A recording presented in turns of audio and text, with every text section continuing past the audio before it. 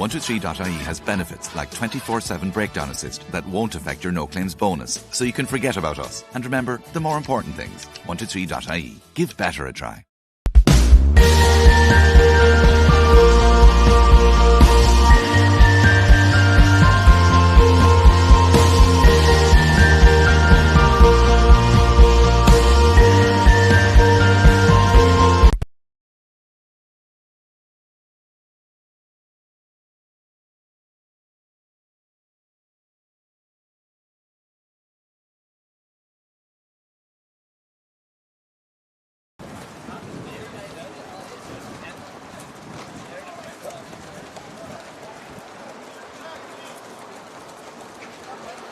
So Dermot Allen of St. Beavers leads out the race, defending under 20 champion.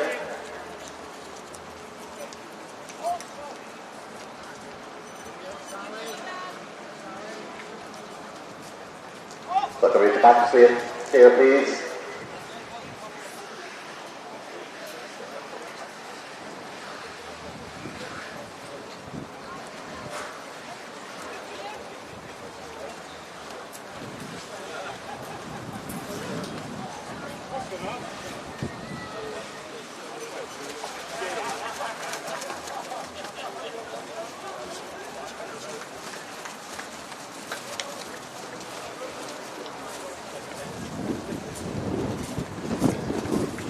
Competitors of the men's javelin competition, please report to the call room now. And all competitors of the men's seated chase should be in the call room.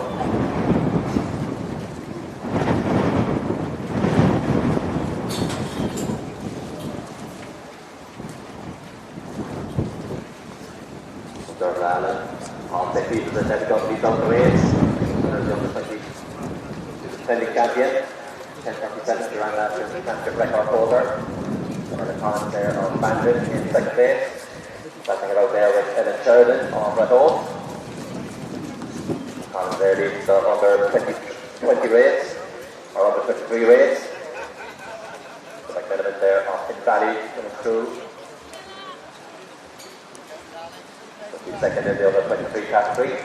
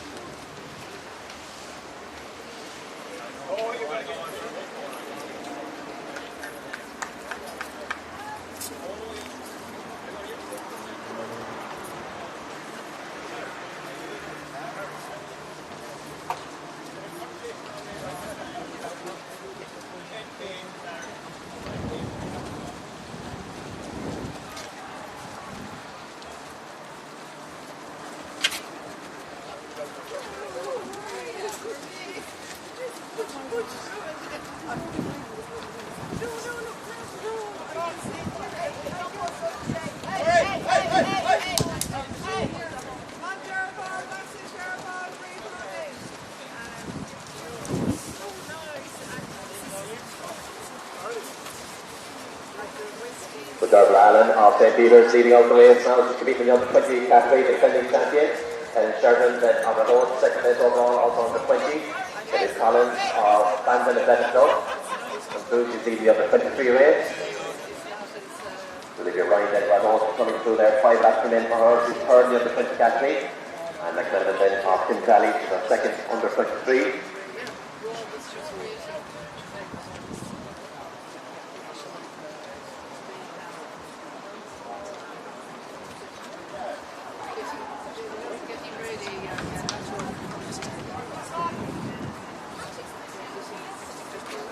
So final call for the under 20 men 3,000 metre steeple chase. All competitors, please go to the call room now.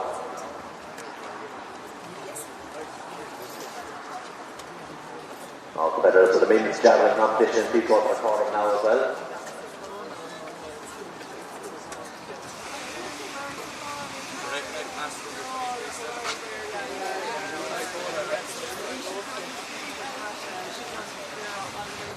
So 4 laps to go for a race leader, Dermot Allen of St. Beavers Athletic Club.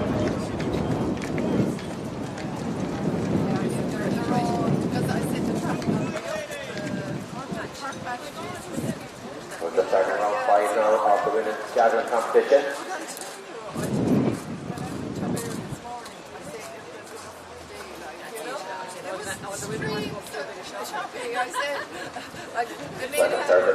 Second in the under 20 category.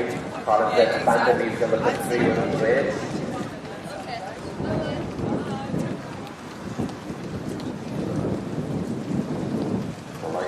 Coming through now, third in the under 20 race.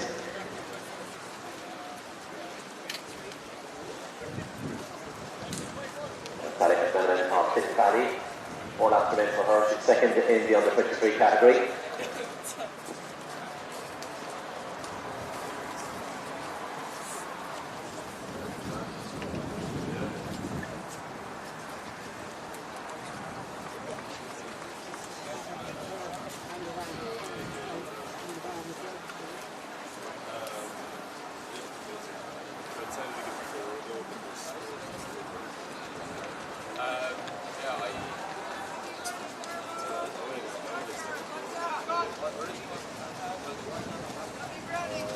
So 3 laps remaining now for Alan. 10:37 was her winning time last year. That's a new championship record. 10:37.49.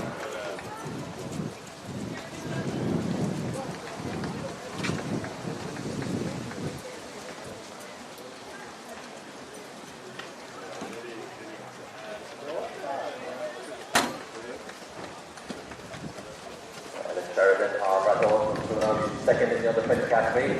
3 laps remaining.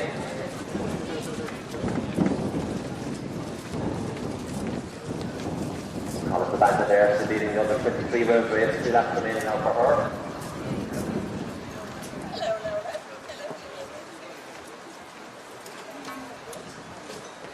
So Jordan Allen, our race leader now, entering her final kilometre. 7:05, 7:06.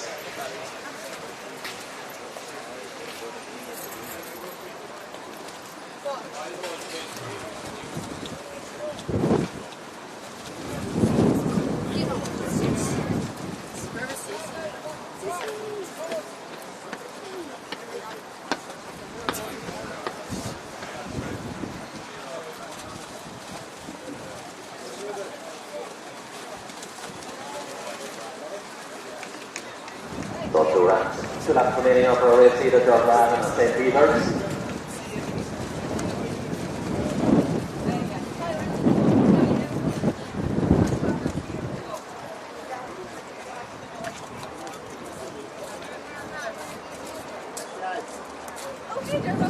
I'll be back, sorry, honey.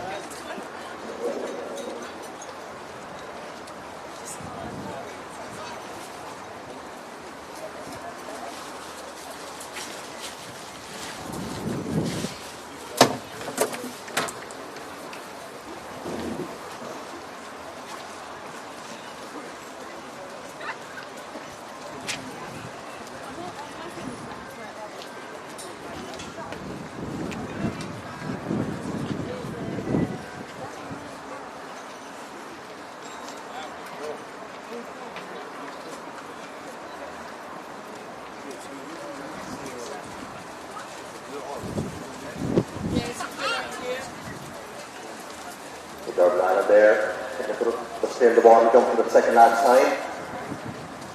It's over 500 metres left for her. 8:51, 8:52 now on the clock. So you're right there, 2 laps to go for her. She's third in the 20 race. Paddy McMillan then on Finn Valley, Donegal. 2 laps remaining for her. And Jordan Allen now coming up to the finishing line. She'll be taking the bell this time.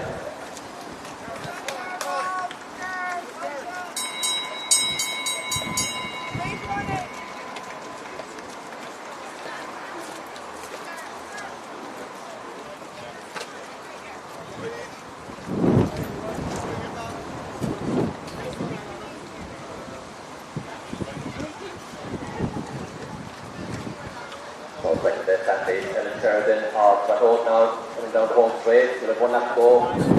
That's the finishing line.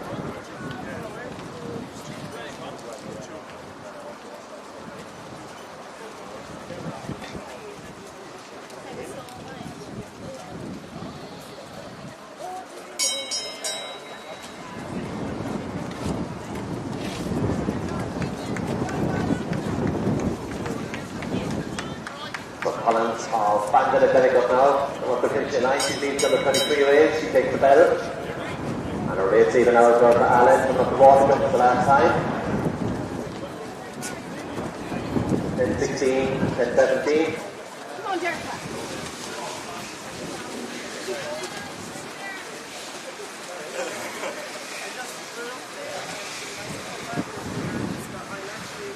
So can you put your hands together now as well for home field for Allen of St. Peter's Atletico, defending under 20 champion, successfully retaining her title.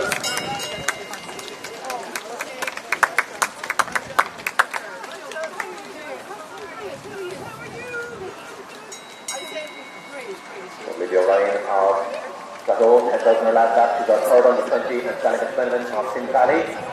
She's out in her final lap. She's got second under 23.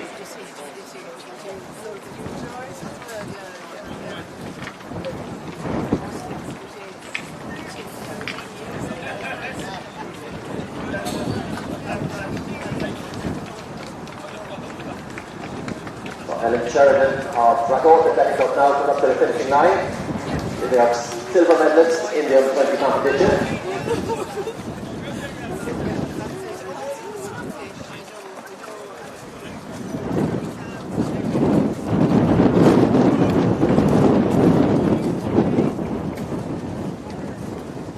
Across the finishing line now is Ella Collins of Bandit Athletic Club. She will be the 2026 under-23 3,000 metres champion.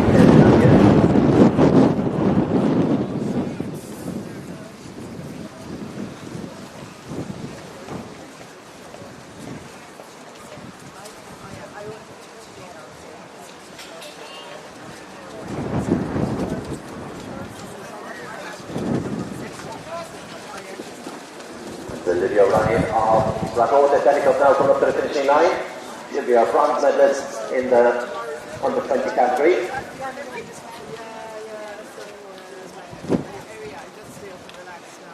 And finishing now is Sally McMenamin of Sin Valley, silver medalist in the under-23 category. So our next event on the track will be the men's 3,000 metre steeplechase. Any competitors for the men's hammer now, you can be making your way to the call room. Any competitors for the men's hammer competition, under 20 and under 23, you can be making your way to the call room.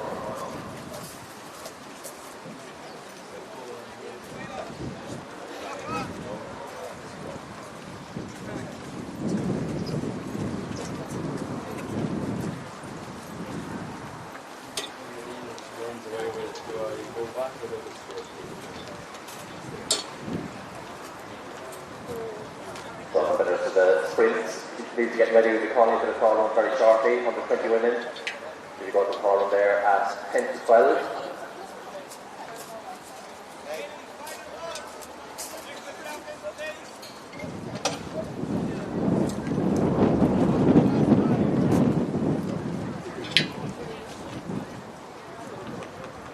But just a reminder to all athletes who are the four medals today, please take your medals in plenty of time. At least 60 minutes before the event.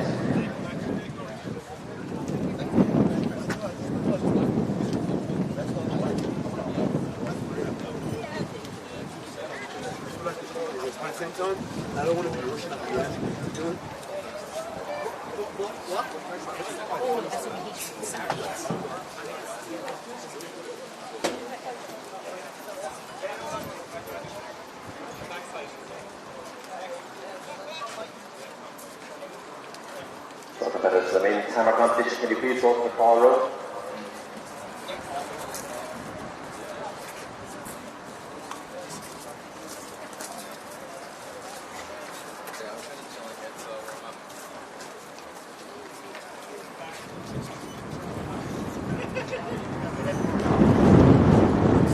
Our first medal presentation today is for the women's under 20 3,000 metre steeplechase. In third place from our North Athletic Club, it's Olivia Ryan.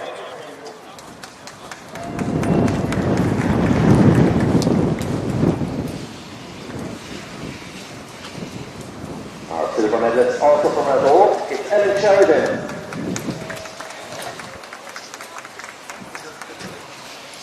And our 2026 123.ie, under 20 women's 3,000 metres steeplechase champion is Gerda Allen of St. Peter's Athletic Club, successfully retaining her title.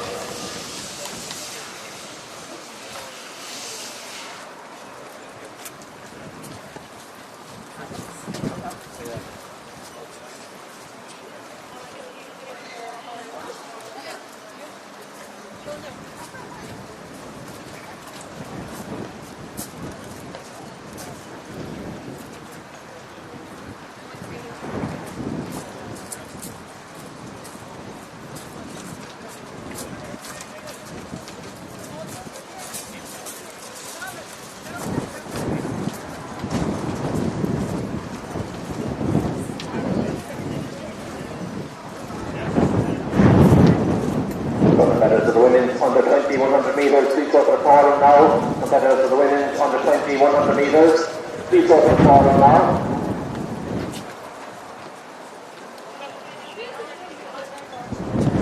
And a right corner now is the pavilion. You can enter that corner through the corridor at either end of the pavilion.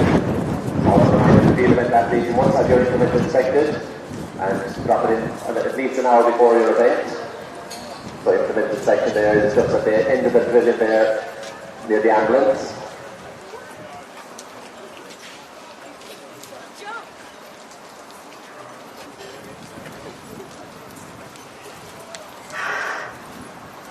So just after there, the under 20 and under 23 means 6,000 metre steeplechase. So the barriers have gone up 6 inches now to 0.914 metres.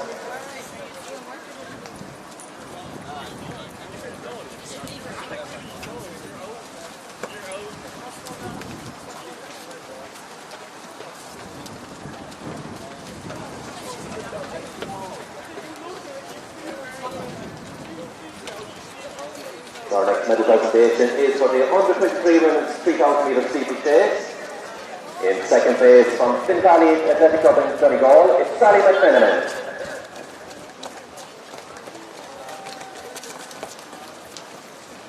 And our 2026 123.ie under 23 women's 3,000 metre steeplechase champion is Ella Collins of Bandon Athletic Club in Cork.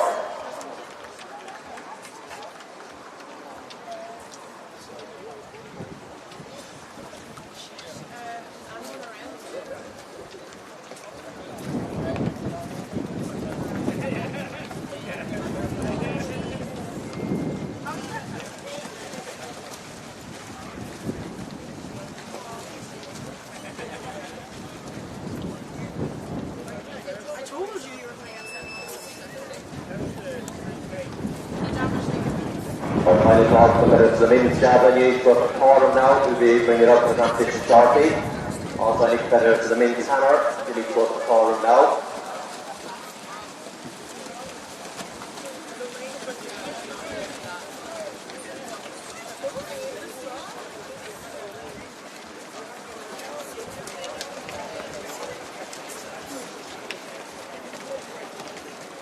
So 2 people there missing for the under 20 men's javelin competition. If they're around, so they please go to the corner immediately. And a reminder again, the corner is inside the pavilion. And all athletes back and field must go to the corner before they go to their event. So Jackie or St. Peter's, these are the men leading the men's 3,000 metre steeplechase. Just to give you the competitors there, on 23 minutes 3,000 metre steeplechase is Alan McCutcheon, wearing 1465 of Tunis. And Jackie on St. Peter's wearing 1467. In the under 20 men's 3,000 metre steeplechase, we have Tom Murphy of KTH wearing 1401, Mark McGetkin in Valley 1462, Charlie Dunawar-Hanna of Raheny wearing 1405, and Ross Campbell of Sligo wearing 1463.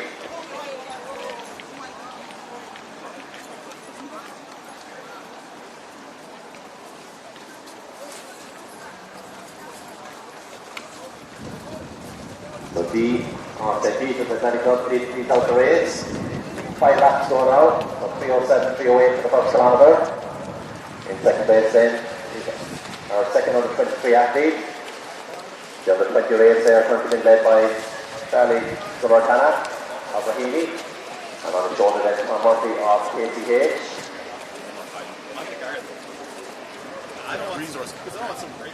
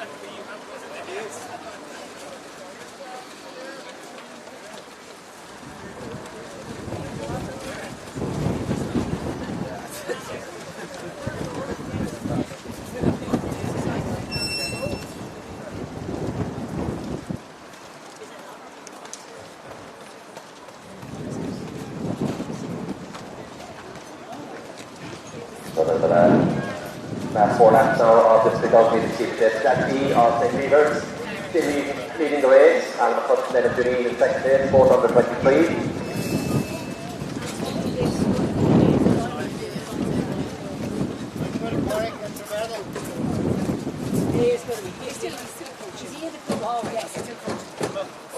What's right? How are you told? Alright, good. Yes, boys. So the win is 100 metres, under 20, should be in the corner. Under 23 women, please report to the corner now if you're 100 metres. Under 23 women, please go to the corner now for your 100 metres.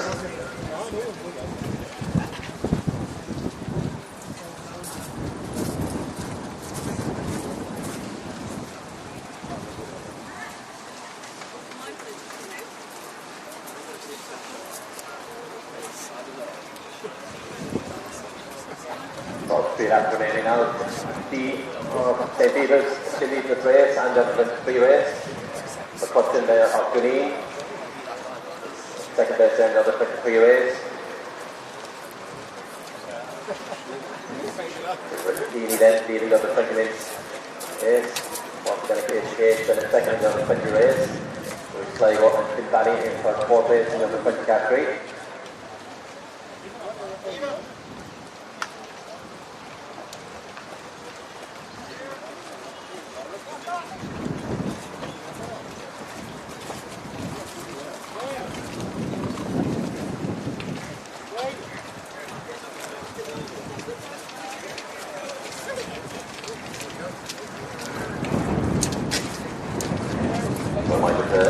Please check into your event at least 90 minutes before your event. If you're doing a 4 hours event, you must check in your implement, and that implement must be checked in at least 60 minutes before your competition.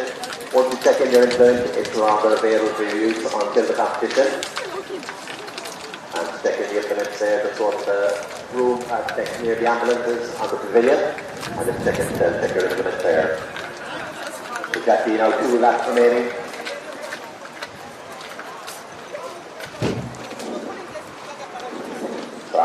Of Janine, second place, second on the 23. Ricardi, Gunnar Hannah of the Healy Shamrock TC under 20 race. Tom Monty then of KCH is our second under 20. And our third under 20 then is Ross Campbell of Sligo Athletic Club.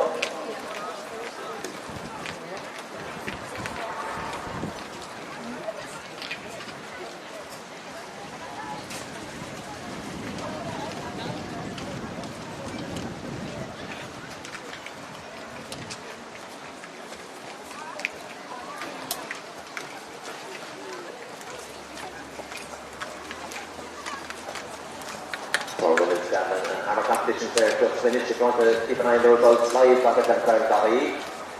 Taking the other 20 pros, the other 23 pros.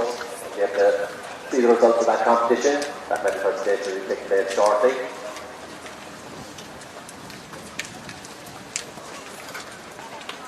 Our race leader now, Jack D of St. Peter's Athletic Club. He'll be taking the bell. Charlie Gunnar lead on the 20-year athlete, going up to second place overall now. Lead for Bellini. Tom Murphy then in Katie Grange, second place, or third place overall, but second in the under 20 category. There's Alan McCutcheon of Juneen, second in the under 23 category. Ross Campbell of Sligo then is our third under 20 athlete.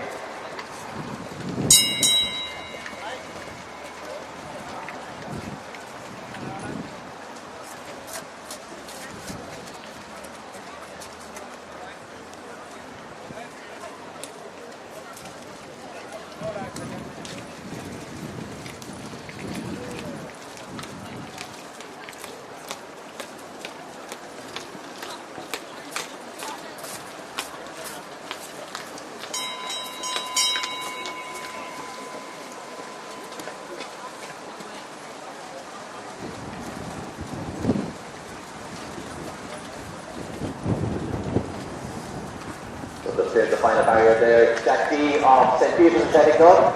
And he'll cross the line out to them for under 23, 2000 metre steeplechase champion for 2026. So Tom Murphy there has made a decisive move in the under 20 metres steeplechase. Got up to the first place now. So Tom Murphy of Kilkenny City Harriers will be our under 20, 2000 metre steeplechase champion. Charlie Gunmarcana and Ben of the Neely Shamrock, who will be silver medalist in the under 20 category.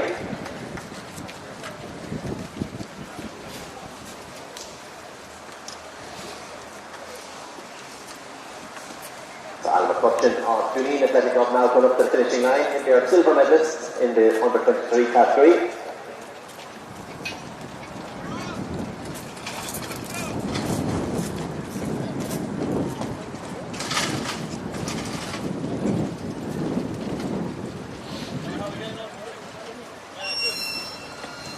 Ross Campbell of Sligo now, clearing the last barrier. He'll be our bronze medalist in the under 20 category.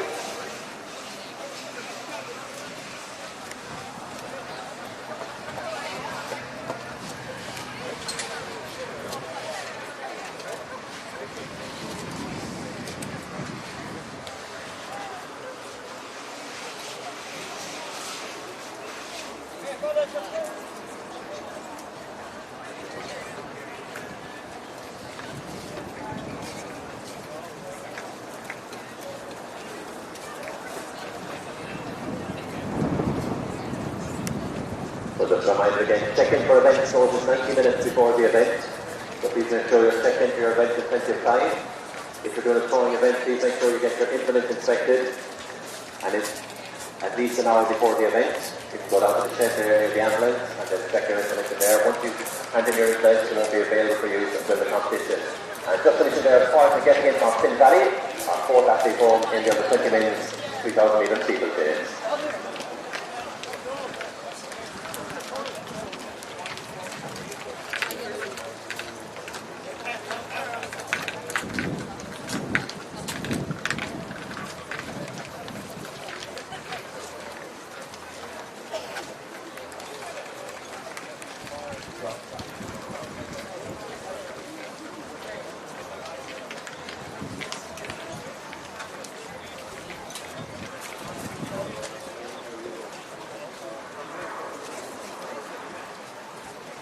The goal Dorothy of Radot, please go to the call room.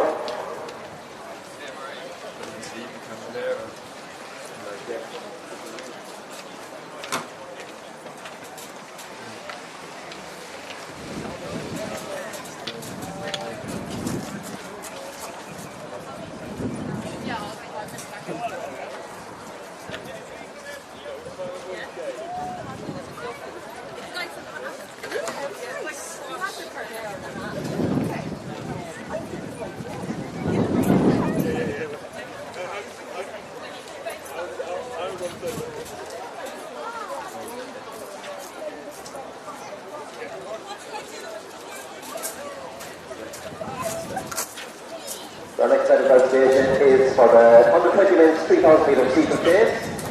In third place from Sligo Athletic Club, it's Ross Campbell. His time 10th of 390. In second place from Rahini Shamrock, it's Charlie Gunmarcana. And our 2026 123.ie under 20 minutes 2,000 metre steeplechase champion is Tom Murphy of Kilkenny City Harriers. 9:44.15 is winning time.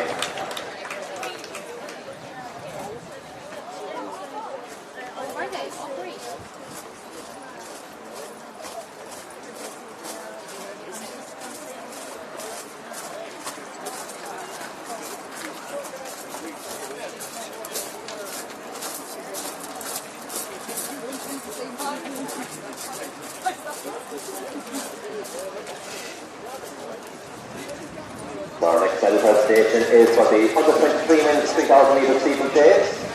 In second place from Green Athletic Club in Limerick, it's Alan McCutcheon. His time 10:11.86. And the 2026 123.ie under 23 men's 3,000 metre steeplechase champion is Jack Key on St. Peter's Athletic Club. His winning time 9:31.59.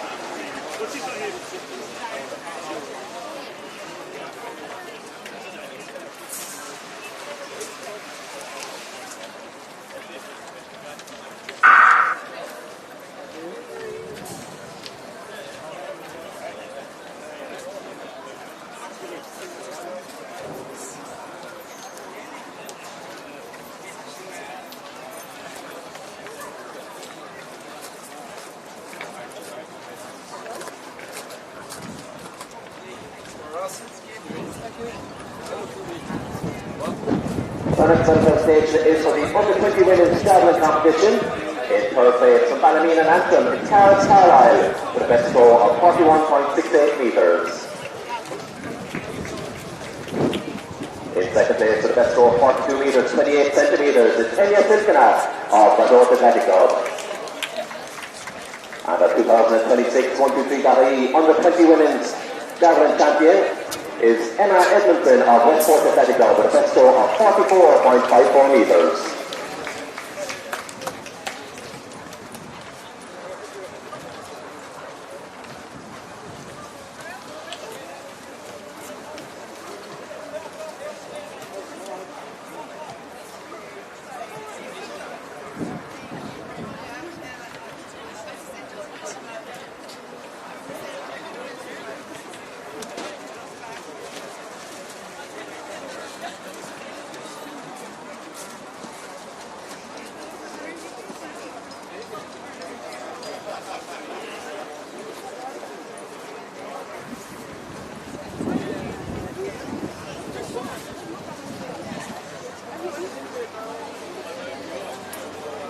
Our next medal presentation is for the under 23 women's javelin competition.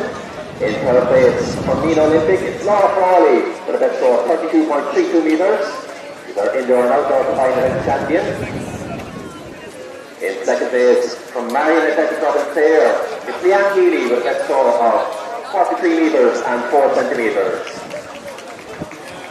And our 2026 123.ie under 23 women's javelin champion is Albert Gordon of Greystones District, competing in the under 23 category for the first time.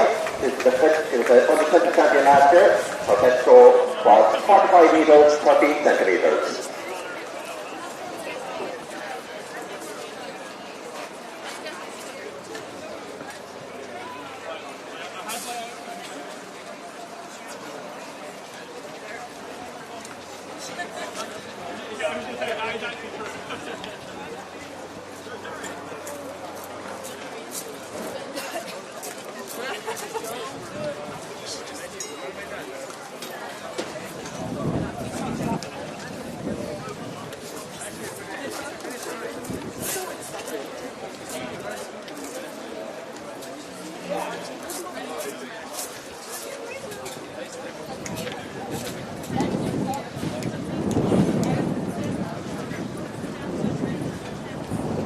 So that the men's hammer competition should be in the call now, or gone out to their event.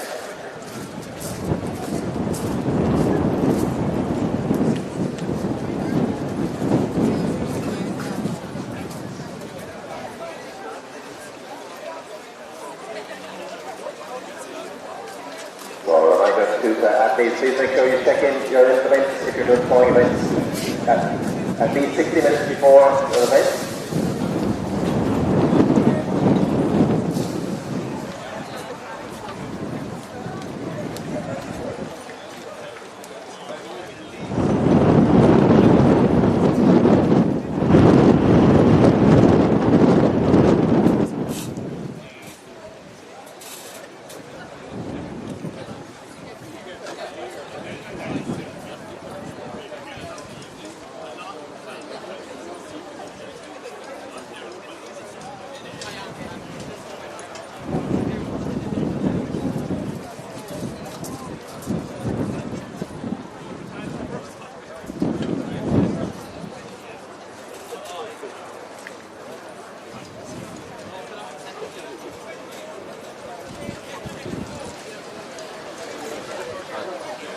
Our next medal presentation is for the under-20 women camera competition.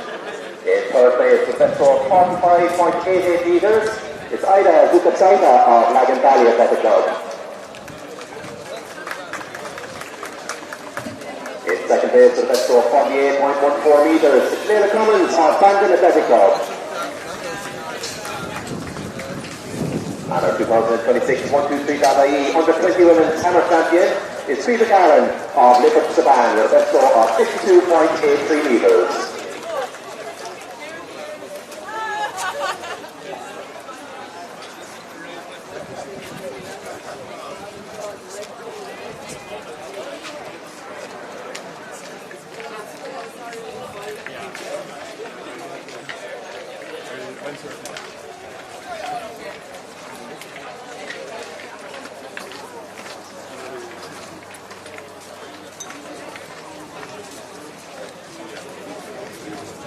Our next medal presentation is for the under-23 women's hammer competition.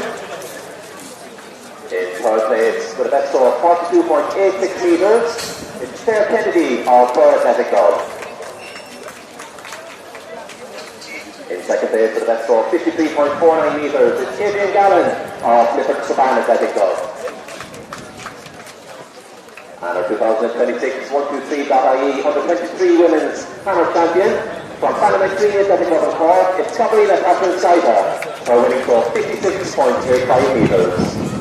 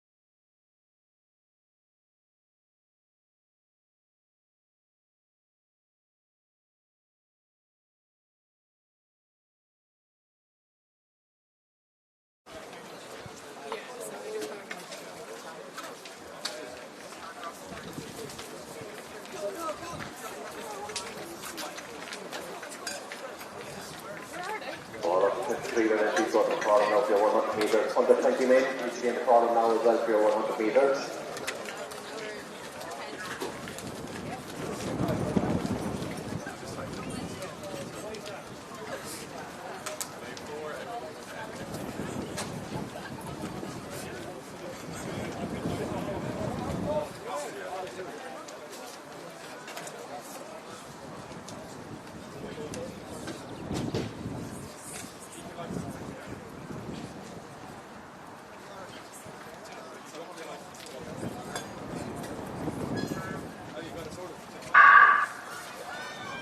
Our final heat in the under 20 women's 100 metres.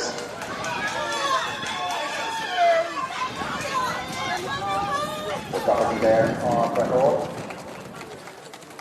Looking strong, first over the line automatically into the final at 12:49. So at the moment, the fastest qualifiers are going for speed 1.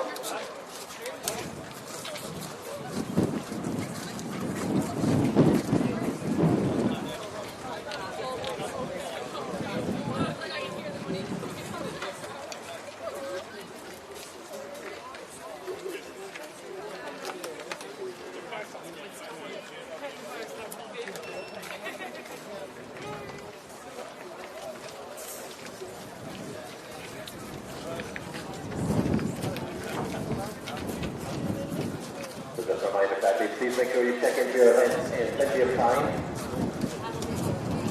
So at least 90 minutes before your event.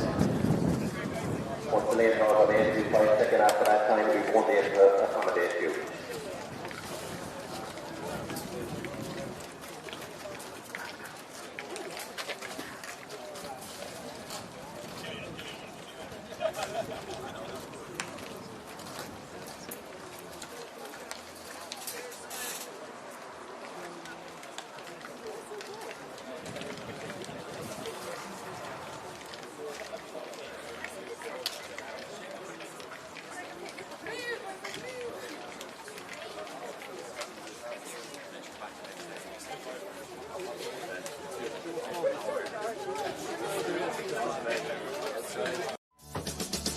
Don't you forget about me.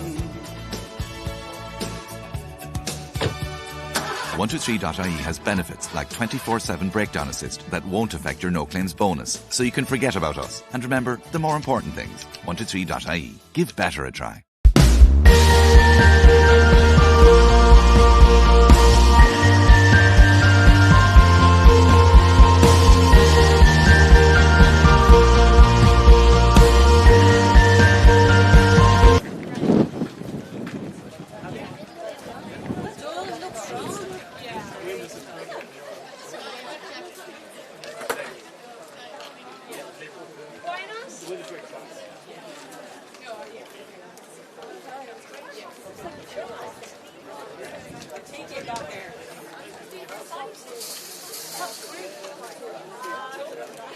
Aim high.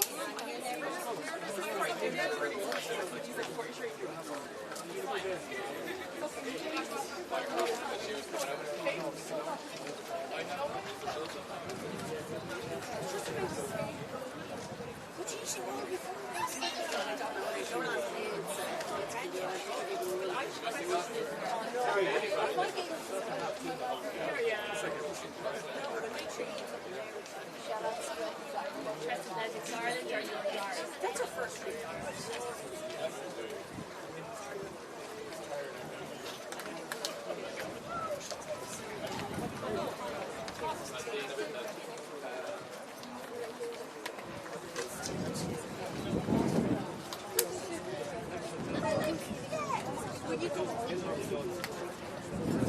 So if anybody who wants to stop check for the women's shot put competition, information section there closing in 10 minutes for that event. That's the women's shot put. 10 minutes left if you want to get the shot put checked.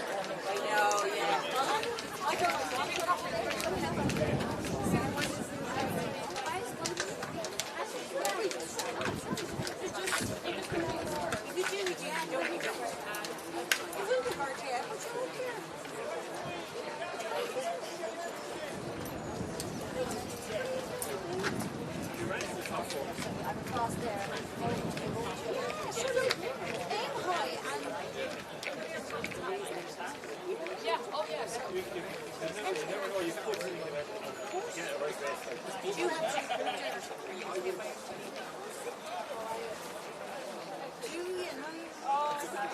don't keep recruiting. I don't know. They're fired up. Yeah. Oh, right. An hour between would be ideal. 2 hours is a bit long. You know, you're still fired on that.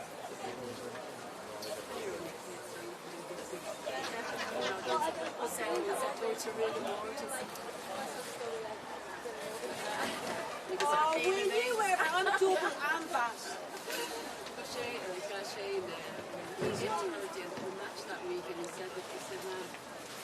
So final call for under 23 women, stick into their 100 metres. Final call for under 23 women, stick into their 100 metres. Please go to the call now. If you don't go to the call, we won't allow you to start the race.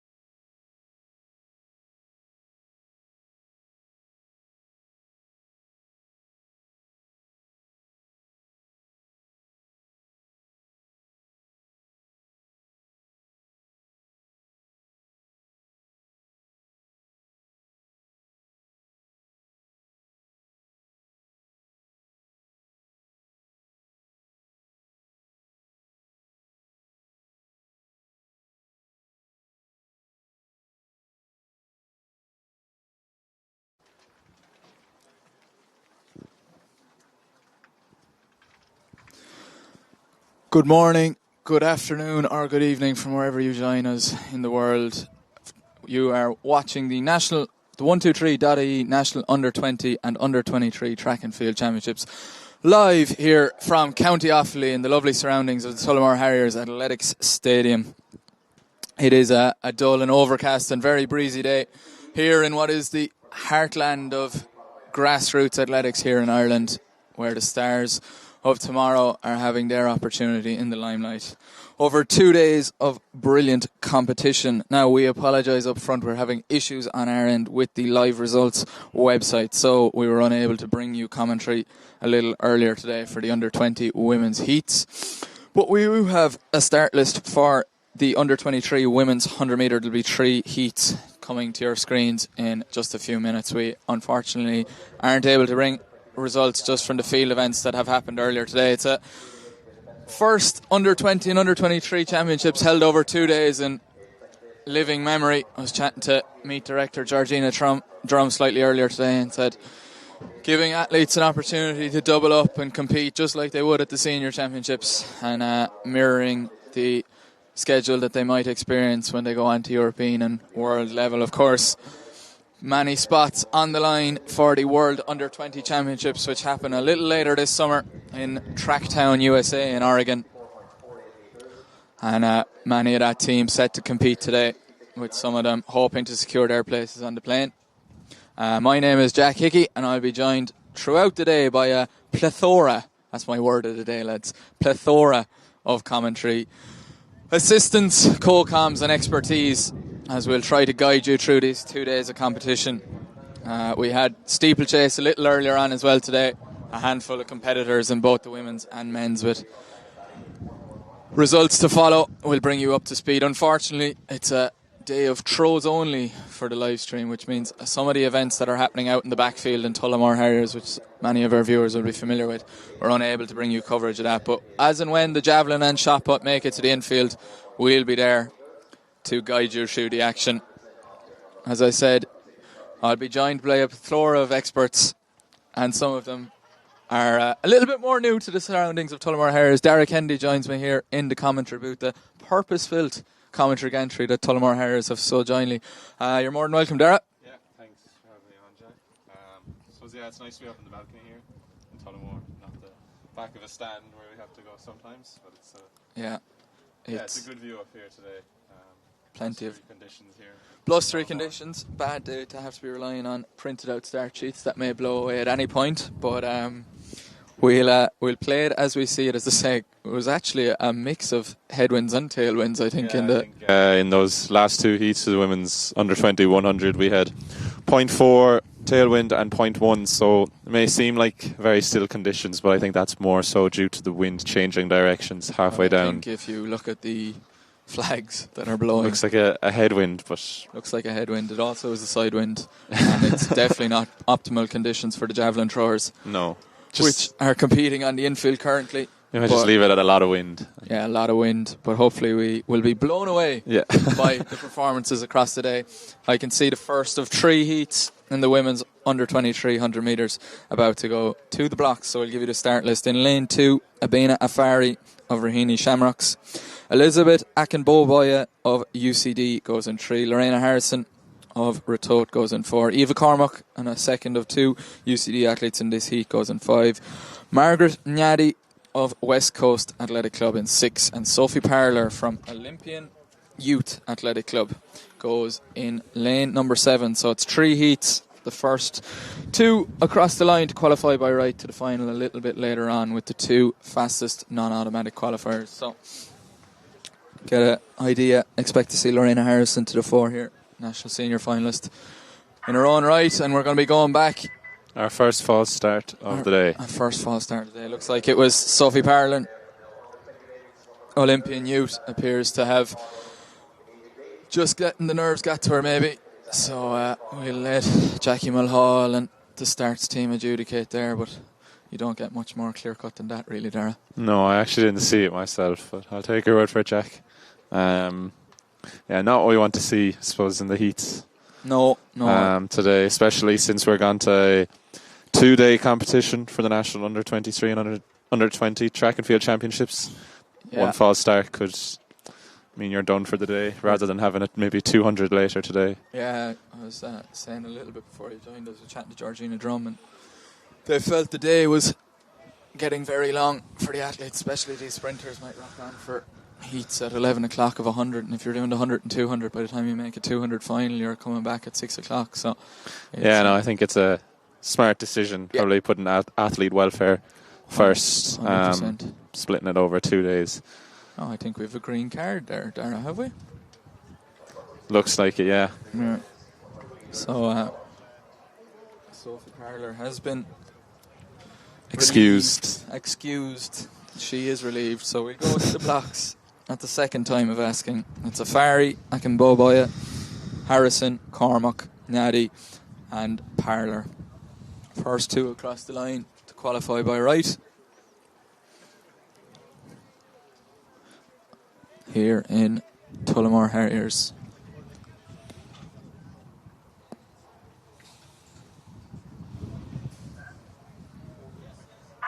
And away they go. No jitters, and it is Parler who gets away very well. She's neck and neck with Lorena Harrison as they come into the finish, and it is Harrison, cool as you like. You'd expect Harrison to come through comfortably, and she does. 12:31 on the clock. Nothing to write home about, but it doesn't need to be, because it's all about qualification. Yeah, job done the for DCU student. Job done for Lorena Harrison and Sophie Parler. The athletes in third, Margaret. Yeah, suppose we'll have to wait to see until after those other two heats whether she's qualified for the final or not. Yeah, and so will we. Yeah. We can't tell the future, unfortunately. Yeah. Again, the wind there, 0.4 tailwind, but I can tell you it did not feel like that. No, even standing up here, and I can imagine it's a lot more. There's going to be no Marcel Jacobs 968s today. I've decided that, Dara. Okay. I hate to break it to the athletes. Yeah. There is no all-time fastest ever runs happening. Well, I'd be happily proved wrong, but I think it is increasingly unlikely. I think you could be on the ball there, Jack. Thanks, Sarah. I love when I'm told I'm right. So, second heat now. We have in lane 2, Layla Colfer of St. Lawrence O'Toole. A4, Dundrum, South Dublin, lane 3. Fatima Amisan, Leevale in 4. Nada Slane Kabongo of UCD in 5, Holly Rogers Longford in 6, and Nicole Walker of Anriucht in 7. So this could be a very, very close heat. I suppose lanes 2 and 4 are members of that under-20 women's relay team that got to the European final last year. In Layla Colfer and Fatima Amisan ran the first and third legs. So high-quality athletes there. And then in between them as well, Ave Ford of Dundrum, South Dublin, could put it up to the two girls as well. Yeah, this is a slightly stronger heat maybe on paper than the first one. Colfer now under the tutelage of Jura O'Donnell and Aideen Sinnott in Dublin Sprint, part of their growing portfolio of athletes, and has seen her make great strides in the last number of seasons. And Fata Musan down in Leevale again. Our under 20 champion from last year, Fatima Amison, really big championship performer, put it together on the day to take that under 20 women's title and essentially put her on the plane to, was it Tampere last year for the under 20 European Championships? Definitely wasn't Newport anyway. So they're under starters orders. It's Colfer, Ford, Amisan, Kabongo, Rogers and Walker.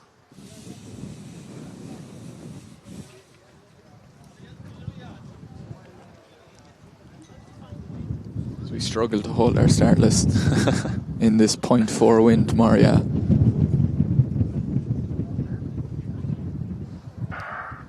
Oh, and Fatima Amisan seemed to stay in that set position after the gun went, and maybe expected the race to be called back, which it was eventually, but not maybe till the 30-metre mark.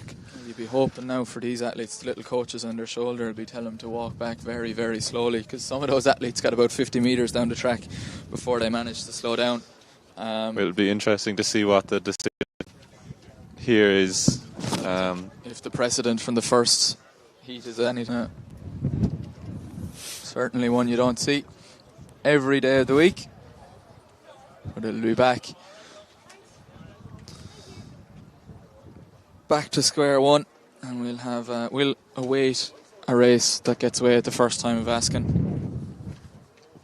You can see plenty of the under 20 and under 23 men still going through their final preparations down the back straight as well. Yeah, and we'll probably also see some of our 400 runners warming up as well. Yeah, so you've got hundreds and 400s in the next good half an hour, so a feast of sprinting. Yes, exactly. I think the women's under 20 400 is probably one of the most competitive fields of the day. Should be just getting through the heats and into that final. That under 20 4x4 qualified for World Championships, so spots on the plane to America on the line, but our attention now turns back up to the top of the home straight for this second of 3 heats.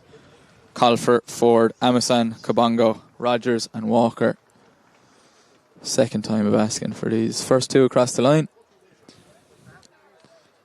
And away. Second time of asking. It is Ava Ford who gets out very well. Colfer now starting to pull away the St. Lawrence O'Toole athlete. And on the inside here, as we look at Holly Rogers is having a brilliant run along for the seal. Indeed, we didn't give her a moment's of preview, but I think she might have snuck the win there ahead of Layla Colfer. Yeah.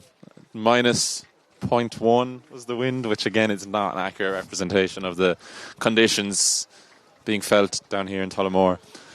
But it'll be Ave Ford and Holly Rogers automatically through to that final, and again a long wait for the third and fourth athletes in those heats. I didn't even fully see who got. I think it was Colfer and Amasan got up for it, but again we'll have to pull up the replay ourselves. Colfer got second, did she? No, I might have called that wrong. We can't be 100% until we see it in front of us.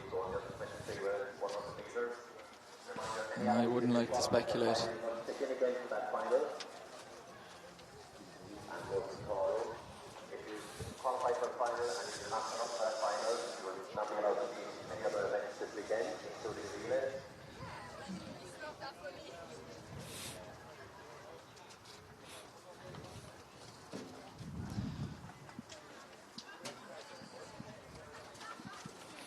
Yeah, we're just getting our replay working here.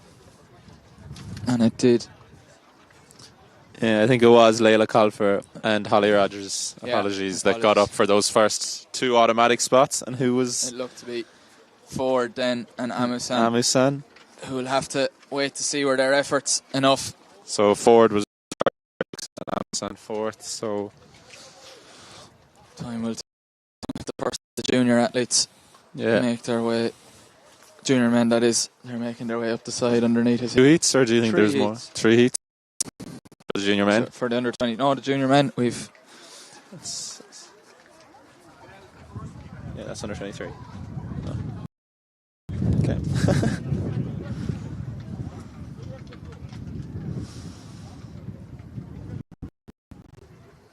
Oakley Bakari here in lane 2. She's very. Has a very impressive CV over the sprint hurdles, so testing her flat wall of UCD, also one to watch there in lane 4.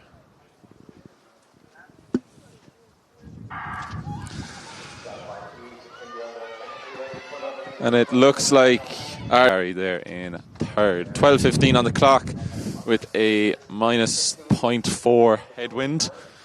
If it does come across that we are struggling a little bit here, we're actually struggling to stay on our feet. So just the extent to which the breeze is coming in. And there's bits of us blowing everywhere, so I do apologise. We'll get into our going. But Sarah Millay, we're really impressive there. 12:15 on the clock. Another athlete who plies her trade at a really good level. And she'll be happy with have gained automatic qualification. Athletes really starting to struggle. I think it's hard in the early morning starts as well. I know it's early morning, we say, and it's 1:45 in the middle of the day, but for these sprinters to have to get here, they'd have been here for 10, half 10, and getting the bodies going after early starts, travelling to Tullamore. Yeah, no, definitely it can be a tough ask. I suppose someone will just be happy to have that heat out of the way now and can really focus for that final. Yeah, so we again unfortunately don't have start lists to hand for the under 20 men that are currently setting their blocks. So we will do our best to navigate it as best we can. But as I'm sure you can appreciate. You first of all don't want to get names wrong. No. And the worst thing you can do in your R position is guess. So we're going to stay neutral. We're going to stay neutral. We might call them by their clubs, maybe. Yeah, I think that seems like a good option because I my think so. eyesight is not good enough to see their numbers there, and neither is yours. But I can tell you, this year, Dubem Ama is the man of the moment in the under-20 category. He based in the States at the moment, I believe. Based over stateside. Yeah, very he's, interesting move. Travelled over, not to college though. No, still in a kind of secondary school. A kind of a finishing education. school, I'm going to call it. But no, it seems to have worked for him. He's ran very quick this year. A very impressive 200. Yeah, was it? For the European under-20 200 metre finalist. That's how that works, Darrell. Yeah. You get a year older. Yeah. You have to be very quick up here, and you have to be very quick on that track. Very impressive under-18 making an under-20 European final. Lane 1, if I do recall. And Joshua Awajula and Harry McElwain, the other standout juniors this year. Or under-20s. I suppose we have to call them under-20s now. Junior is an antiquated phrase of the past, like youth. But Awajula, Dromore, Seaman, and Harry McElwain, another man from Ulster, both in the 10.7s this year at their best. Both set on this track, in fact. But Dubemama. I think we'll see Awajula in this first heat. Looks like he's in lane 4. Yeah. Under the guidance of Adam McMullen. Like half of Ireland, it seems these days. Seems to be working, so... Yeah. The lads are called to their mark for the first heat of the under-20 men's 100. First of 3. I think there's one behind them and then one there in the infield. So there could be a fourth one appearing some later, but for now we'll say first of 3. So very much open to correction. Lane 1 is empty. Lane 2, I don't know what singlet that is. Lane 3 is also empty. We think it's Awajula in 4, Tala in 5.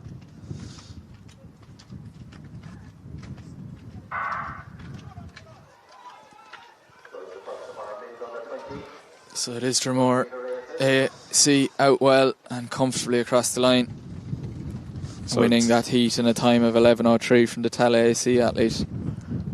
Again, we might get a bit of a clue off the scoreboard maybe who those athletes were. Possibly, yeah. It's confirmation, it's 4 heats, so the winner and 4 fastest through to the final a little bit later on. 11.02 to guarantee. Very hard to get a gauge of what the fastest loser time is going to be, especially at this age. And I suppose the wind is definitely a factor. If you get lucky maybe to get a strong tailwind that could send you safely through to the final, or on the other hand you could be quite unlucky with a very, very strong headwind and that could rule you out. Yeah, but I suppose as well, spots I suppose on the line for that men's 4x1 that are Oregon bound as well for the World Under-20 Championships. I think all subject to the usual ratification processes. This is where we must come in here, Darren, and say that. But yeah, certainly Jackie Frayne and her performance pathway team. Speaking of Jackie Frayne, I can see her down here on the infield of the track, keeping a close eye on proceedings. One of the busiest people, probably the busiest person here today, as she attempts to speak to every junior and coach and athlete that could possibly be under her remit, but doing a cracking job. Yeah, that boy's 4x1 ran 40.09, of course, to break that under-20 record out in Mannheim, which seems to be a hub. Yeah, it seems to be the place to do it. I suppose they have that as an under-20 gala, as they call it. We didn't send a huge team this year. In the past, maybe feel like there have been more athletes sent for individual ones, but I suppose it's very tough with a lot of these under-20 athletes also doing their leaving certs this year.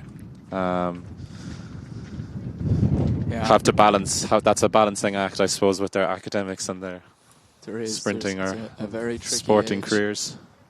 So we'll cast their eyes up again. So this is the second of 4. And it looks to be a Leavell best there, getting out to an absolute flyer alongside the West Coast. But all of a sudden, here comes Tala AC, as it often is the case. And that looks like Duba Mama. 10.56. Going through to equal. Very We impressive. said it was very windy, but he's just thrown that to the wind. Yeah, with a headwind. To equal his lifetime best. If that's the kind of performance we're going to see in these heats, that final later should be. Yeah, so Dubé Mama, in fact, betters his lifetime best to 10.55. So whatever about the conditions being tricky.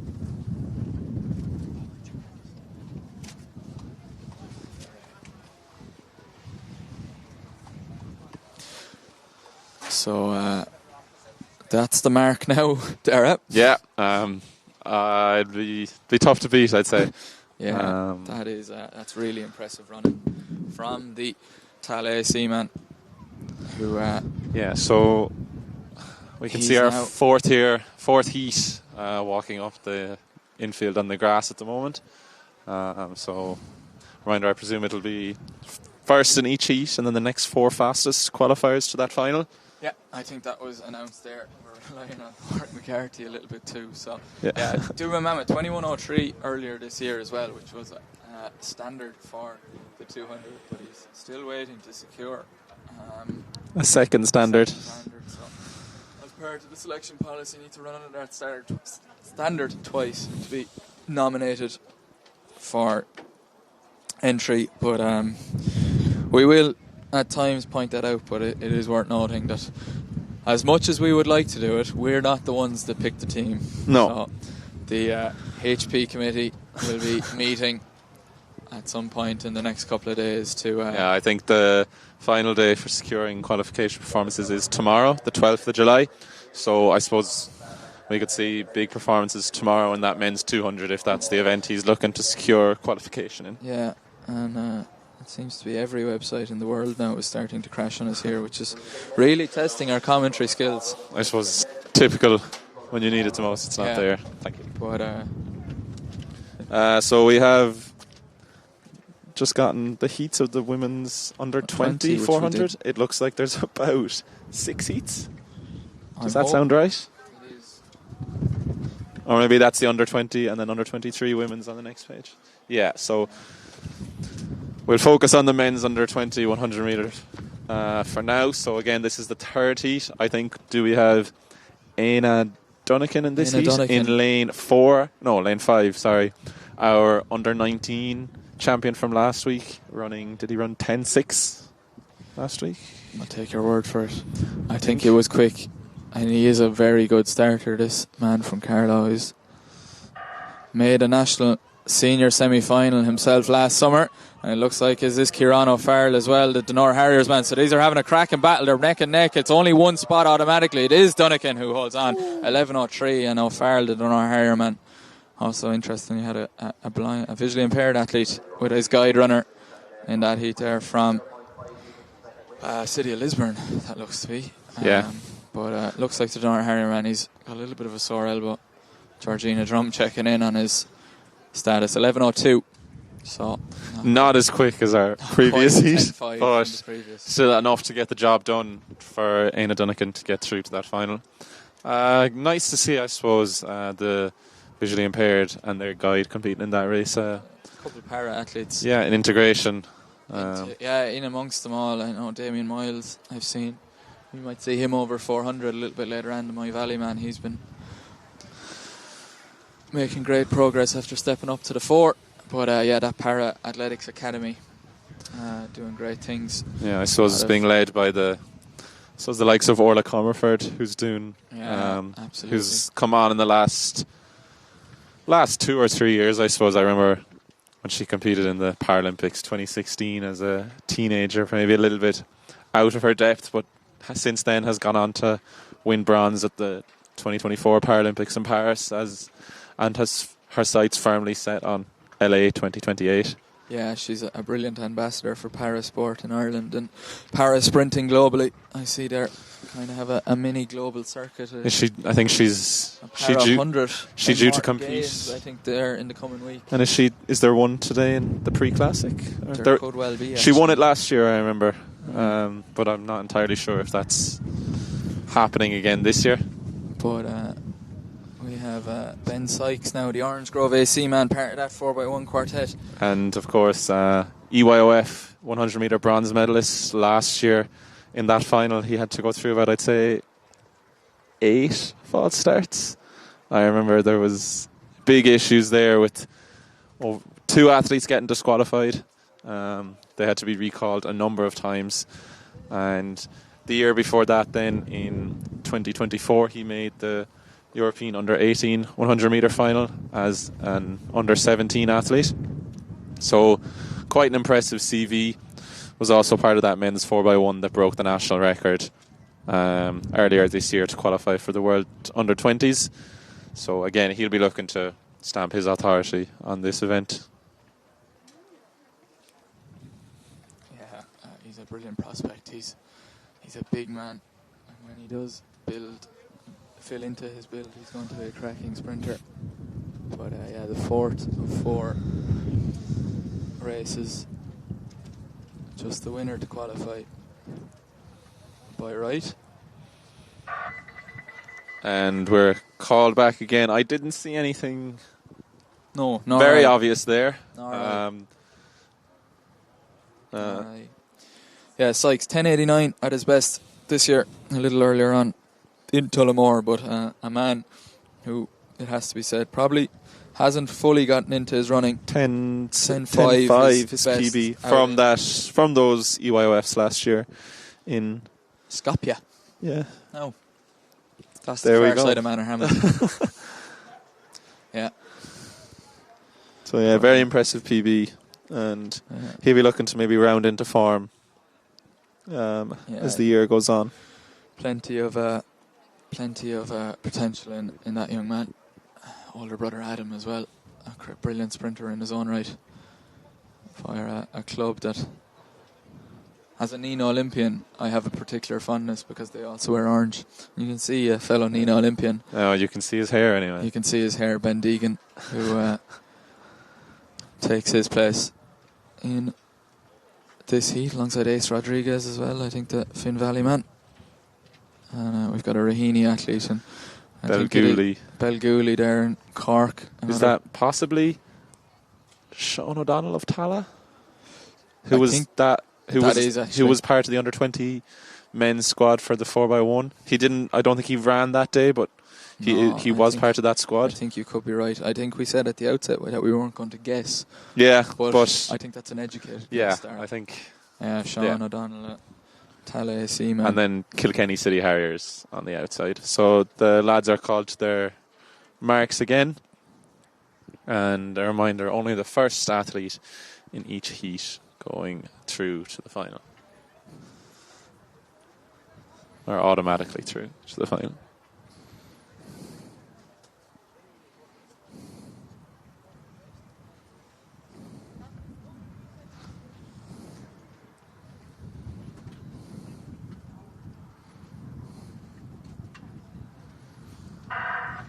And we're off safely this time.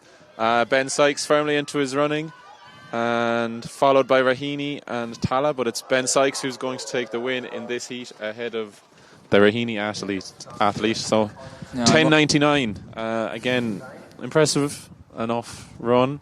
Our second rounded down to 10.97, our second sub-11 performance of the day in these men's under 20 heats. Yeah, I must apologise. I saw that Raheny athlete at the league competing, and I thought he was very impressive, and I said I must find out his name. And I said I'd get it on a start list, and look at me now. Just goes to show. But I remember him putting... Do we have some live results here now? We might have live results working. 404 not found has converted over, and finally, Dara, we can stop waffling. we hope. No, I think we did a good job. The fourth heat Oh. isn't appearing there. That's great.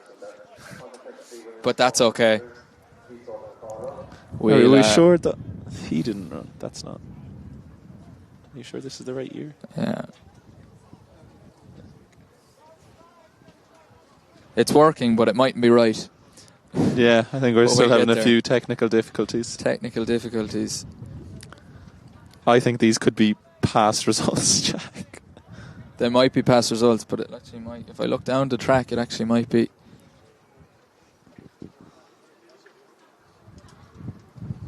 No. Yeah. Not the results we were looking for. You got my hopes up, Killian.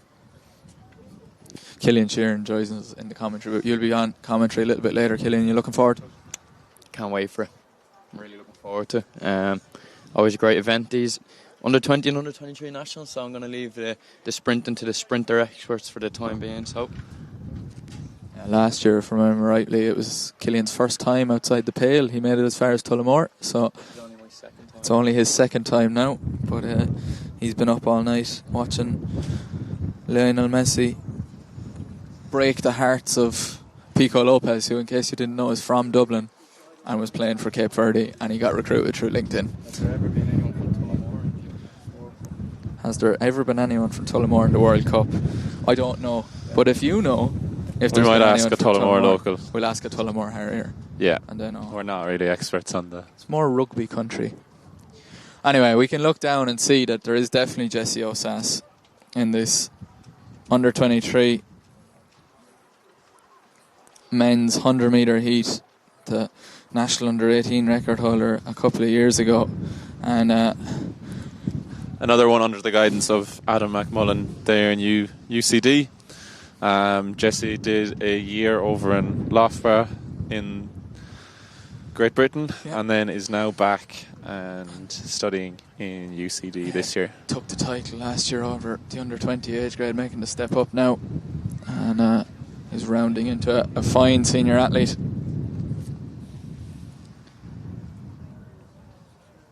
So away they go, and there is no recall this time. So up into his running is Osas, the Ratoath AC man. He has a Clonliffe Harrier for company, but it is going to be Osas who takes the win in that 10.79, and really good running, really confident running. Clonliffe Harrier coming through for second.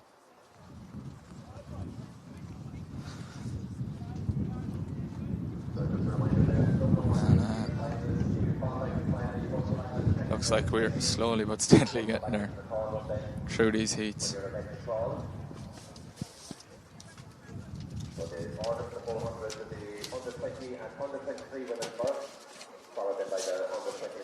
So that was Bilal Kanimodo of Clonliffe Harriers coming through for second. So we actually have 4 heats. Yeah, I suppose good to see 4 heats at this under 23 age group, where the athletes might usually. Yeah, you're not wrong there, Dara. In fairness, it comes in cycles. I think at under 23, sometimes you get brilliant numbers. A wave kind of numbers, and then other years it can be fairly barren, I suppose. Yeah, there's I think entries in general at this championships up about 70 athletes from last year. Seems to be the feedback from the Athletics Ireland staff here. But it was Jesse Osas taking that one. And we're just able to pull up. So it was, can confirm, Joshua Awajula took the first heat in that under 20 men's in 11.02 from Abdullahi Adeleke of Tala AC 11.21. Dubem Ama 10.56. It's been ratified out there from Harry McIlwain of Letterkenny AC 11.0. 11.02 Aina Dunnican took the third from Kieran O'Farrell, who hopefully is a little bit better off after taking that fall. He seems to have walked off and he's in one piece, and it was Ben Sykes who took that final. Yeah, we do not have the qualifiers as of yet. But as and when we do have them, we will bring them to you.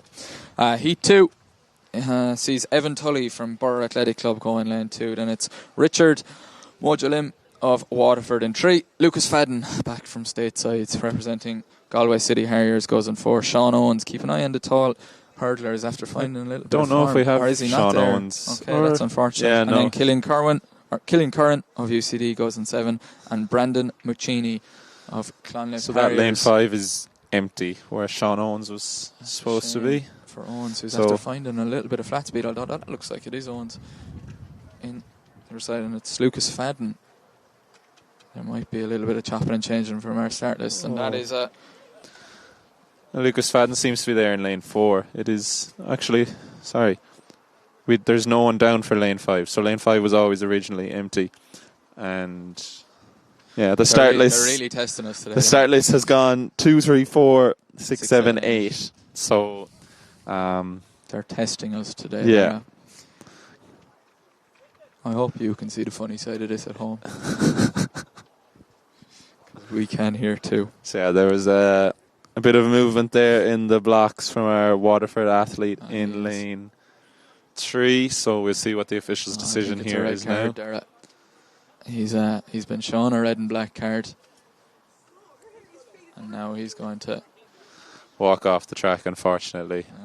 It was quite an obvious it's movement. I think Richard, my contacts in Waterford, I think he's slightly new, and I saw him compete at the Munsters, and I thought he looked very good at the Munster Championships, but unfortunately he's learned a hard lesson there today. Yeah, But we will have Tully and Fadden and Owens and Curran and Muccini. Lucas Fadden, Dara, he's an athlete based over in the States. Yeah, he's D3. D3. He's very competitive in that D3. Yeah, he's NCAA's Division 3. 10:41 at his best. He's the second fastest under 23 behind a certain Irish record holder, Sean Agbobo. But let's see how well he has travelled back. Very unusual setup here with 3 athletes on the outside, 3 lanes, then a gap athlete in lane 4, another gap, and then another athlete in lane 2. Yeah, so keep an eye on Owens. 10:73 earlier this summer has found some great speed on the flat, and Killian Curran as well, the UCD man. But it's going to be Lucas Fadden to take the win, and then Sean Owens in second ahead of Killian Curran there in third. 10:73, another impressive performance from Lucas Fadden. Yeah, I think he looked quite comfortable there. It's going to be a brilliant final Between if all the main contenders show up. the main contenders show up as best they can, but which you would imagine they will.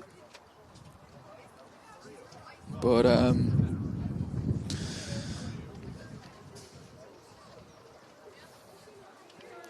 we have our third heat setting up their blocks now. Still awaiting that fourth heat to come out of the cauldron. Or here they are now walking across the track. Looks like only 5 athletes in that fourth heat. Again, they decided to use all the lanes for this one. Great. No more confusing us. Charlie Bastow will start in lane number 2. He represents the Crusaders Athletic Club, and then it's Enoch Alayi of West Coast AC in 3. Lucas Logue Fonseca has been making the trip back from his base in Wales now for a number of years, the Clonliffe Harrier, and often to the fore in national senior championships over the 100 metres, now in under 23s, as has Emmanuel Akinroley. He's another athlete, very competitive over the 200 metres in his own right. Jonathan Sullivan then from South Galway AC goes in 6. Daniel Etakoda of Titans, the second of 2 Titans AC mans, goes in 7. And David Okovbu of Naas goes in 8. David Okovbu, part of that. I think they were, what did they call themselves, that DCU 4x1? There was a really hyped up battle between UCD and DCU at the Varsities Championships. They didn't call themselves the Avengers. I'm going to call them the Avengers. I think it was the Avengers. They went on to break the Irish University's record. Yeah, no, we won't say that now. But they described themselves as some kind of a dream team, and in fairness, they backed it up. And I think it was a very fair description. Who did we have on the team? It was Farley, Duffy, Nikamji Kanamwera, and David Okovbu was the anchor leg. Firmly took that title down in Cork back in April. Time of 41 low, if memory serves me right. But Okovbu, the Naas AC man, he's an athlete who's had a brilliant summer. and a brilliant indoor season earlier in the year, and he'll be looking to make his mark. This is a tough heat. Akinrolli and Logue Fonseca as well, brilliant athletes in their own right. So just the first man across the line to qualify with 2 non-automatic qualifiers. There'll be no taking it easy in these heats. Certainly just not. secure that qualification. That's the main aim.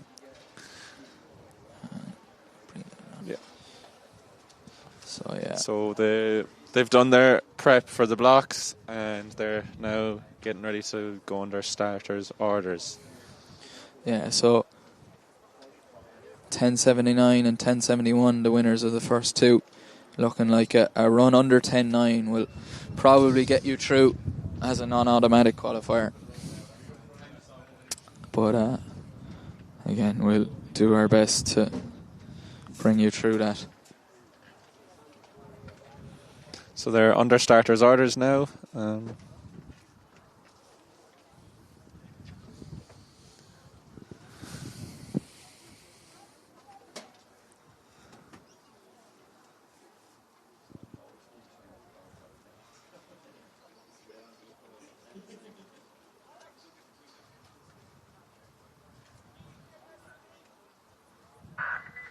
And we have, unfortunately, another false start in this heat.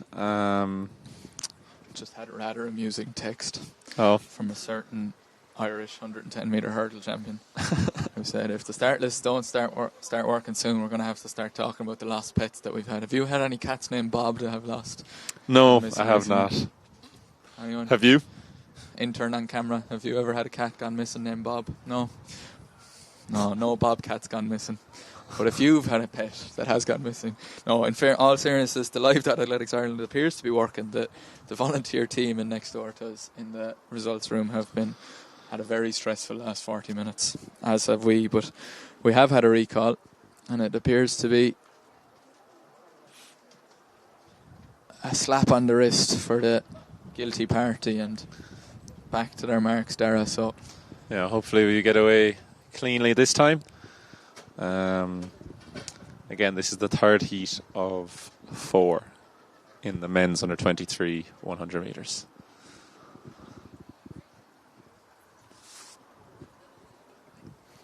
Basto, Aloye, Logue Fonseca, Akinrolli, Sullivan, Etakoda and Okovbu.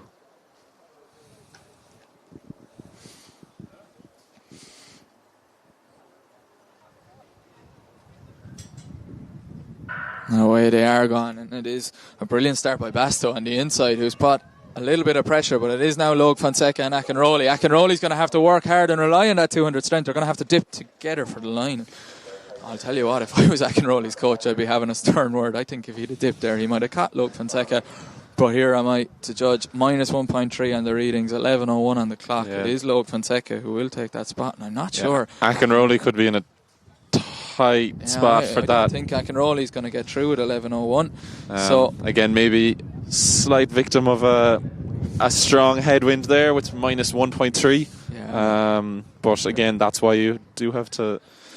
He has. In fairness, he's got very unlucky because there's been a swing of about 3 metres per second in the last 15 minutes. But I don't think you can't control that. Unfortunately, you control the way you run, and but it is not to be, I would imagine. Or maybe he's sitting in that final berth. No, he won't be.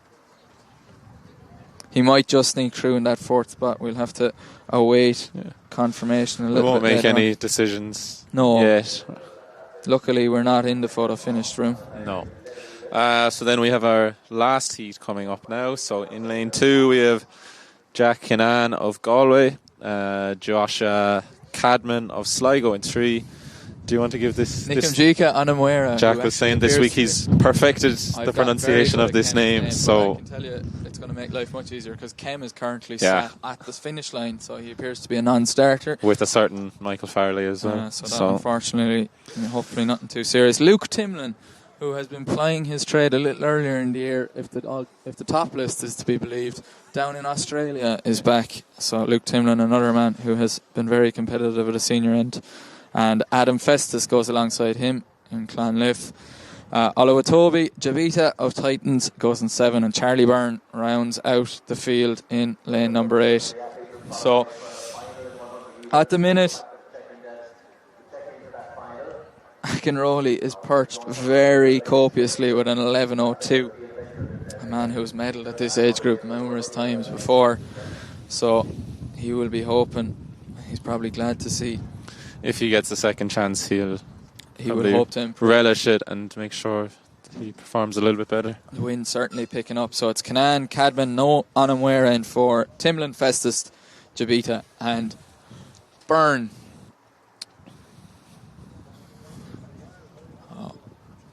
Luke Timlin. 10.62 himself. Another false start. Another there. recall, and again. I think that's 3 of the heats. 3 of the 4 heats have all had a recall so far. A lot of jitters, a lot of championship nerves. I didn't quite catch any suspects there, so just have a quick look back. Yeah, it's quite hard to make out. Byrne stood up very quick there in lane 8, but again, I'm not sure there's any guilty parties there. I think other than our second heat, none of these false start have been overly obvious. Yeah, Luke Timlin taking the opportunity to retie his laces, as I was saying. So it looks like an official is coming out here now with a green card, so maybe more of a technical difficulty than anything.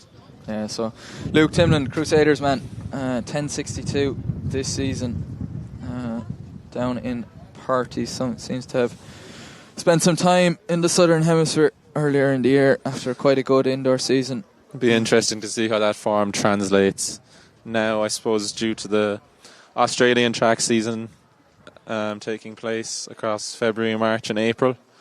Due to that being there, I suppose, late summertime.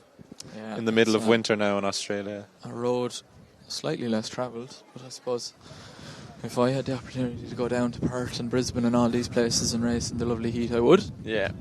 But now we're under starters orders once again. So it's Canaan, Cadman, Timlin, Festus, Jabita and Byrne. Second time of asking. First man across the line. And we have more time to fill. Another false start. Again, we'll just wait for the replay to appear here on our screens.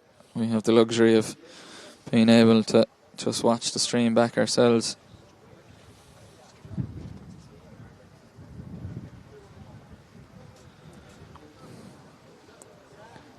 And again, I can't really see. It's funny. I've seen Jackie Mulhall going over to Timlin.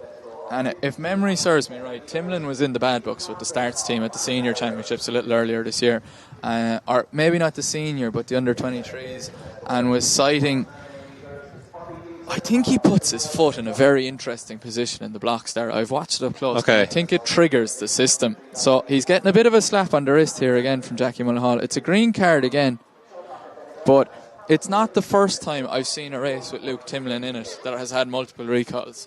Okay, interesting. I suppose we're not in the right position to see the foot positioning on the blocks. Yeah, but it is. I do remember. So yeah, again. Hopefully we get away safely this time. So the live results, unfortunately, not working brilliantly. So if you are tuning in and trying to follow the action along live, we'll do our best to guide you through. But I think for our end anyway here in Tullamore appear to be working reasonably and they're well. asked to stand up again. Having some serious issues with this fourth heat of the men's under 23 100 metres. It looks like Charlie Byrne of UCD is being spoken to by one of the officials out in lane 8.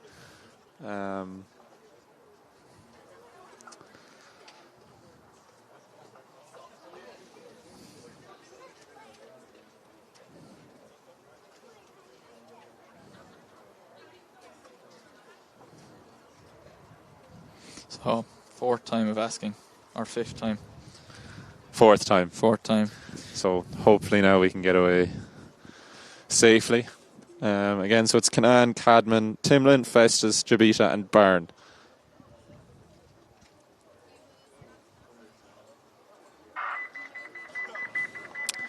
I don't think I need to explain what happened there again. Athletes are called back. I think few signs of frustration showing on the faces of athletes, and also in the body language, a few arms being thrown up into the air. So I should explain, I suppose, and we don't know what athletes are triggering it, but basically when the athletes go up into the set position, the pressure pads 0. So if an athlete is wobbling or potentially is placing their foot in an interesting part of the blocks, you can see Timlin again having a look at his blocks and the blocks that are vacant next door to him, but day 0, and basically if the pressure graph changes, so i.e. if they move their foot from that 0th point, that's how the athlete reaction time is measured. So it's not a person pressing a button. It's the system is doing that automatically, and that's why they're getting the beep. We can see now a yellow card being shown to Timlin.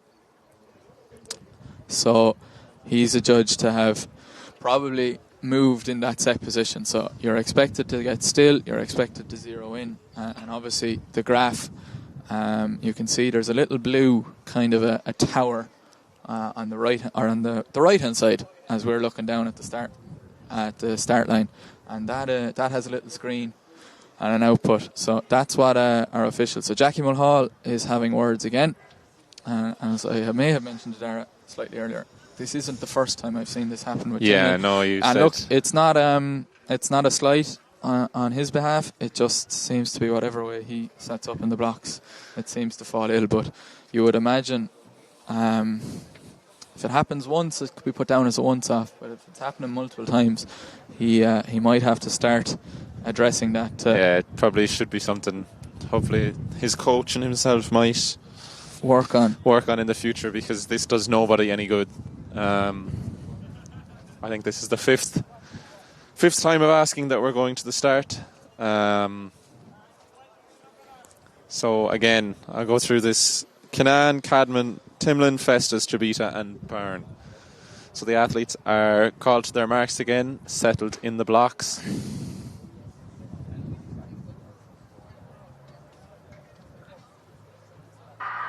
And we're safely away this time. Luke Timlin firmly up into his running, being followed by Adam Festus, and then the Galway City Harriers athlete coming through for third as well.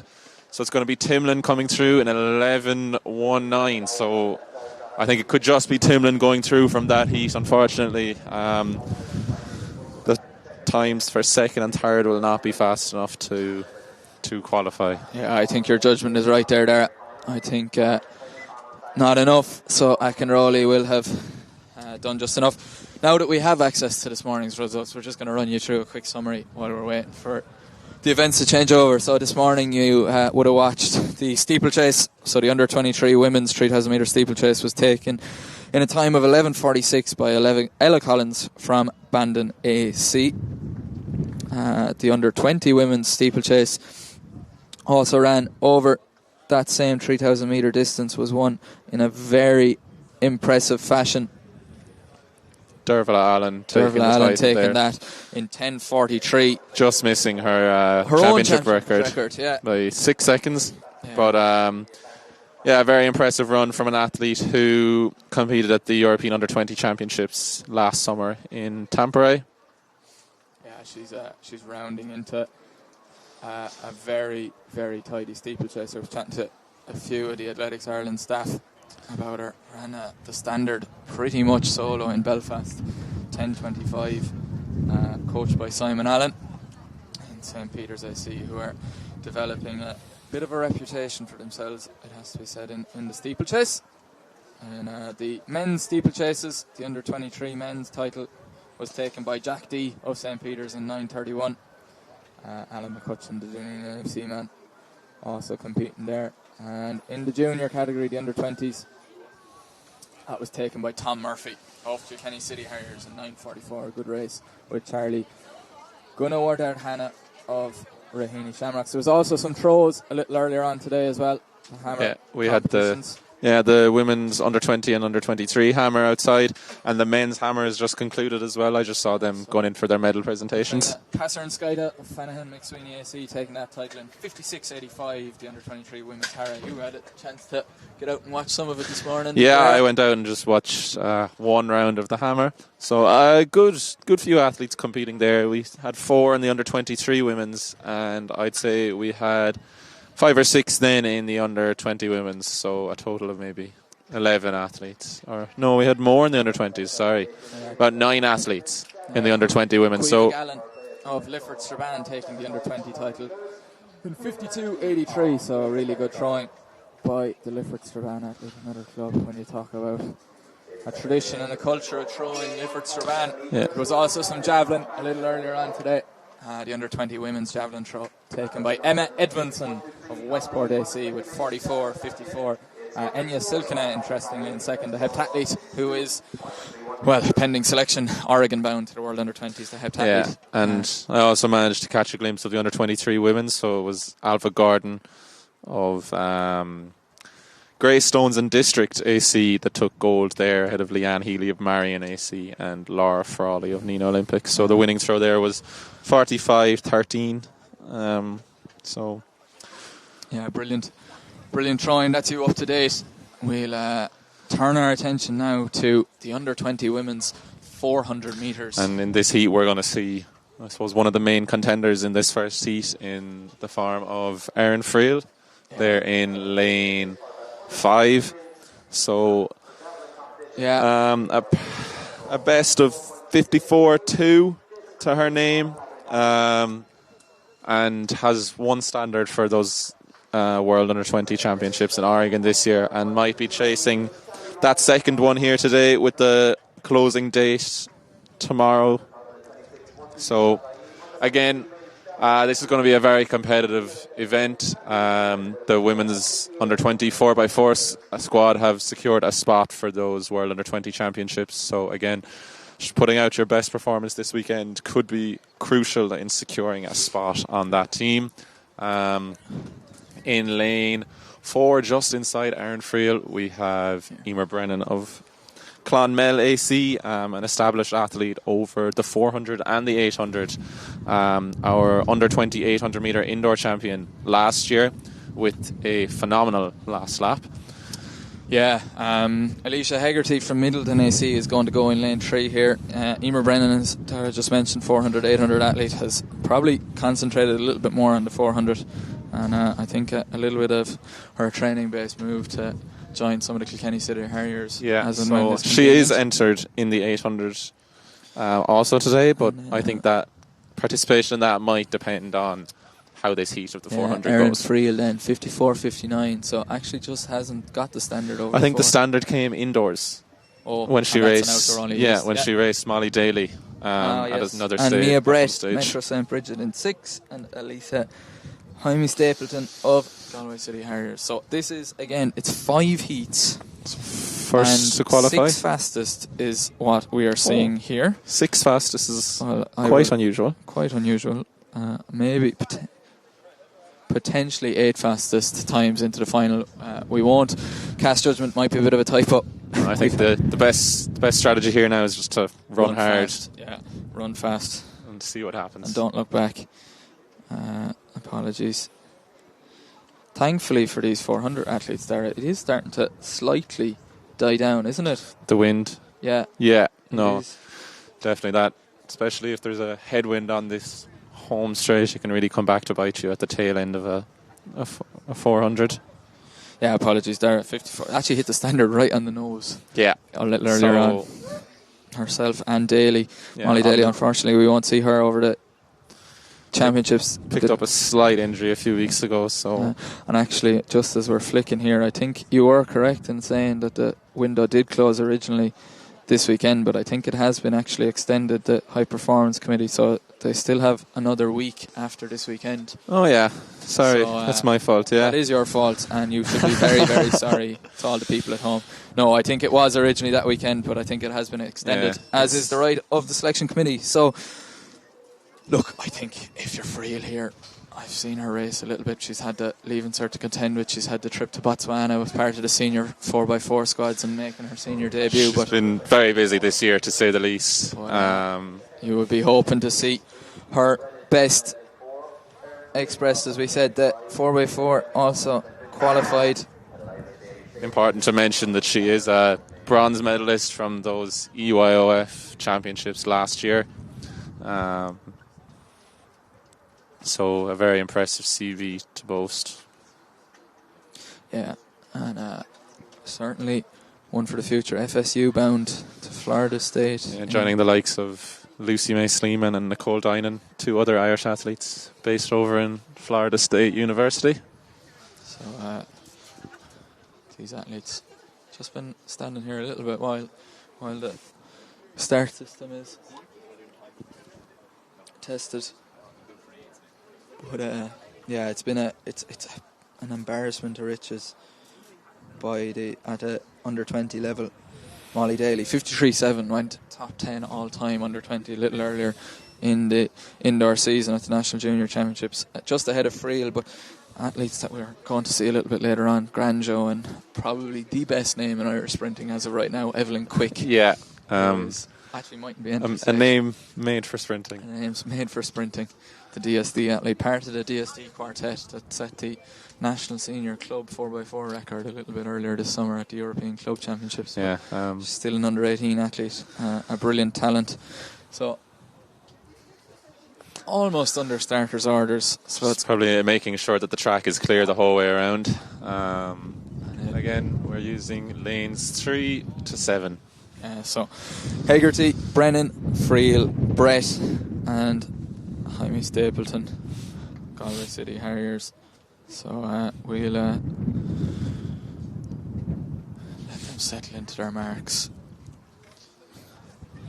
Keep again, if it's 8 fastest or whatever the qualifying is, these athletes will have to make sure that they go all out essentially in these heats to secure their spots in that final.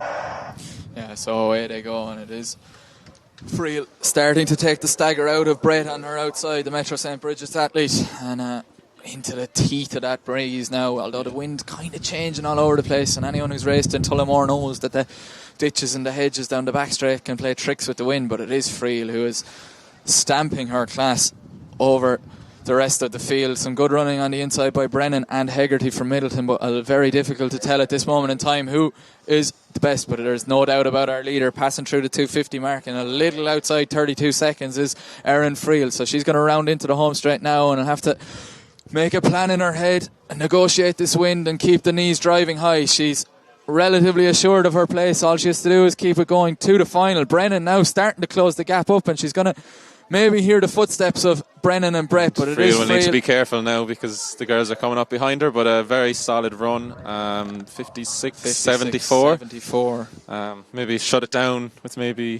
120 to go in that race by the looks of it. Saving something for later, yeah, possibly. And I think your educated guess a little earlier on about winner and 3 fastest might be correct there, I would imagine. We'll try and get confirmation of that qualifying. I suppose we'll move on to look at this second heat now. A very interesting second heat. We have our 800 metre specialist, Saoirse Fitzgerald, taken to lane 3. Has her 2 standards secured for those World Under-20 Championships in Oregon. So maybe testing her speed and also putting her hand up for a spot on that women's 4x4 squad. Yeah, Fitzgerald is a brilliant 400 runner in her own right, and you often see her at these championships. I think she's nearly ran the 400 as often as she's ran the 8. Yes, I think she was a member of the under-20 mixed 4x4 squad that set the national record 2 years ago in Mannheim. Possesses a lifetime best in the 55-second region, and as far as I'm aware is also bound to America for Washington. Yes. No shortage of Irish athletes having represented that college. Mother Neve now the pathway endurance coordinator as well. Yeah. To Lucan Harrier. And then I suppose maybe the under 20 400 find of the year, I suppose, Sophia Granjo there in lane 4. Really just come on leaps and bounds this year. has ran 54 seconds over 400, I think 54.4, and then has ran 24 flat for the 200. So actually has one standard for that World Under 20 Championships. Quite an unassuming athlete, but a real find. Has made great progress this year under Billy Delaney, who has made quite a habit of finding talent in St. Lawrence O'Toole's. The other starters in this one, Quiva Murphy from Tramore AC, another also athlete, stateside bound. Stateside bound, yeah. Alice Camgang of Metro St. Bridget's, and Shauna Deavy from West Waterford AC. So a mix of experience and youth as you can have when they're all under 20. But yeah, Fitzgerald and Granjo, I expect to be the class of the field. I'm not sure, has Fitzgerald raced over the 400 this year? Possibly indoors, but I'm not too sure about outdoors. I think I saw it. She has 56.4 indoors. Well done, Dara. He's good, this fella. Find of the year in the commentary booth. Whatever about Granjo. Yeah, so they're under starters orders now.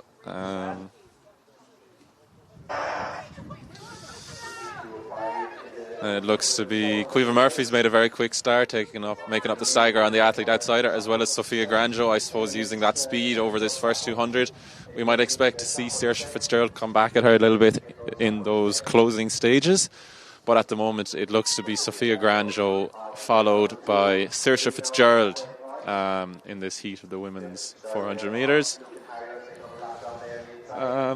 Fitzgerald making up the stagger now on the top end as we come up with 1:50 to go, about 32 seconds on the clock. Again, very similar to Erin Friel's run in the first heat. It is neck and neck between these two athletes. Hopefully they can push each other to quick time, secure qualification for that final. Looks to be Sophia Granjo maybe with her nose in front in this race, closely followed by Saoirse Fitzgerald, and the girls just have to push to the line now to make sure they get through to that final.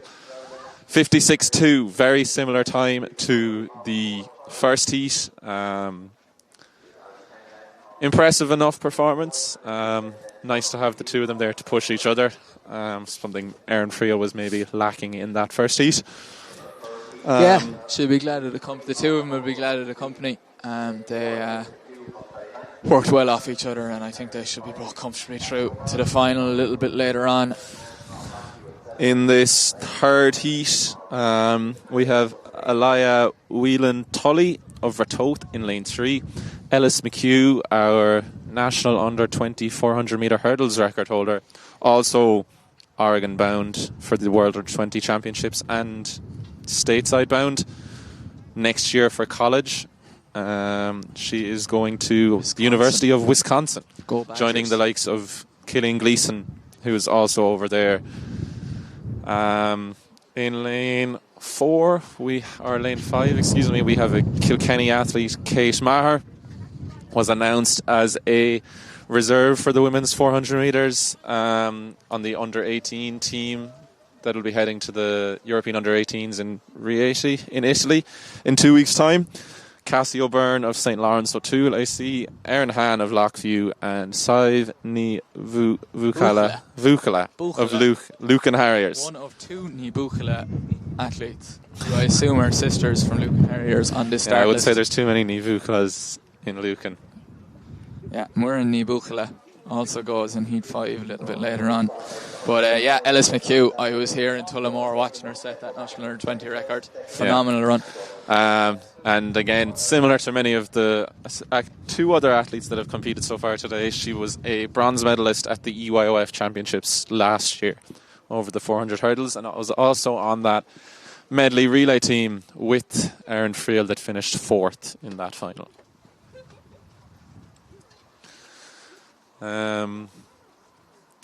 Again, already qualified in the 400 hurdles. She might be again putting her hand up for a spot on the women's 4x4 team. Yeah, I've seen Kate Mara a little bit as well at a school level, and I think she is a very young athlete, and as you said, a non-travelling reserve so far on that under-18 team, but I think that won't be the last time. I think she's an athlete laced with quality and talent, and as she makes her way through the age groups. It's tough, I suppose, at that European under-18 that there's no 4x4s, only a medley relay, so unfortunately you only need one or two 400-metre athletes for that 300 and 400-metre leg, whereas at this under-20 level you'll need a panel of 6 400-metre runners for that relay. Yeah. So I think it's a great development opportunity, but it's certainly not the be-all and end-all. No. Certainly not, and there'll be many athletes hoping that, well, I hope many coaches hoping that their athletes are competing just as well at the age of 17 as they are at the age of 27. I think, as it's often the case at the junior level, it's sometimes, you'll see the stars of today, but the stars of tomorrow are also out there too, and we don't quite know about them because they will still be running in 5 or 6 or 7 years' time. But a little bit of a delay here. Problem with a couple of speakers. The officials are certainly having their work cut out from today. But running up and down this home straight from the start of the 100 metres now to the start of the 400.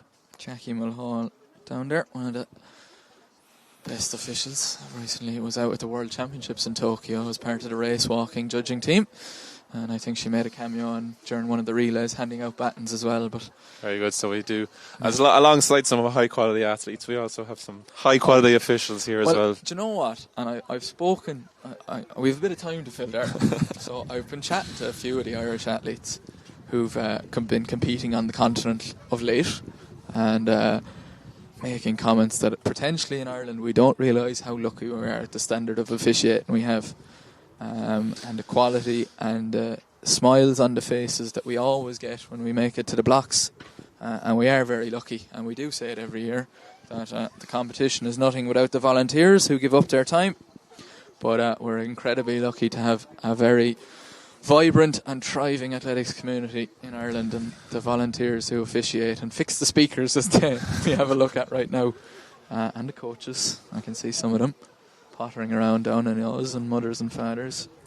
But I tell you what, Tara, while it's great for the athletes to spread it out over 2 days, it does mute the atmosphere slightly here.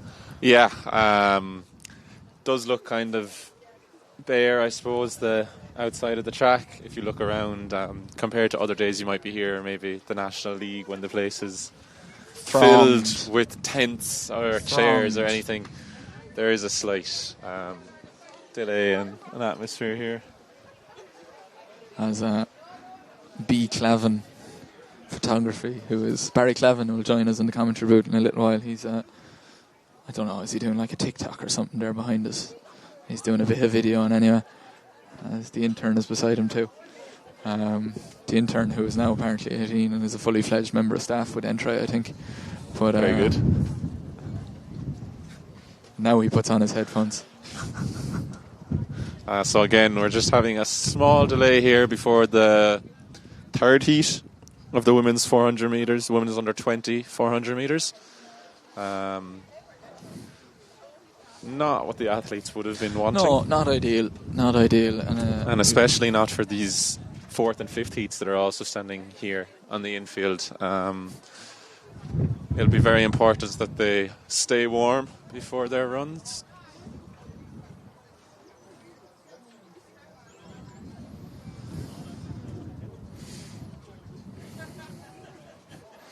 Of course, you might be wondering where usual commentator Rory Cassidy is. He just wanted a day off, Dara. And that's okay. Yeah. That's okay. He's a very busy man, and he's very busy writing Irish Runner articles. And once he's doing something, I suppose. Once he's doing something. So he's decided to send in the B team, and here we are today. South Africa are playing later on. They've got a bomb squad. We can be the bomb squad for the commentary. Exactly. Hopefully we don't crash and burn. But you've got us. It takes four of us to do the job of Rory. It takes four of us to do the job of Rory. So we look to be possibly getting somewhere with this speaker issue, with the athletes due to be set off shortly now. Yeah, 1, 2, 3, 4, 5, 6, 7, 8. That's the number of lanes we have on the track as they test out the speaker. And this has a knock-on effect for all the 400 athletes, because they're after going into the call room now. and they're going to be slightly delayed. But look, such is the joys. I suppose due to it being a one-day competition for this 400 as well, recovery is key, and this delay might favour some of those in the earlier heats who've started that recovery process already, compared to those in Heat 5 that are going to be about half an hour possibly behind when they finish their run. Yeah.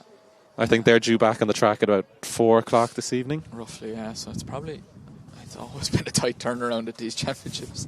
Yeah, the day is kind of flying. I didn't realise it was 1:45 already. And time flies when you're up on this. She moves twice as fast. But yeah, plenty of action still to come. We'll have heats of the 800. Well, it was actually the 100 finals next, and then the walks, and then the 800 heats. So they're called to their marks anyway. And it feels like it's been so long ago since we started to think we better do it again. So it's Alaya Whelan Tully of Ratoath AC in 3. Ellis McHugh, 4 hurdler over the flat from Ferrybank in 4. Kate Maher from Kilkenny City Harriers in 5. Cassie O'Byrne, St Lawrence O'Toole's is in 6. Erin Hahn is in 7 from Lockview AC. And Lucan Harriers athlete Saivni Bukala goes on the outside. So it is away at the first time of asking, and it is Kate Maher who gets out a little bit better. But Ellis McHugh tracking her. You'd expect, as is tradition, the hurdle strength to come through. Yeah, very quick start from those two athletes. Ellis McHugh now making up that stagger on Kate Maher, I suppose, wanting to ensure her spot in that final later today. Yeah, some good running though by the chasing pack, but now Maher will have to respond, the youngster. Also, Kenny. Don't count out, is it Cassie O'Byrne out in lane, it could be lane 6 for St Lawrence O'Toole, right up there with those two girls. All these three battling for spots in that final. But it is Ellis McHugh coming into this home straight with a lead, Kate Maher in second, and Cassie O'Byrne in third. But again, Ellis McHugh coming strong down this home straight and is going to secure the win in 56.2. Very similar time to this. Just takes a couple tenths of her second off her flat PB, does McHugh. 56.62 her lifetime best, so just taking 4 tenths off, but I suppose a bit of untapped potential over the flat when you've got a 58.9 speed now over the hurdles. You would possibly a good indicator of what's to come over those hurdles. Absolutely. If she's working on that flat speed. Coached by Breed Golden, of course, president of Athletics Ireland. Got there ahead of me. The big cheese, who is about and about, I think. Yeah, not only is she the president, she often volunteers to help out as an official at many of these events, at Munster events as well, not just national. So an ever-present. Brilliant servant. I often tell Breed, the first memory I have of her is she took a session for the Munster performance squads many moons ago in the Nina Olympic Stadium, and she was the first coach to ever make me get sick after a session. And that happened 4 250s. And ever since then it happens on a regular basis. It doesn't happen as regularly as you'd make out there. Okay. But I have had some dark moments in the last few weeks, as that's all right. My good training partner Derek Hendy can attest to. So McHugh takes that one. That is the third. It's a marathon up here, isn't it? Yeah. We really have. They got a marathon of sprinting. But Ellis McHugh, 56.21, a new lifetime best. She should comfortably. We've got a winner in 3 fastest confirmed. That's been updated. We had a little bit of a wonder whether it was 8 fastest, but it is confirmed. So those fastest spots at the minute. We might just run through the results maybe from the first few heats. Yeah, Erin Friel 56.7 took the win in that first heat from Emer Brennan 57.3, and Alicia Hegarty 57.7. Sophia Granjo 56.22 from Saoirse Fitzgerald 56.37, and Caoimhe Murphy 59.9 in that second. And there, Ellis McHugh 56.21, and really impressive running by Kate Maher 56.5. And Cassie O'Byrne there as well was 56.9. Yeah, so great. That's running. probably the highest standard of the heats so far. Yeah, really good running. Kate Maher 55.3, her best. So a little bit outside that, but Cassie O'Byrne will have to keep an eye. In this heat, I suppose the two to look out for, both Rieti bound for those under-18 championships. Aisling Shevlin of Ratoath, and then Evelyn Quick of Dundrum, South Dublin in lanes 3 and 4. Let's give the full lineup. Anna Vaughan Redden of Leavell goes in 5. Monica Rogala of Berrybank goes in 6. And Chloe Wafer Enniscorthy AC. Anna Vaughan Redden, daughter of Valerie Vaughan, herself a coach. Down with the Leavell club, and back we come. You don't often see a false start in the 4. They're really, I tell you what, the recall gun strict. is They're being strict today with those starts. I didn't see anything overly obvious. Now, one of the officials did just go over to the set of blocks in lane 3. I'm wondering, did she interesting slip? to see an official interfere with the blocks. No, he didn't interfere. Joe didn't. I think he pointed out they might have slipped. Maybe. Looks. We'll wait to see what card is being. Yeah, green card. Flag, I think so. he wasn't. He was maybe pointing out that they might have moved. So Shevlin and Quick. It's a brilliant name, Darren. Evelyn Quick, and she is quick. Yeah, she's the DSD athlete. Been very impressive this year. 54.6 by the under-18 athlete, which puts her well amongst the athletes 2 years her senior, and well placed in amongst it all. So it is Aisling Shevlin from Ratoath, Evelyn Quick, DSD, Anna Vaughan Redden of Leavell, Monica Rogla of Ferrybank, and Chloe Wafer, Enniscorthy AC. So just the 5 girls, winner across the line, and the 3 next fastest non-automatic qualifiers will go in the final in about 2 hours' time now at this stage. As the crowd of onlookers watch, so it is Quick getting away the best and starting to take the stagger out of Vaughan Redden from very Leavell. fast out of those blocks. Really aggressive opening 100 by the DSD athlete, really taking the whole field out of it. Aisling Shevlin moving well also in lane 3, making up the stagger on those athletes outside of it. I think it's definitely Evelyn Quick out in the lead as she goes through the 200 mark in about 25 high, 26 low. Aisling Shevlin in second place at the moment, but it's Evelyn Quick firmly in command of this heat as she comes up with 120 metres to go. Aisling Shevlin has to make sure she stays pushing for this last 100 to get a spot in that final, but it's Evelyn Quick who's absolutely powering down this home straight. Really impressive running by Quick. He's slightly tying off now, but she's going to do enough to get through to that final, and going to post our fastest time of the heat so far with a 55.66. Yeah, really aggressive running by the DSD athlete. Really kept foot to the 4. 5th fastest under 18 ever. At that time, 54.6. So in the company of Friel, Erin Friel, Patricia Walt, Davicia Patterson, and Joanne Cudahy, who still holds the record.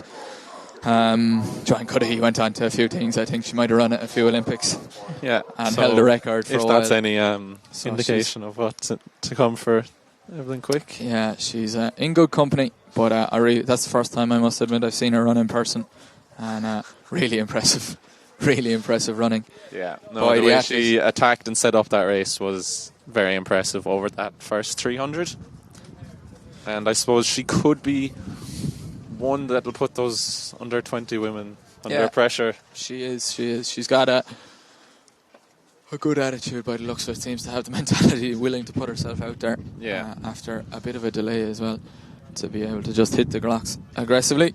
5th and final heat of the women's under 20 400. Very strong lineup here again. We have Maren Nivukala of Lucan in lane 3. Roisin Murray of Bray Runners AC in lane 4. She ran on that women's 4x4 squad that secured the standard a couple of weeks ago. Maria Zakharenko has, I suppose, dipped her toes in both the 4 and the 8 over the last 2 years. Was a member of that under 20 mixed 4x4 squad that ran the national record 2 years ago in 2024. In lane 6, we have Aoife Walsh of DMPC, and then Sophie Walker of Newport AC out in lane 7. Quite a strong heat again. No laying around. They'll have to go out hard to try and get that automatic spot into the final, and not leave it up to chance with those 3 time qualifiers. The runner athlete has made great strides this year, progressing her lifetime best from 55.7 down to 54.8, and I suppose when you're dipping under that 55, it wasn't a long time ago, Dara, that being under 55 seconds made you a very competitive senior athlete in Ireland, and now it makes you a competitive under 20. A competitive under 20, with such is the I moving landscape. We see, the sister of Roisin Murray, Niamh Murray, down here as well in front of us. We'll see later, maybe in the under 23 women's 400. I think so. But for the moment, we we'll focus on this 5th and final heat of the women's under 2400. Again, it's first in each heat automatically to qualify, and then the next 3 fastest times over the 5 heats. So Nivukala from Lucan, Murray from Bray, Zakharenko, Kilcool, Walsh, DMP, and Walker, Newport, AC, running blind on the outside. So away they go, first time, no issues with the gun this time, and it is a brilliant start by Zakharenko to Kilcool AC, and it is her fellow Wicklow woman, Murray, who moves up alongside her and matches her step for step, and indeed just takes a little bit of that stagger out. So Zakharenko just appears to sit back and stand up a bit taller and get into that kind of relaxed running, but now she'll feel Roisin Murray. Very little to differentiate between these two athletes on season's best this year. It is, Roisin Murray has made up that stagger though on Zakharenko, so it's going to be a head-to-head between these two as they come down the home straight. Zakharenko possibly with a slight advantage at the moment, but Roisin Murray is not backing down, but it looks like Maria Zakharenko is pulling away over these final few metres. Is going to take that automatic spot for the final. We'll watch the clock to see what time it's going to be, and 55.5, so that is the fastest time of the day so far in these women's under 20 heats. Yeah, brilliant running by Zakharenko, who for an under 20 athlete seems to be on the scene quite a while. Such has been, I suppose, her came on when she was one of those athletes who's comfortably been in the 55s now. 55.0, her best from around this, I'd say, this championships last year. So yeah, brilliant runner. Roisin Murray ran a very good race. Always the best thing to do when you're on the inside. Just try and put the question in the mind of the athlete. Get up onto the shoulder, have a look. But Zakharenko responded well when the corner came. And that rounds out. So 58.95 for Sophie Walker, the Newport AC athlete, in third. So we will keep an eye on the final. We'll let the officials draw it, and we might bring you that final a little bit later on. We will, because we'll be here. Yeah. But I meant the start list rather. And we can swiftly move on. You can get excited now, Dara, because we've got a straight final. First final of the day. First sprint track final of the day. Excuse me. Sprint final. We had a steeplechase final. Although it's a straight final, it's a very, very high quality race. We go through the start list. So we have Victoria Ovey of Dundalk St. George's in lane 1. Ciara Daly of Ivora AC in lane 2. Cara Kelly, DMPC in lane 3. Renee Crotty, UCD AC in lane 4. Aisling Stratford of Ratoath AC in lane 5. Niamh Murray, Bray Runners AC in lane 6.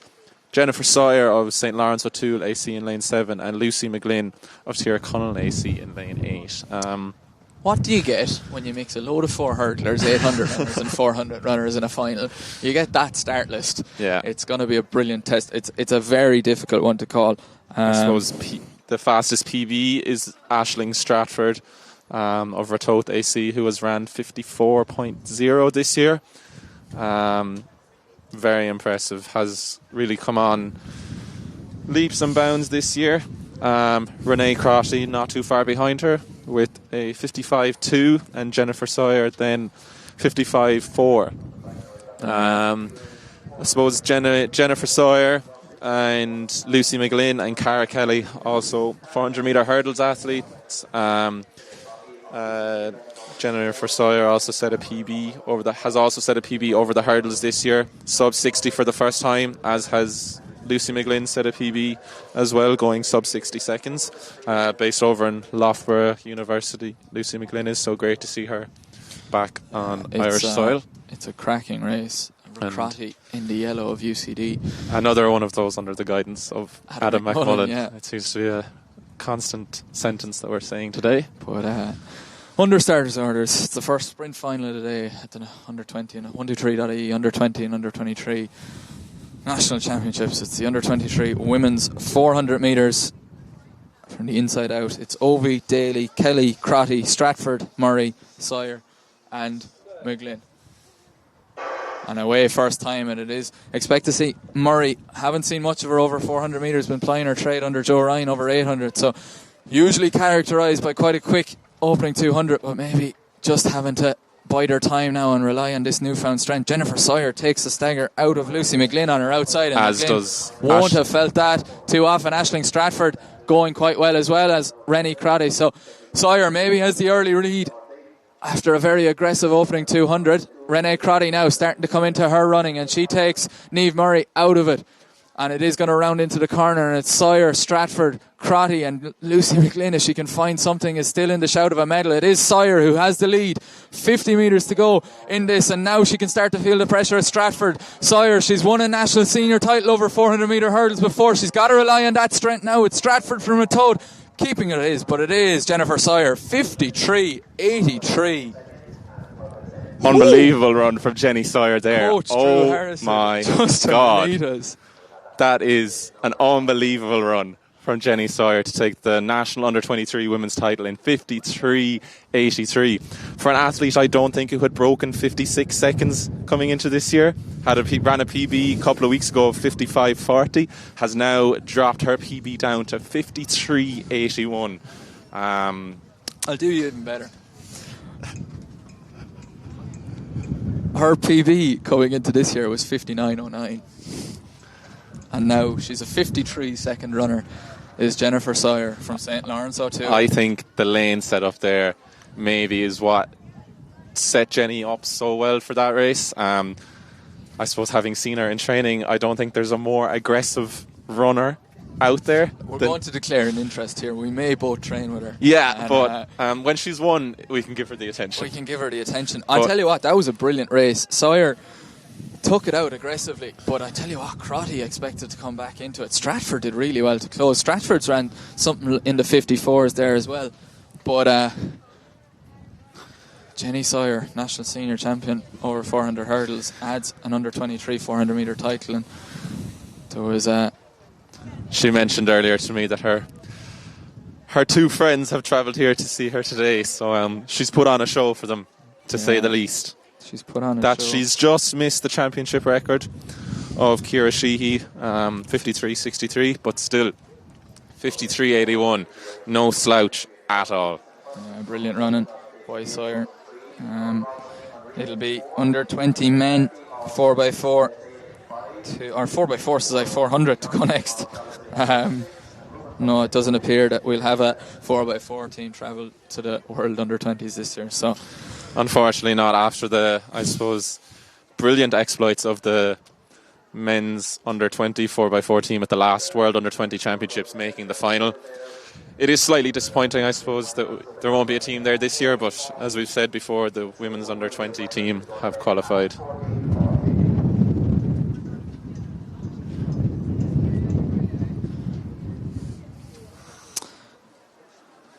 yeah. I think we're still in a bit of shock after that run. Well, we're in shock, but we're biased. Yeah. Looks like we have 5 heats again in the men's under 20 400 metres. In this first heat, we'll run through the lineup. So we have Cormac Holden of Kilkenny City Harriers, Kieran Brosnan of Anriocht, Michael McCarthy, Lambay Sports Academy, Oren Mooney Johnston of Galway, and Ruben Plunkett of Portlaoise in lane 7. I think, I could be completely wrong, is Kieran Brosnan a brother of Shane Brosnan, an Irish international runner? What?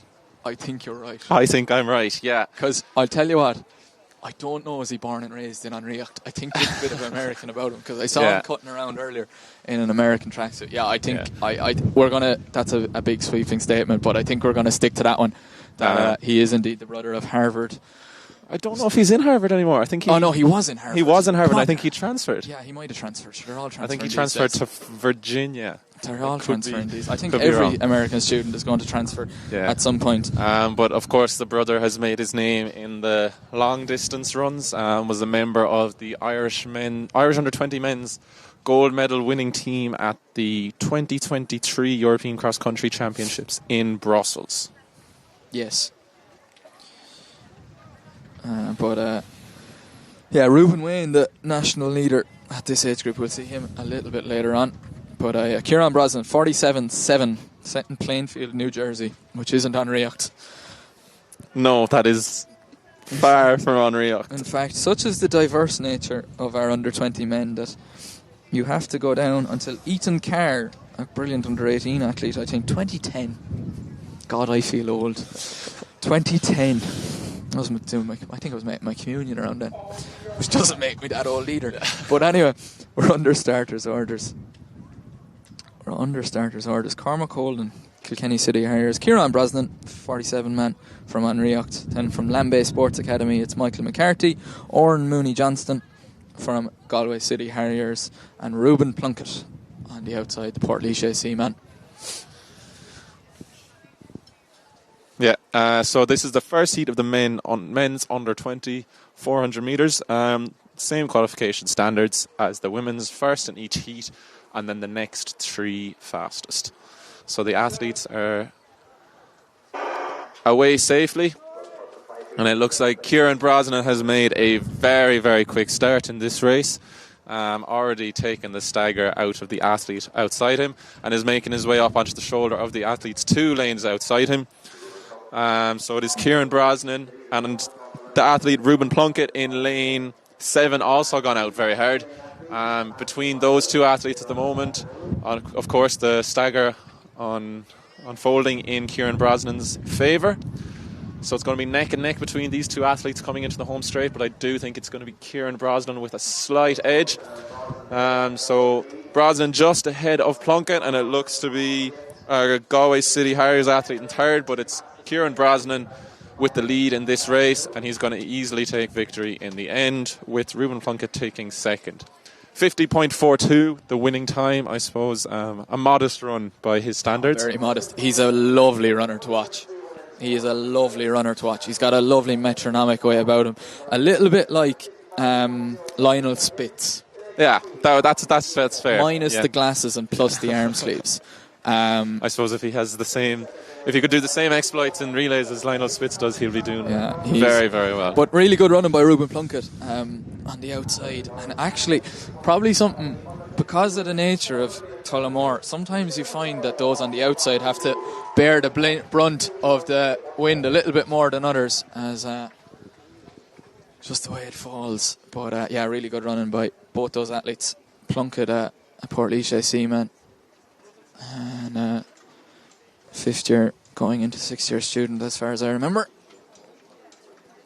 Lovely young lad, very knowledgeable about the sport. We'll go start list for the second heat now. Sees Killian Conway from Ratoath AC go in 3. Max Hollingsworth from Selbridge goes in 4. Conor McDonough, South Sligo, in 5. Damien Miles, we chatted about him a little bit earlier, on the visually impaired athlete from My Valley, now plying his trade over 400 metres. And Oran Rogers from Finn Valley AC. Conor McDonough, 49.36, his lifetime best, but a really good all-round sprinter. He's a 22 flat man as well, and he's another guy that seems to be competing for years, and yet here I would have bet my life on him being under 23, and here he is lining up in an under 20 race. I think there's a few athletes we've seen like this today. They just seem to be competing at a high level for the last couple of years, but he's messing with our heads. Perception of time. But he's an athlete that strikes me as someone who's going to go quite far in the sport. He seems to have a nice graw for it, and he's a really aggressive runner. I distinctly remember him running really well out of lane 1, and I can't remember what the race was. Yeah, but he's just got a brilliant attitude, really, really good. But the rest of Miles, part of that Para Athletics Academy, James Nolan, and I think Adam McMullen could be involved. I see they had a kind of a get together in University of Limerick last weekend. Okay, very good. In Kilmurray Hall, an opportunity to educate us. We of course integrate para athletics into Athletics Ireland on the 1st of August, and they go under the tutelage. But starters orders, here we are: Conway, Hollingsworth, McDonough, Miles and Rogers. Just the 5 men. First man across the line will qualify by right. As Hollingsworth takes his time to get into the blocks. Having a good old look around.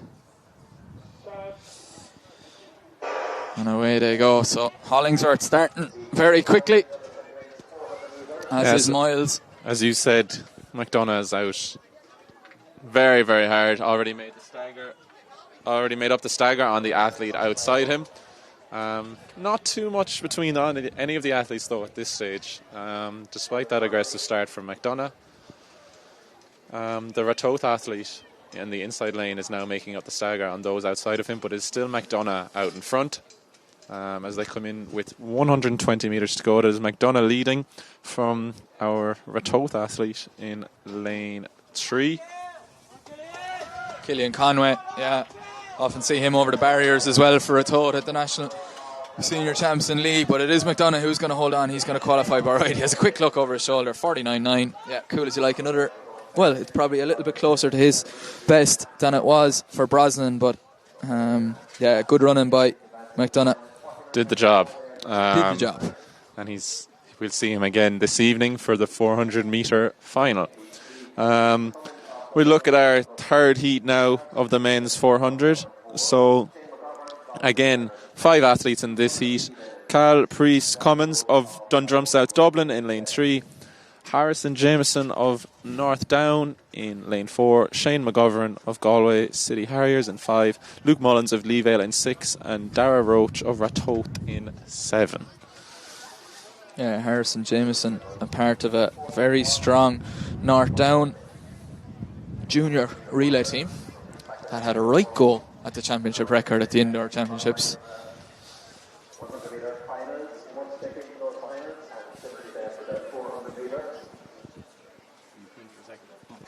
And they had a right go, as I was saying, and I've been giving my summons to the production suite, so I'll leave you at the wheel there. Yeah. So again, the athletes just setting up their blocks here for the third heat of the men's under 20 400 metres. First automatically to qualify with the next 3 fastest. We might just check to see if we have the qualifiers confirmed for the women's under 20 400 metre heats. So Erin Friel from heat 1 is qualified. I'll just go through all the qualifiers. So in the final we will have Saoirse Fitzgerald of Lucan Harriers, Roisin Murray of Bray Runners, Erin Friel of Letterkenny, Ellis McHugh of Ferrybank, Maria Zakharenko of Kilcool, Evelyn Quick of Dundrum, and Sophia Granjo, St. Lawrence O'Toole, and Kate Maher of Kilkenny City Harriers.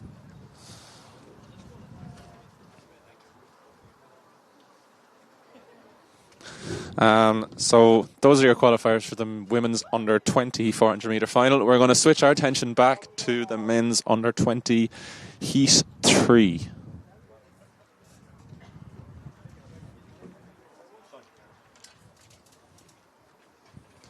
So the athletes are under starters orders.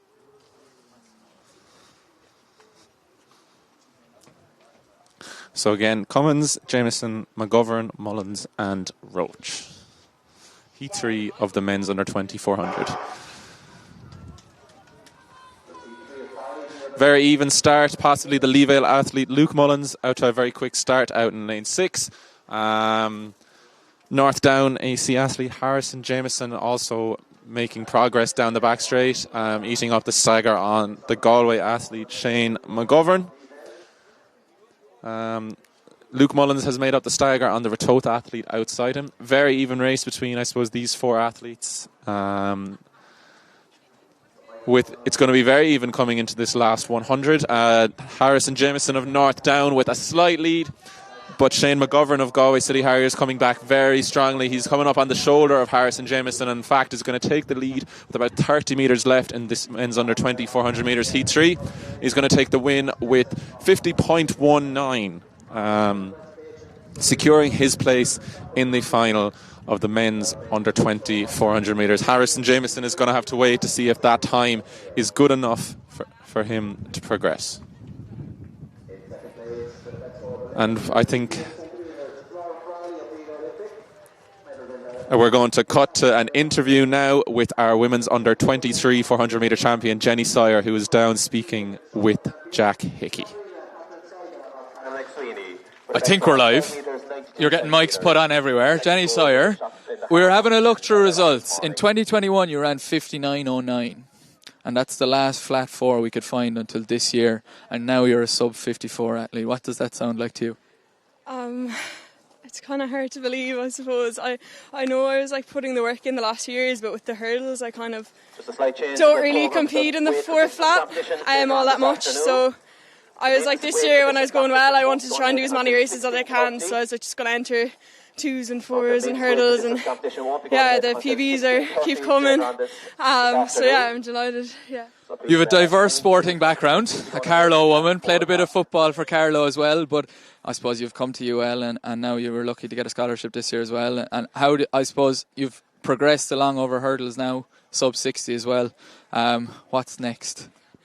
Hurdles tomorrow, I suppose. I'm kind of just taking it race by race and trying to get my PBs and just keep like chipping away at them. So I'm running the 400 hurdles tomorrow. So I ran 59.5 back a couple of weeks ago now in UCD. So just try and beat that again tomorrow. And I think running 53 today like kind of tells me that like there is a lot of wiggle room there. Like there is a few seconds I can knock off the hurdles. So yeah. It's very windy. How bad is it? We were up on the commentary booth. We had a bit of start list rolling away. How? Last question now, because the next race is coming. How do you get into the blocks and attack it, knowing that you're going to feel the wind like that? I kind of didn't notice it. I won't lie. I kind of ignore the wind. It's not something I think about. I know, like running the hurdles, I feel like it has to be quite bad for me to actually feel it on me. Like we're always training and they're talking about the wind, and I'm like. Yeah, I'm like the wind, but I don't really. It doesn't really bother me. So I can't say I felt it. Jenny Sawyer, 2 stubber from wind, 53.8, National Under-23 champion. Backed up to you in the studio there. Okay, and we are back after that interview with our women's Under-23 400 metre champion, Jenny Sawyer. We're going to turn our attention now to Heat 4 of the men's Under-20 400 metres. I'm just going to get the start list up here now. So this is our 4th of 5 heats. In lane 3, we have Emmett Doyle of Ratoath. We are missing Reuben Wayne of Leevale AC in lane 4. Victor Lamph of Kilkenny in 5. Findlay McGill of Clonliffe in 6. Josh O'Mahony of Leevale in 7. And Aaron Whelan of Dunboyne out in lane 8. Whelan is also a very prominent 400 metre hurdler, so looking to test his speed over the flat today. Again, lane 4, Reuben Wayne is empty.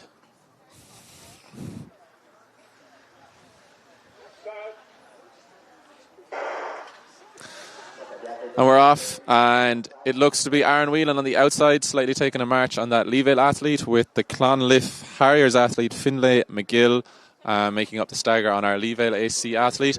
Emmett Doyle of Ratoath making great progress on the inside lane as well, up on the shoulder of the Kilkenny City Harriers athlete outside him.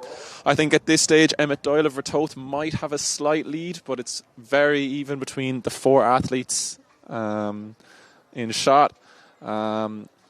Our athletes on the outside lanes coming through strongly now. Aaron Whelan of Dunboyne AC, that 400 metre hurdle strength showing.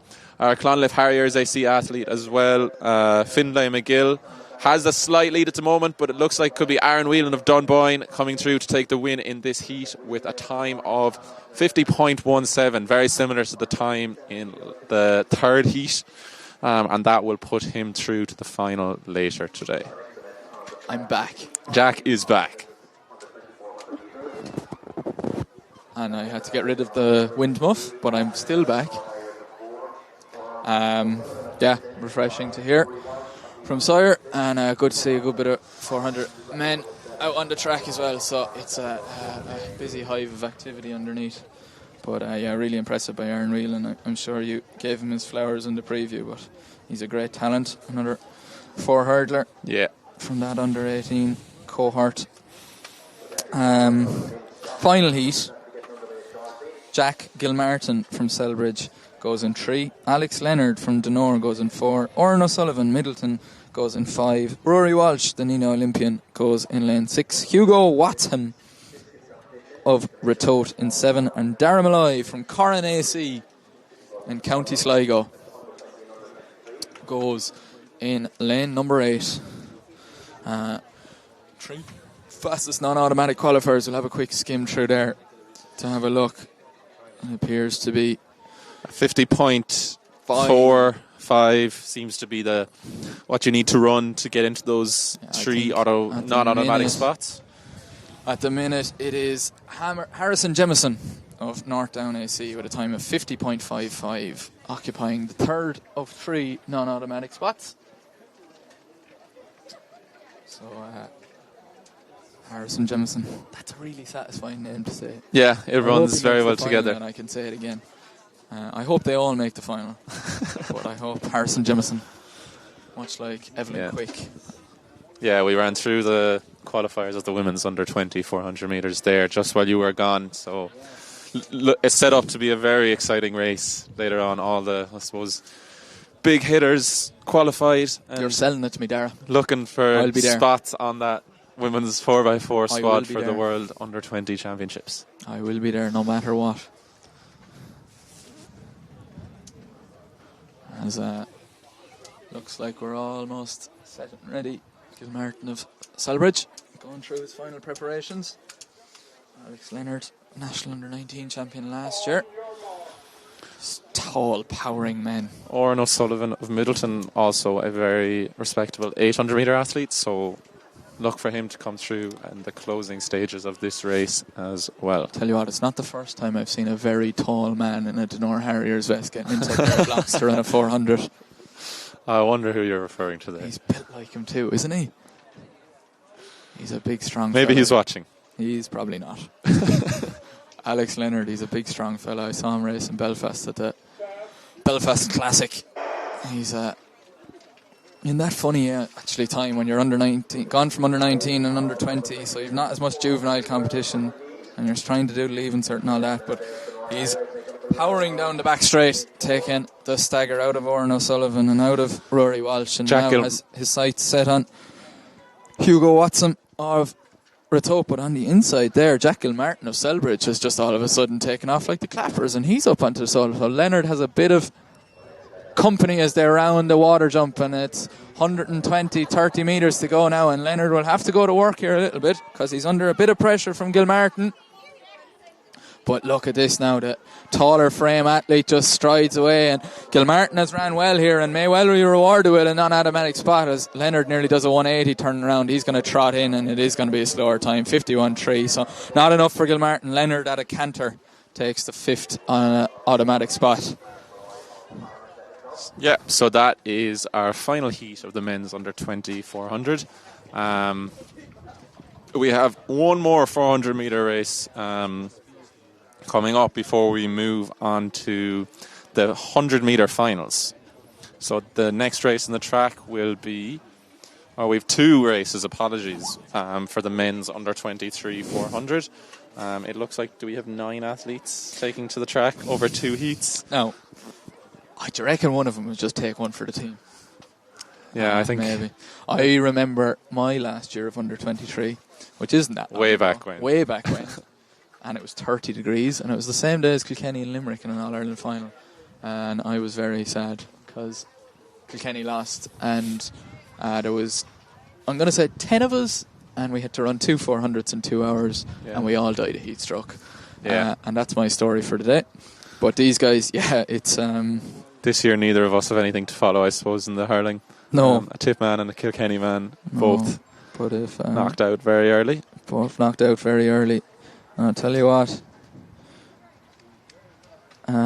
if you were the lads right down there now about to run the 2 400s in the space of 2 hours, you wouldn't be too bothered about the hurling either.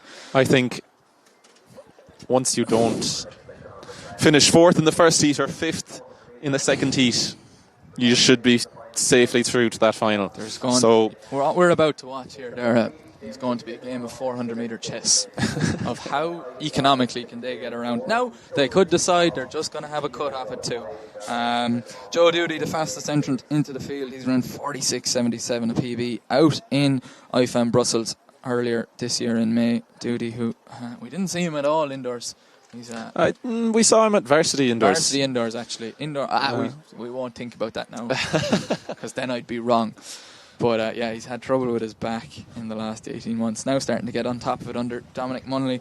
But he's there in lane 5 in the saffron yellow of UCD. On his outside, Darragh Masterson, the Rotote AC man, another man who has been thereabouts all the time. He's a great servant to Rotote AC. You name a relay and he's ran it. And he's a 48.8 man at his best last year in Athlone. 48.1 rather, sorry, in Brussels last year. 48 indoors. And he probably is the next best. Sam Kiley, the Riverstick Kinsale man, another man well used to playing his trade over 400. He goes in 4. And it's James Nixon from Enniskillen in the green and white. So 4 men. Look, if they all run well enough, they could all qualify. They could, yeah. The first 3 across the line. So the 4th man across the line here will have to wait for the second before he's assured of his spot. And away they do go, first time of asking. So it's Nixon, Kiley, Doody and Masterson. And it is Doody who gets away the best. He's going to pull up onto the shoulder of Masterson, and he doesn't seem to be taking the foot off the gas here. There's no economy of effort by Doody as he moves past Masterson, takes all the thinking out of it for himself over the first 200 metres. Kiley running well. He's going to have his sights set on Masterson now as the stagger unwinds on the top end, but it does look like it is Doody from Masterson. Kiley doing quite well, but these two could probably shut down Nixon now. Just a little bit off the pace in 4th. He's going to have to keep his foot to the floor now to make sure he's the best. And Doody now starting to go through the motions, shutting it down. You can see the gap close in as Masterson and Kiley close the gap. But those 3 across the line will qualify comfortably. 50.4 for a man of his quality. That is a jog and a walk in the park. And they'll come back for the final, which, to be honest, with the rate we've been going, is probably not that far away now. I think the final for this is due to be around 4:30 this evening. Yeah, 4:30. So, well, the 400 finals are due to start at 4:30, so this race could be closer to 4:45. So not a lot of time for those athletes to recover. But look, it's done. Nixon will have to wait and see is his time enough. And it's a heat of 5 this time. So in the second of these 2 semi-finals, it's Leo Gormley from UCD in 3, Christopher Lynch from Clonliffe Harriers in 4, Fintan Dewhurst of Tyrconnell AC goes in 5, Darragh Murphy from UCD in 6, and Oisin Phelan of West Coast AC. So look, Dewhurst back to his best over the hurdles. He's in a bit of an unspoken battle with his brother Ethan as to who can hold on to the Donegal record. But Dewhurst hasn't raced outdoors on the flat, of course. A great indoor season over the flat, taking that silver medal at the National Seniors in a great battle with Sean Doggett, who we will see over 200 metres tomorrow. Scheduled to. He was texting me earlier today. It was up on his Instagram, so... Was it? Yeah, I think Brilliant. that all but confirms it, to be honest. Okay, we'll hashtag talk soon, so Sean. But, yeah. So, Dewhurst. And Murphy, in fairness to him, another man under the tutelage of Aaron McMurran. 47.21, he ran indoors earlier this year. No, outdoors rather, apologies, in Berlin, of all places. Lovely. Hope he got a lovely Very weekend impressive. away. Should I say the sentence, another one under Adam McMullen's? I did say that already. You said that already? I love it when we listen to each other. Yeah. Darragh Murphy, Limerick man, based out of UCD. He's 2 UCD men in this heat. A lot of UCD out today, as you would expect at an under-23 championships. But Leo Gormley tucked in there on the inside as well. He's got Christopher Lynch in his sights, Dewhurst of Tyrconnell, Darragh Murphy UCD, and Oisin Phelan from the West Coast, representing West Coast here in the Midlands. Over to you, Darragh.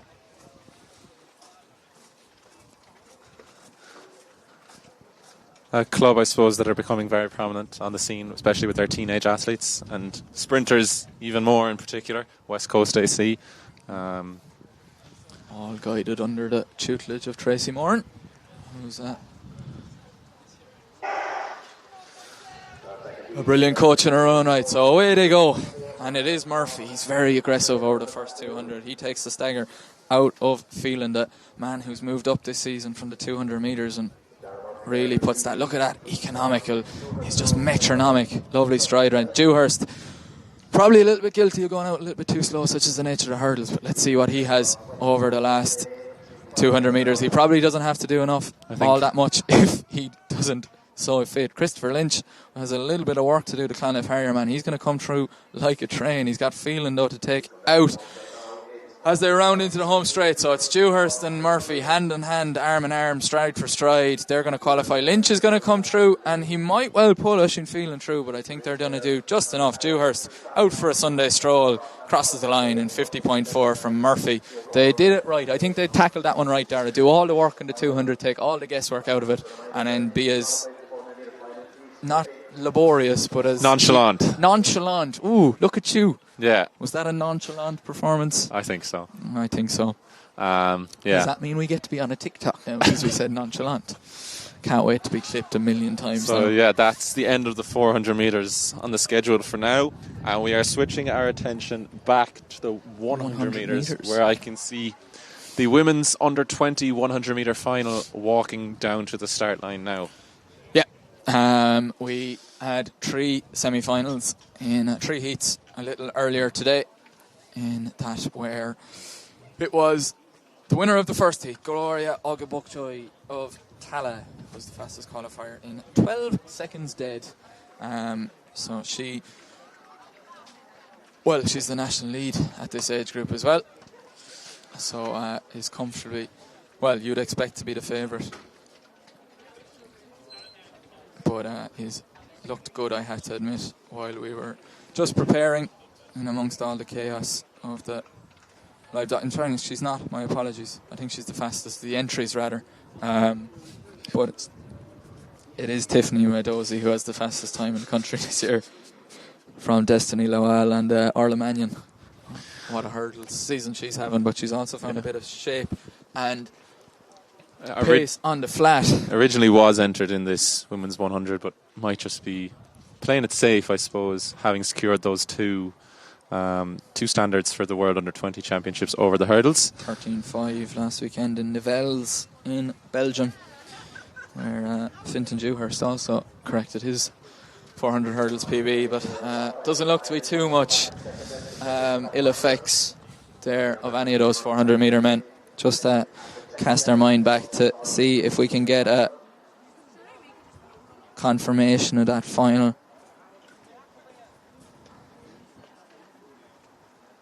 If I can figure out how to work my laptop, Dara. Yeah.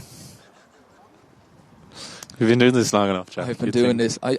You'd want to be out of years, though. Yeah. Yeah, it looks like it is Leo Gormley from UCD who's going to miss out on that final.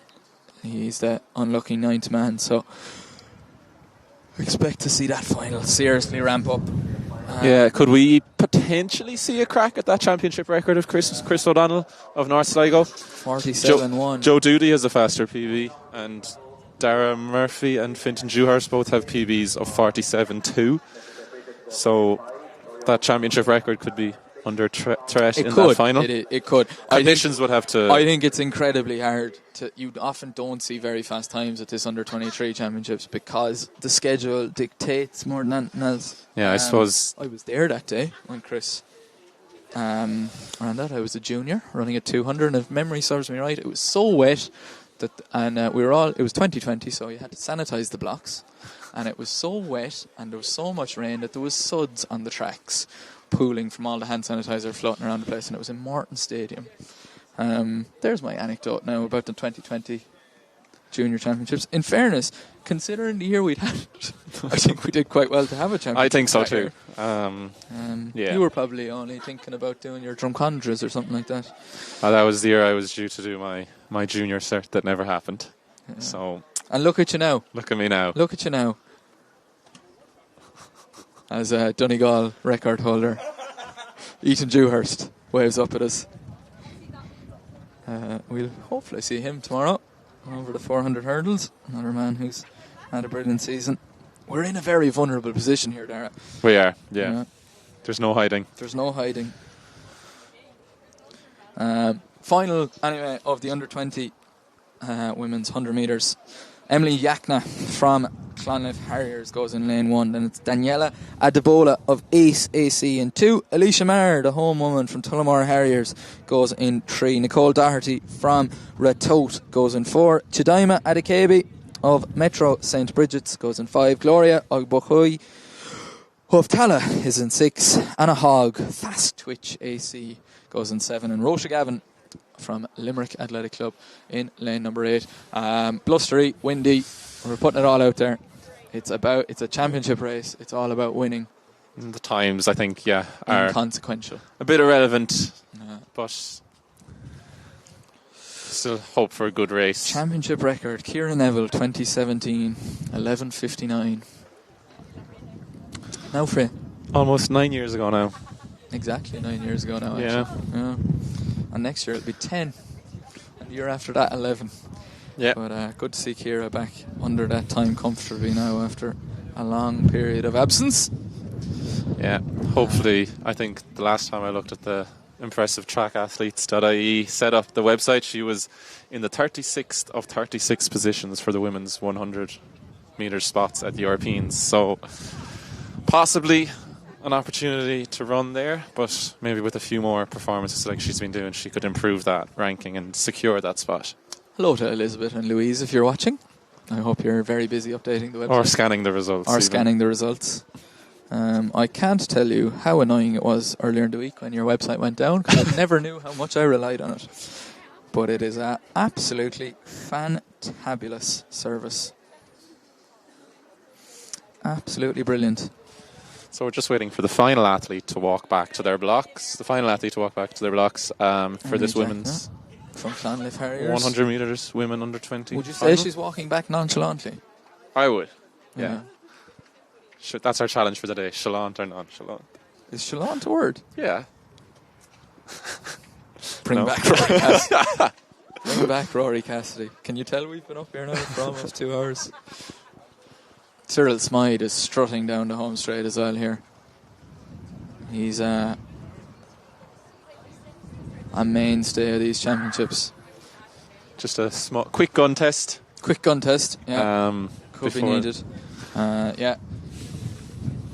Expect to see a good battle, I think, here between Ogboki and Adikabi. They are in 5 and 6, MSB and Tala AC. They're 2007 and 2008 both set lifetime bests this year. In fact, Ogboki just actually surpassed hers in the heats, 12:02 down to 12 seconds dead. So certainly athletes in the shape of their lives. Small delay at the start now, I suppose.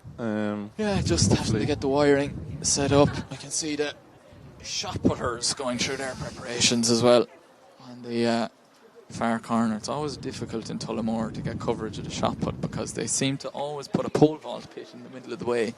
But I think there's Liam Shaw going through his final preparations and what looks to be warm-up throws, so we'll try and get a bit of coverage because there will be a little bit of quiet time.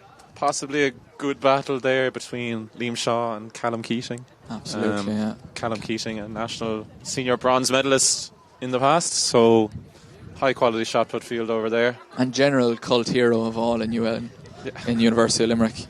A brilliant man for the throws. Yeah, has been... As well as his shot put this year, he's given the discus a right go as well. In the past, he's only done it at varsities due to the points that we needed. But he's actually been training for it this year. So he has. Do you know how I know he's been training for it? Because he lost one of our discuses and then found it again. But he lost it in what was described as a very thorny bush. But then he found it. But anyway, the under-20 and under-23s 123.ie National Championships. It's the women's under-20 final, and they've been stood out there now for a couple of minutes, but look like all is happy. The Tullamore Harriers athlete, Alicia Maher, another athlete who I think has an national senior final to her name. Made an under 60 metres final at national senior champs 2 years ago, but still a junior. Really impressive running by her. So it's Jackna, Adebola, Mar, Doherty, Adekabi, Okboki, Hogg and Gavin. Under starters orders now.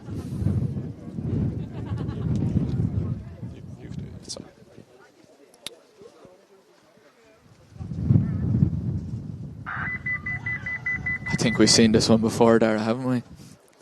Yeah, I think so. Again, I didn't see... If you are only joining us, I think we had about 19 recalls across all the 100 metre heats earlier. Yeah, and in one of them we had about 5. This was supposed to be an hour and a half of a shift, and now it seems like it's turned into an hour and a day. There's a song, isn't there? I'd wait forever and a day for you. A green card for all the athletes. I've been waiting forever and a day for a green card too, Darren. So, a green card, and they're all getting a talking to, and this is where you're supposed to put your foot in the blocks, and that's why the thing went off, and now we're all going to go again, girls. Is that okay? Okay, great. 1-2-3, under 20 and under 23 national championships, 100 metre final at the second time of asking. As, again, our laptop and our table and our camera and everything shakes a little bit in the wind. And us. I think we might wear tracksuit bottoms tomorrow. Yeah, I think that'd be a good idea. I think the 20 degrees that was forecast is not... manifesting. Not right here. I'm not going here to right manifest 25 degrees tomorrow. Hopefully these girls will manifest a gold medal. They're going through their final preparations. It's Yakna, Adebola, Mar, Doherty, Adekabi, Ogboki, Hogg and Gavin. Starters, earners, hands checked. Over to you, Mr. Starter. Oh, there's definitely a false start there.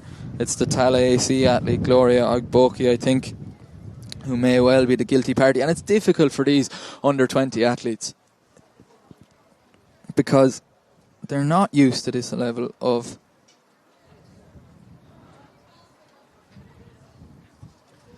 looking back there at the replay, there does seem to be a noticeable early movement from the blocks. Yeah, it does. There's it's difficult. Look, they won't have experienced this too many times before, and they can be quite on edge. But they are now studying the graph, and to see it did look like there was an early movement there, but they make me feel there might have been a bit of noise down at the start line that might have triggered it, or external impulse that may have influenced the early movement. So here comes the track referee, and it looks like there is a red card, unfortunately, for the Tala athlete who was the fastest qualifier. So unfortunately, pleading her case down there, she's going to go over to the blue tower, as you described it earlier. So there's going to be a further delay here before the women's 100 metre under 20 final.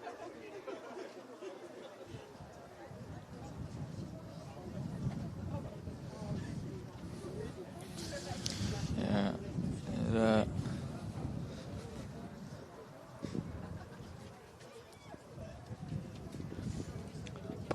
Yeah, we can. I see. It's difficult for these girls now because they've been left out there togged, and it looks like they've come to some kind of an agreement. Yeah, we've got a red and white card, run under protest, so not something you see very often, and there's a big cheer from the crowd, but I don't know, do they know that doesn't mean she's officially reinstated? There'll be an appeal process afterwards, which now instantly makes this commentary job a little bit harder, but we'll see. So third time of asking, it's Emily Jackna, Daniela Adebola, Alicia Marr, Nicole Doherty, Chidima Adekabi, Gloria Ogboki, Anna Hogg and Rosha Gavin. So the athlete in lane 6 running under protest, so keep that in mind after what looked to be a false start slightly earlier. And away they do go this time. So up into her running well is the Tal athlete, and she's got Metro St. Bridget's Chidaima Adekabi with her. Alicia Marr, the Tullamore Harrier athlete, doing well, and in comes Doherty as well to her toe. So there's a bit of a blanket finish. We'll send that up to the photo finish tower. We won't have a verified. It looked, there was no doubt about your winner on the track. No doubt about the winner on the track. Bit of a, I don't know what you'd call it. Muted celebrations from all involved there. So just to recap, the red and white card means that the athlete, Gloria Ogboki, apologies, is running under protest. So we might get a ratified result on that for a couple of minutes. That'll probably go to a jury of appeals with the track referee. So we'll hold out on any official results on that, but we will bring that to you as and when we hear it. But back up at the top of the track, it is the under-23 women's 100-metre final. And earlier on, it was the first set of races that we brought you commentary from. And again, there was a great display of running. Sarah Millay was the fastest in qualifiers with 12:15, but there was a very narrow spread of all the qualifiers, just about half a second between all of them. So it's Akwu Bakari from Leevale goes in 1, Sophie Parler of Olympian Youth goes in 2, Lorena Harrison from Ratoath AC goes in 3, Debbie Lowell of UCD in 4, Holly Rogers, Longford AC in 5, Sarah Millay, Selbridge in 6, Leila Colfer, St. Lawrence O'Toole in 7, and Ava Ford of Dundrum, South Dublin in lane number 8. Dara, it was a really tightly contested set of heats. Very hard to pick a clear favourite out of this. Of course, Millay, the fastest of the qualifiers, but I don't think that that's a clear and obvious rationale to pick her out. Debbie Lowell had a really good indoor season as well, as did Colfer and Harrison. So very hard to put your money. Holly Rogers was probably she surprised us a bit in the heats. We probably didn't give her enough attention, but she came through to take the win in her heat. So don't count her out for this final. Yeah, Rogers, the Longford AC athlete. A bit of a bolt from dark, but a really impressive run in her heat. The 19-year-old from Longford possesses a lifetime best of 12:3, so set that down in Cork last year, but surpassing that in the heat. Called to their marks now. Rogers, the athlete in the most form, taking a 10th off her lifetime best in the first round. So keep your eyes on the central lanes. But as we said, very hard to pick a clear winner out of it. It's Bakari, Parler, Harrison, Lowell, Rogers, Millay, Colfer and Ford. Something's gone wrong there. It looks like the athlete in lane 2, Sophie Parler, never actually went down into set as she was being spoken to by, what did you say that official's name is? Jackie Mulhall. So I had my head down reading the start list. Yeah, I think the problem with the blocks, so they'll try that one again. These sprints proving troublesome today, the starts anyway. Difficult sprinting conditions. Duba Mama, probably the only man in the men's side to really produce a performance of note. We'll see him in the next race, but now it's all eyes. Under 23 women's 100-metre final. And away they do go, and it is a blanketly even start. They're all coming shoulder to shoulder. As you said, very little to split between all of these. It's blue to the 4. Colfer going well, and here comes from Millay, and I'm not going to call that. I'm not going to call that. I think I knew from about 10 metres out. Leila Colfer had the lead with about 15 metres left, but they all were charging down that last 15 metres. It was blue to the 4. If you were wearing blue, you had a best chance of coming through. Colfer leading really well as the line comes in the parallaxis of Fent, and I think, just looking on the replay that we have back here in front of us, Leila Colfer may well have done just enough, but we're going to wait for the result. As we said in the build-up, there's so little to call from that one. Really difficult conditions. 12:22, it says on the clock. And I think we could be splitting hairs here.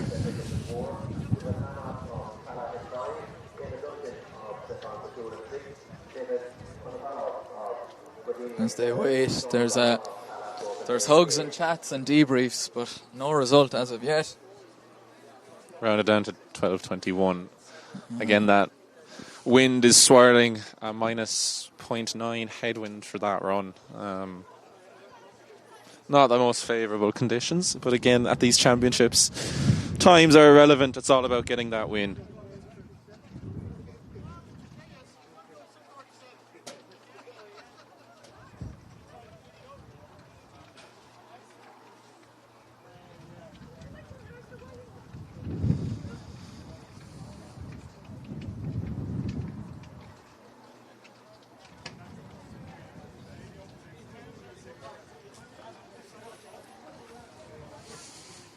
Yeah, it doesn't seem to be, as you would imagine after a race like that, much speed to get the result confirmed. So, again, we're keeping an eye. They're all gathered underneath us to the right, just out of shot, awaiting confirmation. We can. So again, this is a great final to look forward to. We have Dubem Ama, Joshua Awajula, Ben Sykes, all members of that men's 4x1 squad that set national record earlier this year. Who was the... No, Dubem Ama would have been in America. Did he not run it? No, I don't think he did. Oh, apologies. This is the bit where we do a conversation while we're on commentary. No, I think it was Sean O'Donnell. And another athlete I was... So, anyway, Anthony Goggin from Leevale is in lane number 1. Kieran O'Farrell appears to have recovered from a fall over the line. Yeah, to make it back for this final. And Ben Sykes from Orange Grove goes in 3. Joshua Awajula, who is being credited with Metro St. Bridget's, but I don't think he is. I think he's at Dromore AC. Dubem Ama from Tala, 10.5, as we said, just equaling his lifetime best in the heats. Aina Dunnican from St. Lawrence O'Toole had a great battle with Kieran O'Farrell. David Konovalov, who was the Raheny Shamrocks man, I was trying to remember his name. I should point out we had no start lists for these heats a little earlier on, and it was Sean O'Donnell who made it through as a non-automatic qualifier in lane number 8. So yeah, 10:56 was Ama's time in the heats. If the wind is favourable, we could possibly see a faster time here today. Yeah. Bruno Iavora's championship record sits at 10:49. It was a windy day in 2022 when he ran it with a plus 2.4. But yeah, all under starters orders now. So it's Goggin, O'Farrell, Sykes, Awajula, Ama, Dunnican, Konovalov, and O'Donnell.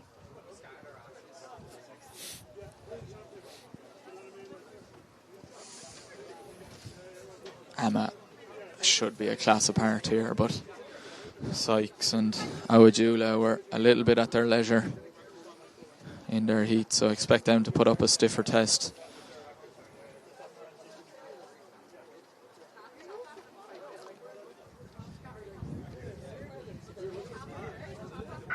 And away they do go. They explode from the blocks, and it is Ama who's breaking even with Awajula at the minute. Now he starts to open the stride. Now he drives the knees. And now it's another national sprint title for Dubem Ama, the Tala AC man. 10:55 on the clock. And he gets his plaudits from the crowd in the stand on his left. That is a really impressive run, Derek. Very impressive run. Controlled that right from the off. Joshua Awajula maybe with him for the first 20 to 30 metres, but from then on it was all Dubem Ama. No looking back. I think... Did Kieran O'Farrell get up for third there from Donore Harriers? Just pipping Ben Sykes.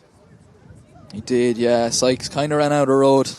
Looked to maybe not execute the race he would have liked, but and maybe letting a little bit of frustration out there. But good running by those under 20 athletes, a couple of them young, on the younger end of the under 20 age group as well, so a couple more years for them, but yeah, really encouraging signs.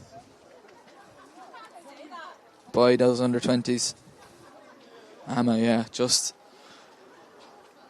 dipping under or in around that lifetime best that he ran earlier in the year in March. So obviously has retained a lot of that. Just looking nice. Still no result from that under-23 women's final. But now it is the turn of the under-23 men. Emmanuel Akinroley from Titans AC snuck in by the skin of his teeth in lane number 1. Sean Owens from Crusaders goes in 2. Luca Logue Fonseca of Clonif Harriers in 3. Jesse Osas from Ratote goes in 4. Lucas Fadden from Galway City Harriers is in 5. Luke Timlin is in 6. Bilal Kanimoto of Clonif Harriers is in 7. And Killian Curran rounds out this 8-man final. So 2 men from Crusaders, 2 men from Clonif Harriers, a Galway man, a Ratote man, a Titans man, and a student from UCD walk into a bar. I think that's the furthest thing from what they're doing at the moment. No, that is the furthest thing. It's a good final. It's a great reflection of where the under-23 age is at. A couple of course, that maybe haven't quite made it to the start line today, but it's a great opportunity for these men to creep their way onto the top of the medal roster. Max O'Reilly, unfortunately, not making it to the start line today. Neither did Nick Mjika Onamwera. Sean Bobo, 10:27, set at the prestigious Penn Relays. The national lead for the under-23s. We're due to see him in Cork on Wednesday over the 100 at Cork City Sports. Of course, yeah, the start of a brilliant week of athletics on the domestic scene. Cork City Sports on Wednesday. Morton Games also coming on Friday. And then 2 weeks after that, National Seniors. So Night of Stars. It's all go. So they're under starters orders here. Akinroley, Owens, Logue Fonseca, Osas, Fadden, Timlin, Kanimoto and Curran. The final of the under-23 men's 100 metres here from Tullamore Harriers.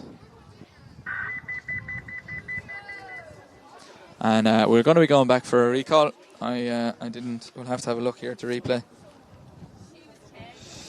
as they settled into their blocks. They're making their way back up the track. Let's see, can we spot something, Dara? In fairness, doesn't seem to be any. No, I'd say... And they're huddling around the reaction time tower again. In deep collaboration, these officials.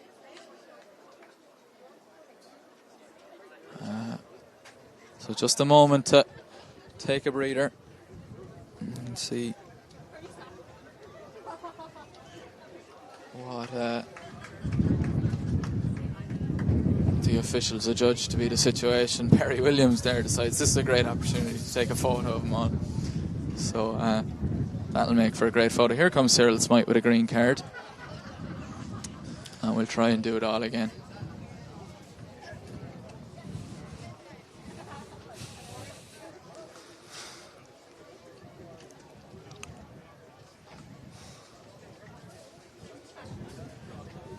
This will be the last of the sprints for a couple of hours.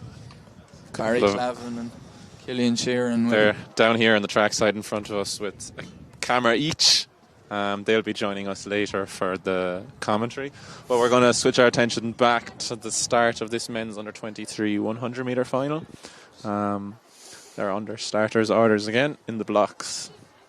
Yeah, Akinroley, Owens, Logue Fonseca, Osas, Fadden, Timlin, Kanimoto and Curran.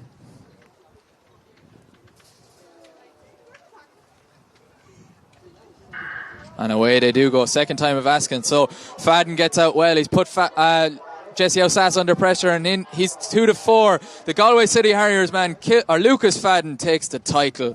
10:62. Very impressive. Up his times said earlier in the year and takes the national under-23 title. Didn't look to be the best execution of races down the way. Osas, I thought, was going to come through.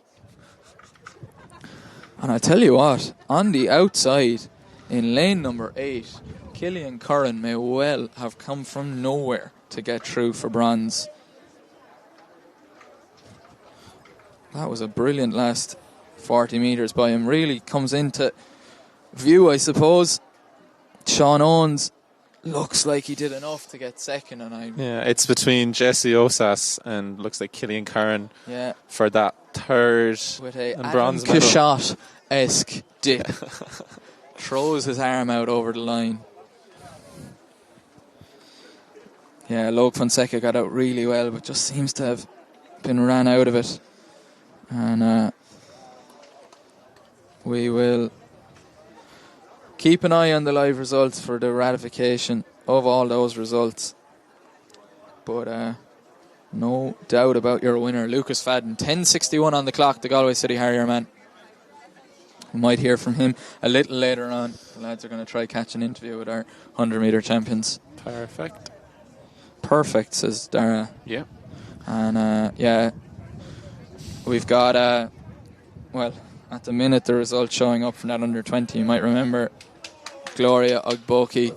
So it looks like Jesse Osas just got that bronze medal ahead of Killian Curran. 10.81, and I can't 10.83 is what Killian Curran ran. So very tight between third and fourth. But it was Lucas Fadden 10.61 taking the win there with minus 0.4 headwind. Yeah, Chidima Adekabi is accredited with winning the junior under 20 title for the women in a time of 12.38, just out tipping Nicole Doherty 12.39, and Alicia Maher currently possessing the bronze medal. As we said, there may well be a change to that result after an appeal. As a result of an athlete running under protest, no doubt about the winner a little earlier on as well, Duba Mama taking the title in the under 20 men. We're going to take a quick break from commentary to allow a changeover, and when it starts off you'll be joined by Barry Clavin and Killian Sheeran. We'll be back a little bit later on to take you through the sprint finals this afternoon.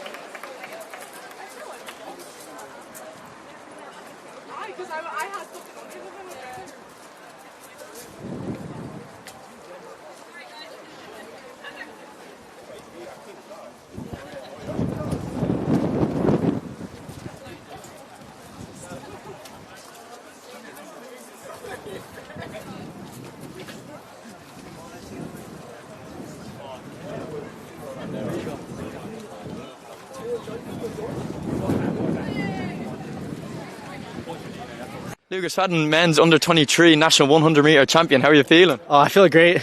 It's always good to get a win. Decently happy with my execution. Time could have been a little better, but what matters is winning at the end of the day, so the time will come. So yeah, I feel great. 10:61 in not ideal sprinting conditions, so a huge run. Yeah, I feel good. I mean, would like to be a little closer to my PB, but today was all about winning, since it is a championship, and I think that mindset, allows the times to come after, But it's a great feeling. I feel great. This is your first individual national title. That must feel pretty good. Oh, it feels great. Yeah. Didn't have my best showing last year at the U23s, and I really felt like this was my year. And I feel, so blessed to have been able to come back and, execute well and win. It feels great. And what's the plan for the rest of the season? Really hoping to, be featured in the 4x1. We'll just see, have to keep executing. I know I can kind of execute at this level. So just kind of try to continue. Of course, just keep gratitude in my mind and just feel lucky that I'm able to be here and be running. Well, Lucas, huge congratulations. Yeah, thank you so much. I appreciate it, man. Thanks, man. Yeah. Congrats. Thank you so much. Murray. Yeah, good to go. I'm a winner of the men's under 20 100 metres here at the National Under 20 and Under 23 Championships. How are you feeling? I feel good. Yeah, I feel good. It's a good day to come out and run. Have to be home. Have racing until more in the year, so I'm happy to run again. It's windy and cold conditions. Probably not fully ideal for sprinting, but you look strong in the heat and then strong in the final. Yeah, my heat was a bit better, but final was a bit cold. Kept us waiting for a little bit, but nevertheless, had to get the job done. Came on a mission, so had to get the job done. And how good does it be to be back here in Tullamore? Like you said, you're over stateside at the moment, and you're back on home soil getting the job done. It feels good. That's amazing racing against all my teammates and competitors. It's really good. I really missed out on the indoor. I was really bummed. I really wanted to run. Come back here to run. It's a good feeling, a great feeling. I was coming for more. Finally, World Under 20s, obviously in the summer you've one standard achieved. That must be a huge goal for you this year. Yeah, World Under 20 is a goal, a dream. I dream about every day. I've been practicing since winter started. This has been my dream on my wall, ready to go. Ever since Europeans actually as well. I just wanted to showcase myself because I believe that I can compete with the best and even beat the best. Well, huge congratulations. Thank you very much. Thank you very much. Nice one, man. Appreciate that.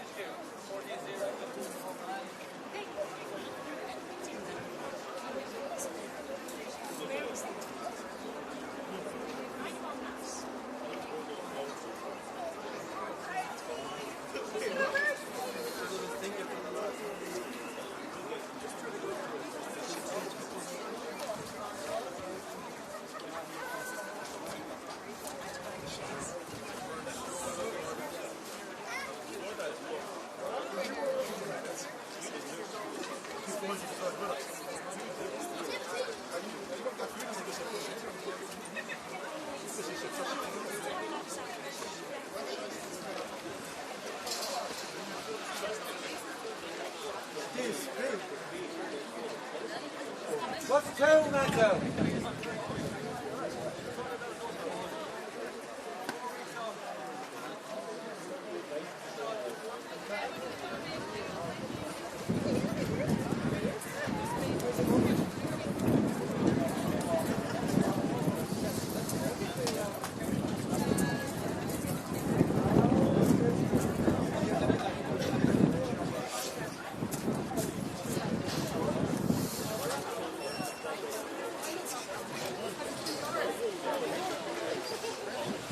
And Joshua from class with AC, please make your way to the medal presentation, please.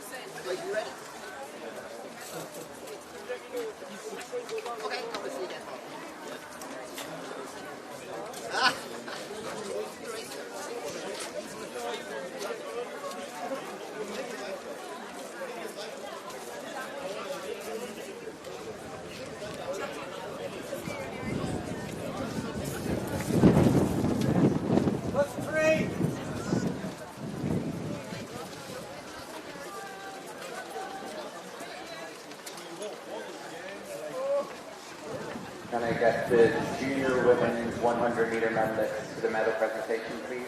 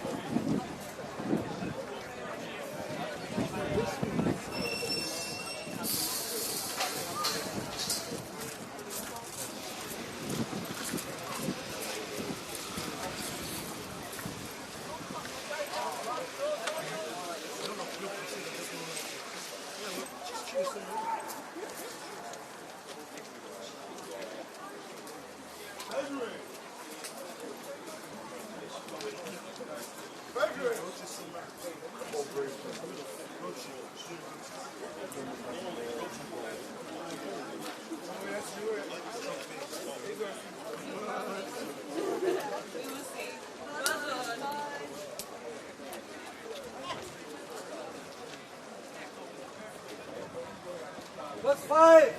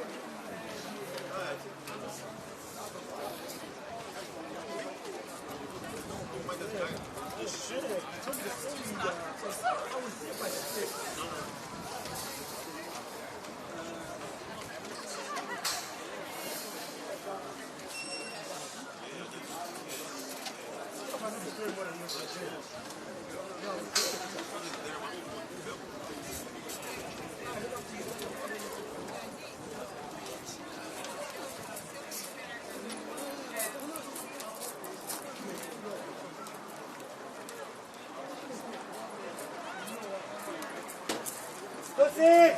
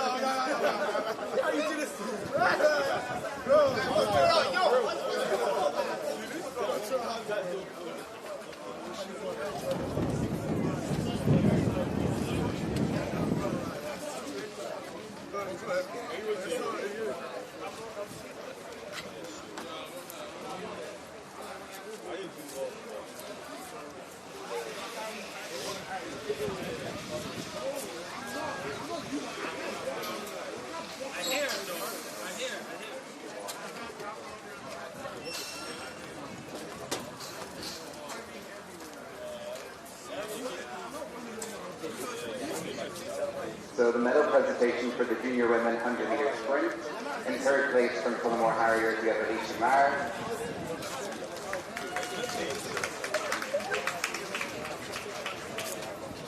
In second place from Marthoda AC, we have Nicole Doherty.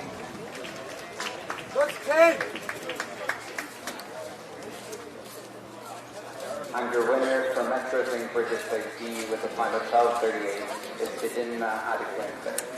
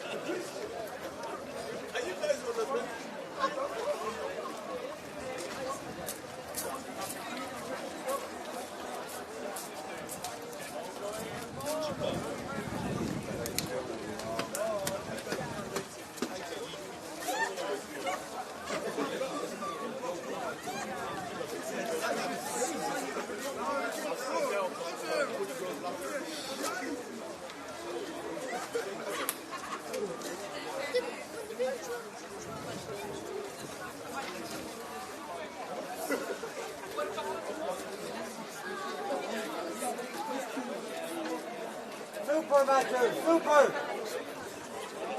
Plus 14!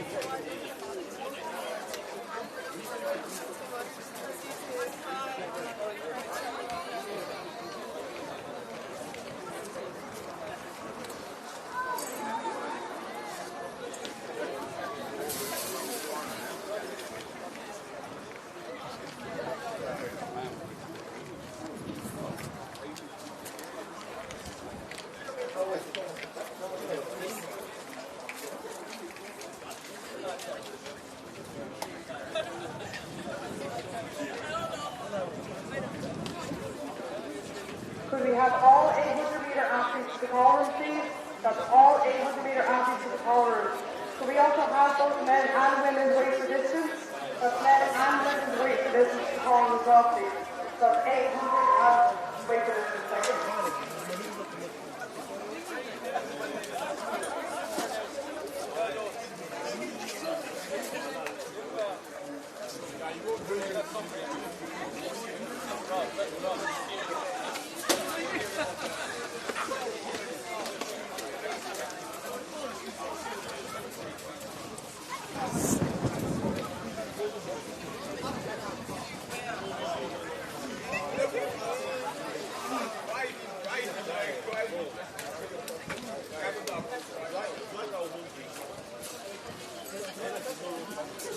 Go again, Matthew, go again. Plus 10. Well done, super.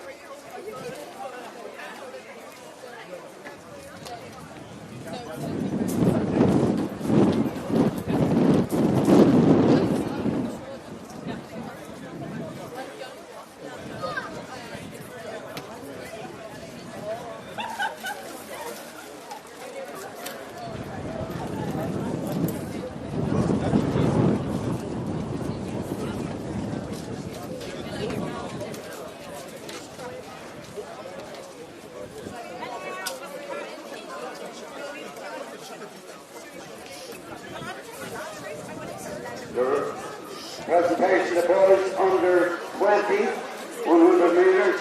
In third place with Kieran O'Farrell to North Harriers, well done Kieran. That's the silver medal winner, unfortunately he's probably gone home. That's Joshua Abangula, medal St. Bridget. And the under 20 100 metre champion, we have Gilben Amat from Tala.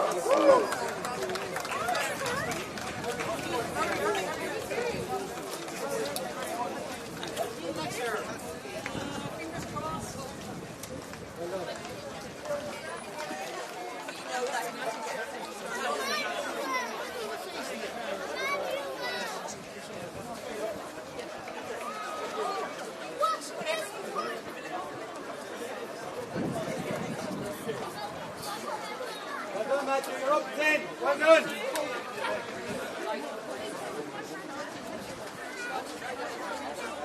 Could all relay please check in inside? All relay teams need to check in their teams and declare their teams. So either the club coach, and in the absence of the club coach, someone take responsibility to declare their relay teams at check-in inside, please. Thank you.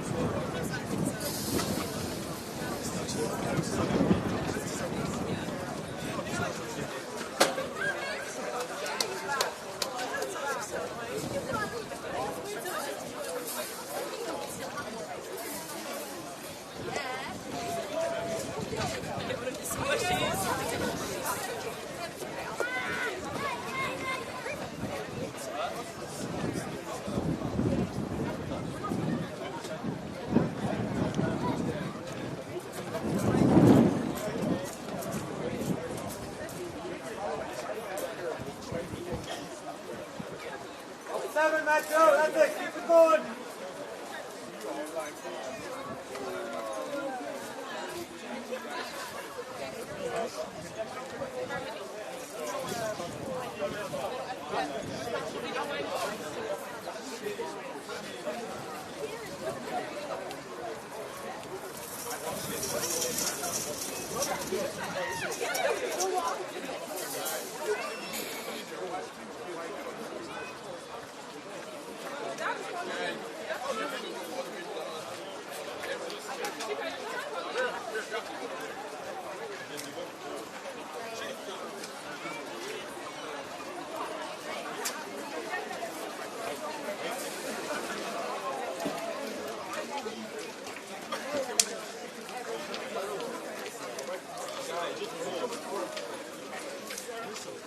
Presentation for the men's under 20 shot put. In third place with a throw 14.47, Anthony Urbanski from the Dog St. Gerard. In second place with a throw 15.60, Kieran Keane from Unreal. And first place with a new championship record of 18.39, Theo Handon from Scunthorpe.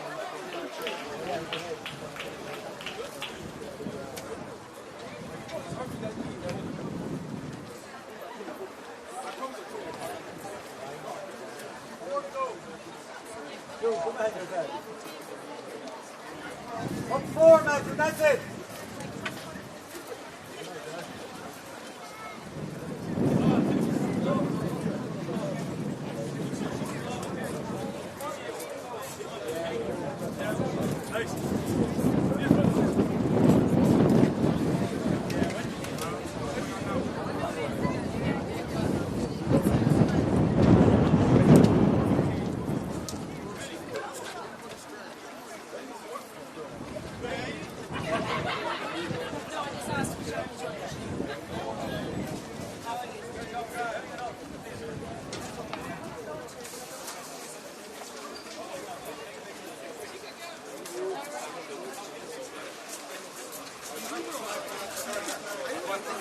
That's what they're saying up there in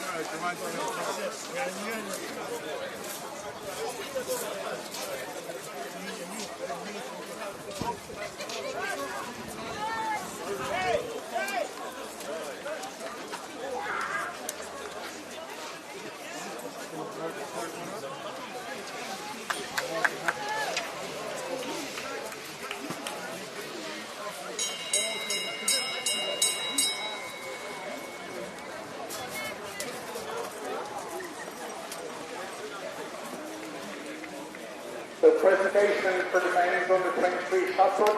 In third place in the show, 12 meters 70 with Ty Riley from Dunmere. Second place with a show 14.56, Liam Shaw of Athenry. And the winner with a show 14.72, Callum Keating from North Cork.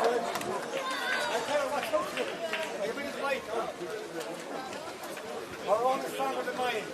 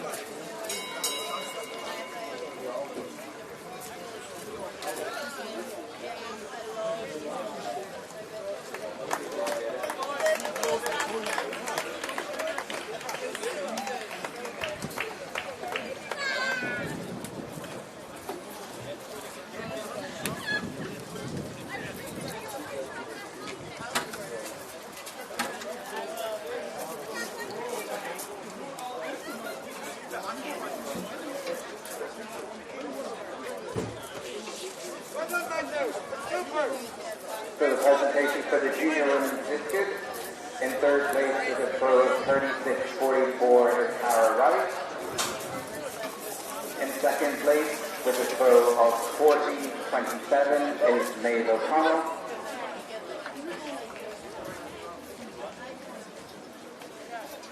And your winner with a throw of 41.92 is Adona Darude.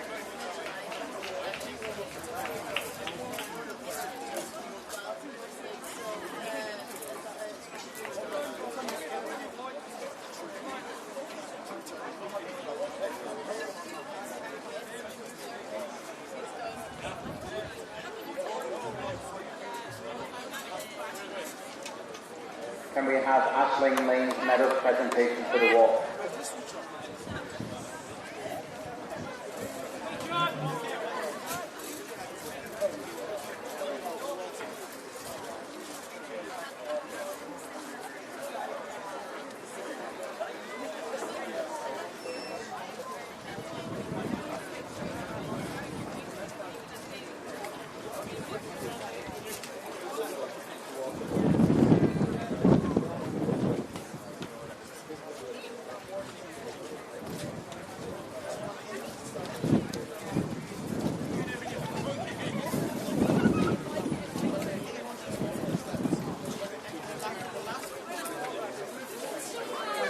So presentation for the under 23 women's discus. In third place with a throw of 36.28 is Claire Kennedy.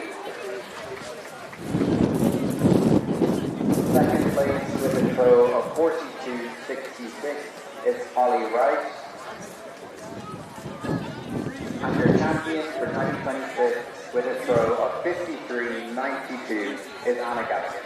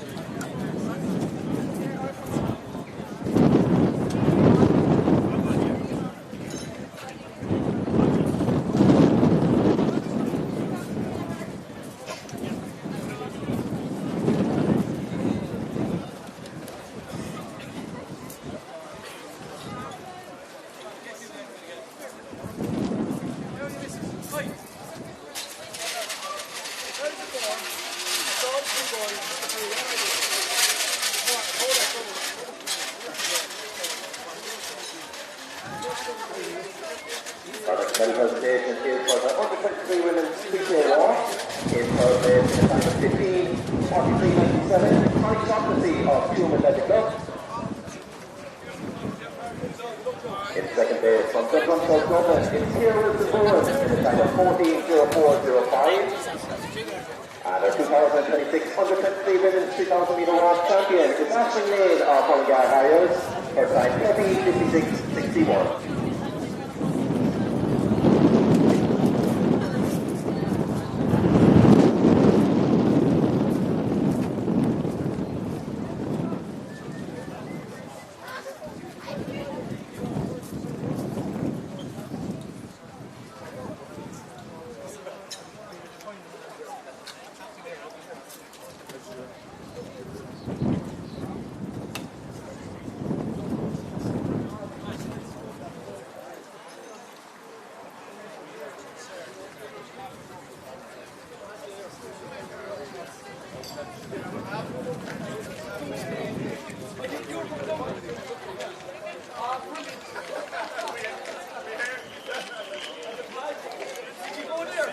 Last flat four we could find until this year, and now you're a sub 54 athlete. What does that sound like to you? It's kind of hard to believe, I suppose. I know I was like putting the work in the last years, but with the hurdles I kind of don't really compete in the four flat all that much. So I was like, this year when I was going well, I wanted to try and do as many races as I can, so I was just going to enter 2s and 4s and hurdles, and yeah, the PBs keep coming. So yeah, I'm delighted. Yeah. You have a diverse sporting background. Carlow woman, played a bit of football for Carlow as well, but I suppose you've come to UL and now you were lucky to get a scholarship this year as well. And I suppose you've progressed along over hurdles now, sub 60 as well. What's next? Hurdles tomorrow, I suppose. I'm kind of just taking it race by race and trying to get my PBs and just keep like chipping away at them. So I'm running the 400 hurdles tomorrow, so I ran 59.52 back a couple of weeks ago now in UCD, so just try and beat that again tomorrow, and I think running 53 today like kind of tells me that like there is a lot of wiggle room there, like there is a few seconds I can knock off the hurdles, so yeah. It's very windy. Yeah. How bad is it? We were up on the commentary booth with a bit of startless blowing away. How? Last question now, because the next race is coming. How do you get into the blocks and attack it, knowing that you're going to feel the wind like that? I kind of didn't notice it. I won't lie. I kind of ignore the wind. It's not something I think about. I know, like running the hurdles, I can feel like it has to be quite bad for me to actually feel it on me. Like we're always training and they're talking about the wind, and I'm like. Yeah, I'm like the wind, but I don't really. It doesn't really bother me. So I can't say I felt it. Kenny Sawyer, 2 strollers from 53.8 National Under-23 champion, back to up in the studio there.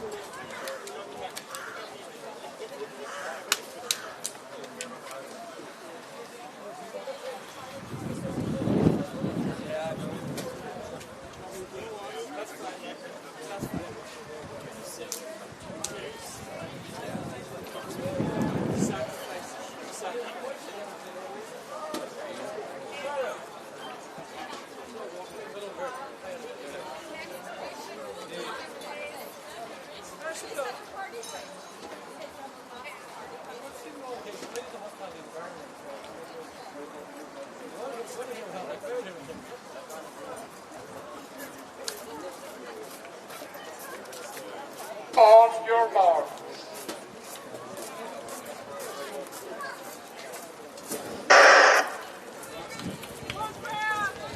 So this is the under-20 women's 800-metre final. 12 athletes in action. Rebecca O'Neill of West 43, Lily Flood of Ragone, Rachel Jez, Lucan Harriers, Pia Langton of Kilkenny City Harriers, Faith Connell of Ragone, Gráinne Moore, Dundalk St. George, Bria Bateman of Belgooley, the indoor champion, Emer Brennan from Miles, Billy Rimmer of Lagan Valley, Robert Carey of Lux, Sean Phoebe, West Morford, and Freya O'Carroll of Raheny Shamrock.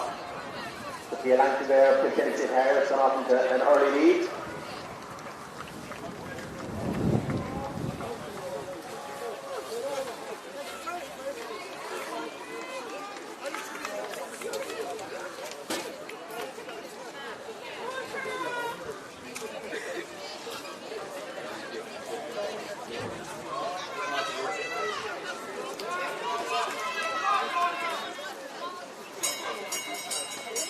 The election there of Kilkenny City Harriers, Gráinne Moore of Dundalk St. George, standing up to the lead, but he's hit and then Cortez.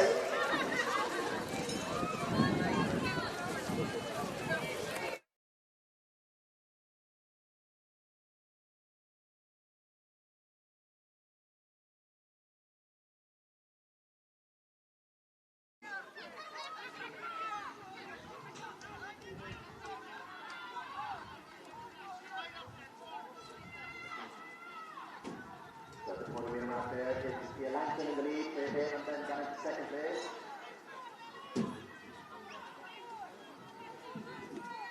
So Langton now injecting more pace into the middle.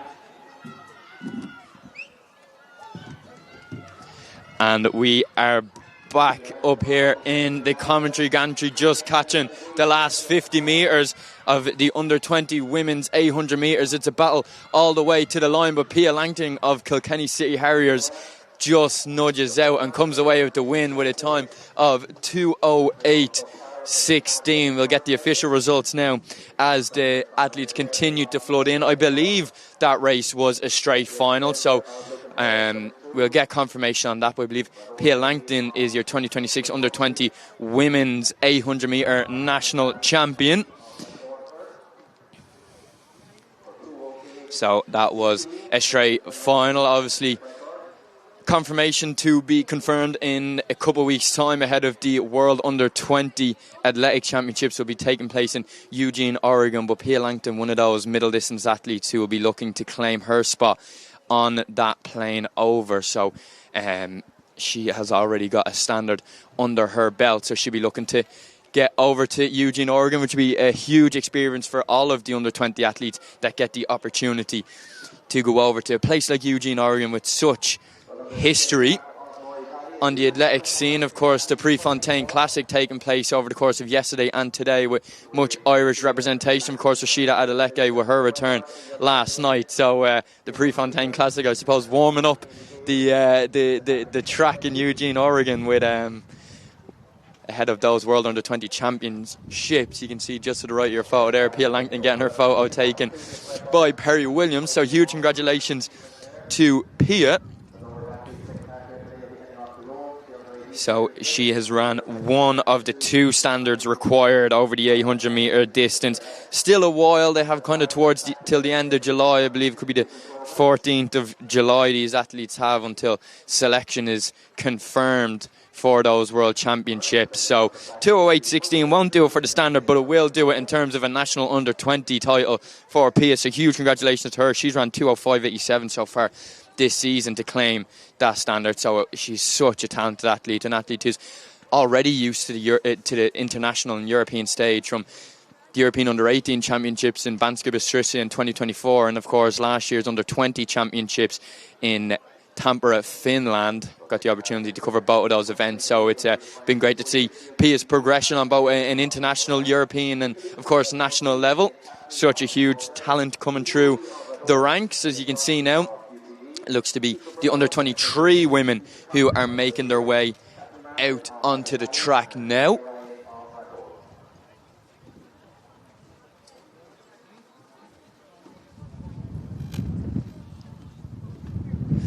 Again, another straight final, so I can confirm that was a straight final in the women's race. So huge congratulations to Pia Langton there. This race going to be another exciting one. The finals are always exciting. We might try and catch up with Pia a little bit later on for an interview. She hangs around to cheer on her compatriots and teammates and friends. You could see her getting much congratulations down trackside. So she's still hanging around. Once we get the opportunity to pop down, if she's there, we definitely will grab her, because it's looking to be quite a big summer for Pia Langton of Kilkenny City Harriers. As the big man Barry Clavin joins me out on the gantry now, just as the straight final, Barry, for the under-23 800 metres women's final. Yeah, Killian, there's a few of these 800s are going to be straight finals today. It looks to be the under-20 men's will be the only one that we can see is going to be heats. We don't actually have a start list yet for the under-23 men, so we'll let you know when we get there. You have skin in the game in that one, Barry. Yeah, my brother is in the under-23 men's. But 800 metres. Quickly, Barry, before they get underway, we'll run through the start list from the inside. Richie, Daly, Lucy, Caffrey, Mooney, Crotty, Brown, Conlon, Martin and Ryan. Renee Crotty in the yellow, the UCD singlet. She's one to keep an eye on in this race. Featured a little bit earlier on in the 400 metres, so she's had a run out already. It'll be interesting to see how that sits in her legs as these athletes come around, approaching the 200 metre mark, and they approach the break. Barry, we were chatting to a few athletes just there. Seamus Clark, we were chatting to just after his walks, and he said the headwind is worse actually on the back straight than the home straight. Yeah, it looks to be evident from that there. As you can see, it looks to be Zoe Ritchie from UCD AC that's taking the lead there, but it's all quite pedestrian as they go through 200 metres there. Everyone's sitting in quite a tight pack there. No one wants to really take the lead on this one yet. Oh, it's quite the conditions to tuck in and shield yourself from the wind as these ladies approach the final straight, the final 100 metres for the very first time in this race, and it's going to be an absolute burn-up over the last 400 metres. On the outside there you can see Lisa Conlon taking close order. She's in a nice position to strike, and it's still the UCD athlete on the inside, Zoe Ritchie. And it's going to be very pedestrian here as they go through 400 metres in about 69 seconds. This is going to be a very much a sit and kick race between these ladies. It is indeed, and it's a dangerous situation to be in these championship races when you're so compact like that and people are barging for positions. People can trip up, you can get tangled up in other people's business. So it's still Lisa Conlon on the outside there who's in absolutely perfect striking position as they run along the back straight. Moves are starting to be made, Barry. people are jostling for position, this is the time where things start to get really, really cagey and people can go down as they try and make their position to strike over this final 200 metres. And it looks like Zoe Ritchie from UCD AC on the inside. She held that line all the way, and her teammate, and now I suppose compared to Renee Crotty, came out on her outside, but Ritchie kicks again with just over 100 metres to go. And it looks to be Aoife Brown there from MSB AC that's on Crotty's shoulder there. But it looks to be no doubt that it'll be Zoe Ritchie that has taken this from gun to tape. Unless possibly the lactic acid from the 400 metre earlier on in Renee Crotty's legs. But it's going to be UCD 1 and 2. Zoe Ritchie across the line, 2:14.21. Unofficial result, but Renee Crotty in second. Like we said, UCD 1 and 2, and that was MSB Metro St. Bridget's AC's Aoife Brown coming in to claim third. It really was anybody's race. We pointed out... it looked to be Lisa Conlon from Dunleary AC there that caught fourth place there, just shy of a medal. Yeah, Lisa was in such a great position to strike. She held that outside line the whole way around, and she was nicely tucked in. And just when it came down to it, Renee Crotty does have that 400 metre speed, like you've seen her featuring a little bit earlier on. But what a really, really tactical and championship style race. Yeah, and 2:14 is a solid time considering that they went through in 69 seconds. You know, especially with the windy conditions out there, it's not easy running.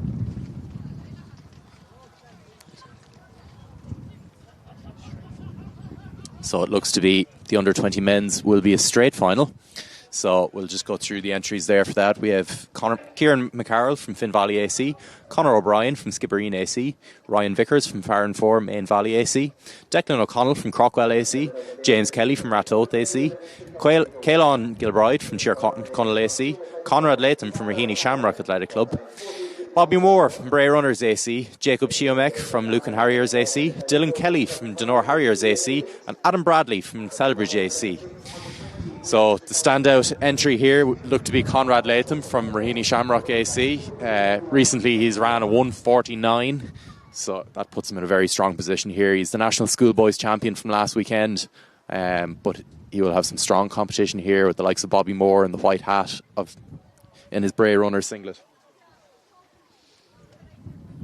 Yeah, great spectrum of young 800 metre talent here. Even the Lucan Harriers AC man, Jakob Kiomek on the outside there in lane number 7 with Dylan Kelly. Jakob is Lucan Harriers man. He's used to the steeplechase. He's picked up a couple of school and national medals over the steeplechase. He's dropped down now to the flat 800. So it'll be interesting to see how this one pans out. Barry, as they're under starters' orders. Yeah, Conrad in a two lane there with Bobby Moore just on his right. He'll be watching to see how hard he goes out. Yeah, Bobby Moore looks to be putting the hammer down quite early on with that backwards white cap, an athlete who's featured on an international and European stage for Ireland already after being already in such a young career. But this is strung out from Kieran McCarroll from Finn Valley AC here at the start line. He's going to go through 200 metres quite faster than the rest of the field. It's about 26 seconds there through the first 200. Bobby Moore just closing that gap slowly as they string out this next 200 metres. What an opening lap. It's easy to get sucked into other people's races. If you're looking at tactics over the 800, Keane McPhillips is the man to, I suppose, try and replicate. He doesn't get sucked into anybody else's race, and he comes from the depths of hell with unleashing his kick. And we can see as we come through the bell here, Conrad Latham moves up into third place with Bobby Moore with a significant gap on him at the moment, but he's sitting behind the Finn Valley AC athlete Kieran McCarroll. And Bobby Moore seems to be just sitting on his shoulder, waiting to kick. But Kieran McCarroll seems to be putting in a very impressive run, running from the gun here. And Jacob Chiomek just there, back in fourth place. He seems to be holding a decent gap between himself and the rest of the field as well. Seems to be very strong out here from second, third, fourth, fifth. But Bobby Moore has moved up, and he has a very strong gap here against the Finn Valley AC man. He's going to want to prove a point here after not winning the schoolboys championships last weekend. What a run by Bobby Moore. Keep an eye on the clock. He's pumping his arms. It's going to be a huge run from Bobby Moore. This is going to be a massive run from the Bray Runners man. 150.51. Conrad Latham from Raheny Shamrock in second. And the Finn Valley AC man, Kieran McCarroll, who took it from the gun, back for a bronze medal.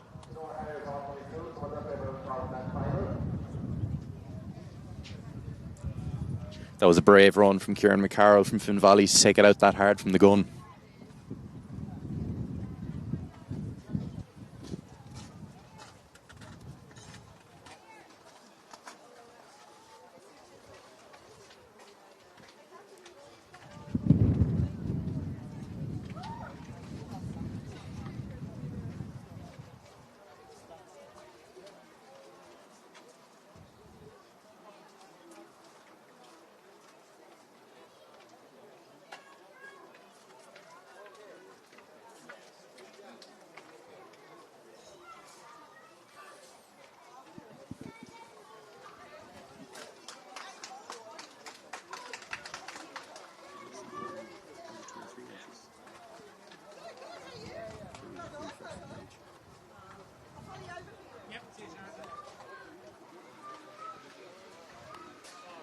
So our next medal presentation is for the 120 metres 5,000 metre walk. In third place from Mulgai Harriers at a time of 21:25:52. Scott Lennon.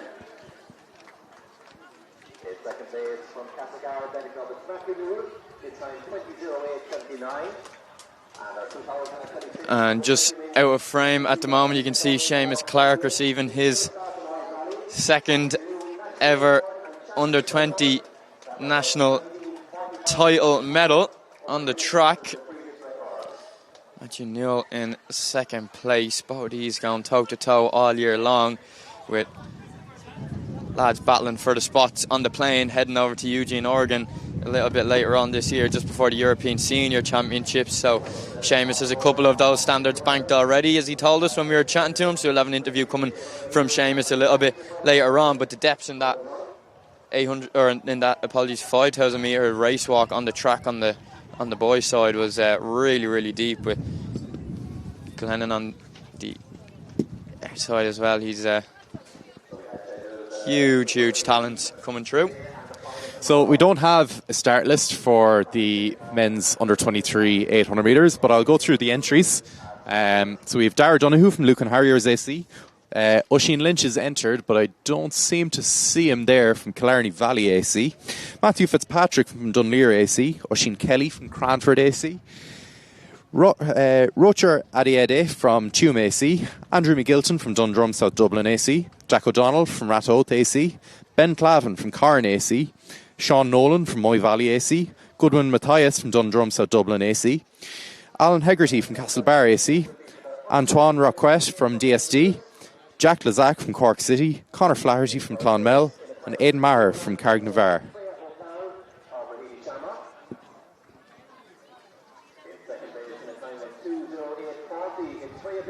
So based on PBs, Dara Donoghue would be the fastest on the field with a 1:48 PB. Recently this year so far, I think he's been running about 1:50, 1:51. So it'll be interesting to see where he is today. See, 1:53.36 is Dara's season's best this year, with Ben Clavin just ahead of him at 1:53.16, and Andrew McGilton 1:52.97. Matthew Fitzpatrick from Dunleer AC is 1:51.82, seems to be the fastest in the field at the moment, based on season's bests. Oisin Kelly with the 1:52.56 this year so far as well. Yeah, Dara Donoghue, obviously seriously talented 800 metre runner. Obviously multiple national senior medals. So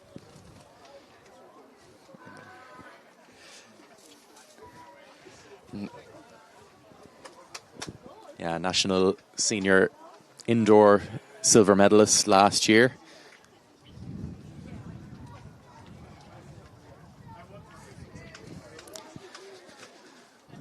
But on paper, Matthew Fitzpatrick is the fastest in the field based on season's bests. Actually looking to see, is Matthew there?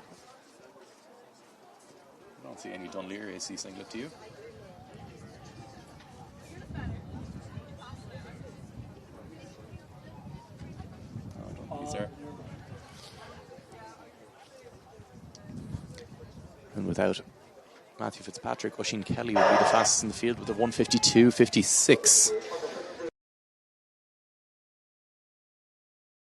100 metres seems to be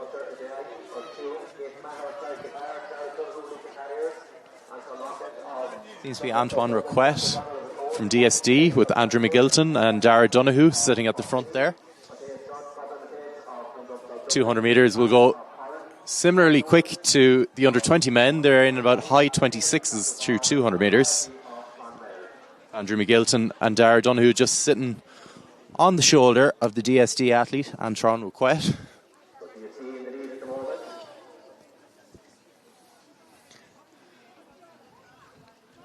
And they're all quite bunched together here with the tall stature of Ben Clavin standing beside his training partner from Ratoath AC. And it's really starting to squeeze together now as they come through 400 metres. Bit of pushing and shoving around there, but Dara Donoghue sitting in second place just behind Andrew McGilton from Dundrum South Dublin Athletic Club. And Andrew McGilton has put in a serious kick here now to try and move away from the field, with Dara Donoghue holding on behind. Jack O'Donnell putting in a serious shift here to keep behind them as well, with Oisín Kelly sitting on his shoulder, Ben Clavin just behind as well. Oisín Kelly and Jack O'Donnell producing a gap here to fight for third, but Dara Donoghue and Andrew McGilton are in a big fight here for the first place medal.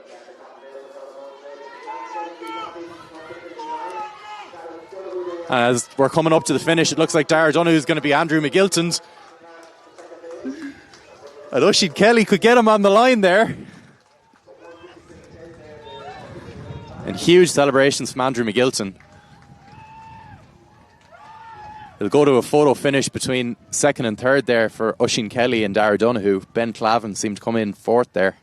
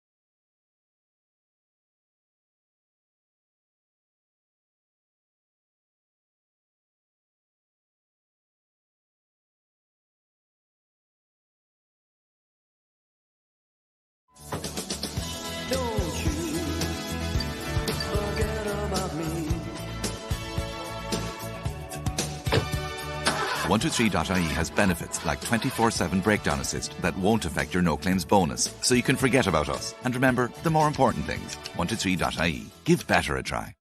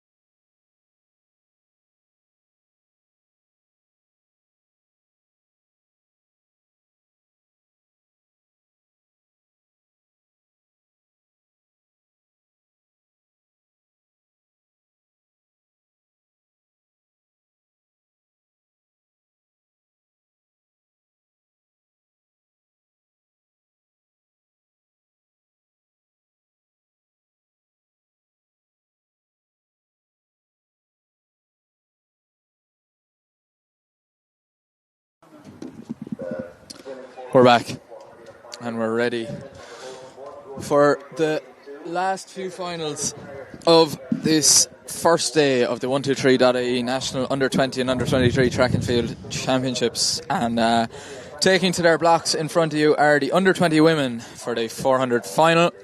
In lane 1, representing Ratoath AC, is Aisling Shevlin. In lane 2, Roisin Murray, Bray Runners. Lane 3, Saoirse Fitzgerald, Lucan Harriers. Erin Friel, Letterkenny, goes in 4. Maria Zakharenko in 5. Evelyn Quick of DSD, Dundrum, South Dublin, in 6. Sophia Granjo, St. Lawrence O'Toole, in 7. And Kate Maher, Kilkenny City Harriers, in lane number 8. Should be a very competitive race between all these women, of course. Looking to secure or put their name up for those spots in the women's 4x4 team for the World Under-20 Championships. Yeah. Heats earlier today. And all these girls relatively qualifying at their leisure. So away they go at the first time of asking. And it is again free. Look at her attacking that first 100 metres.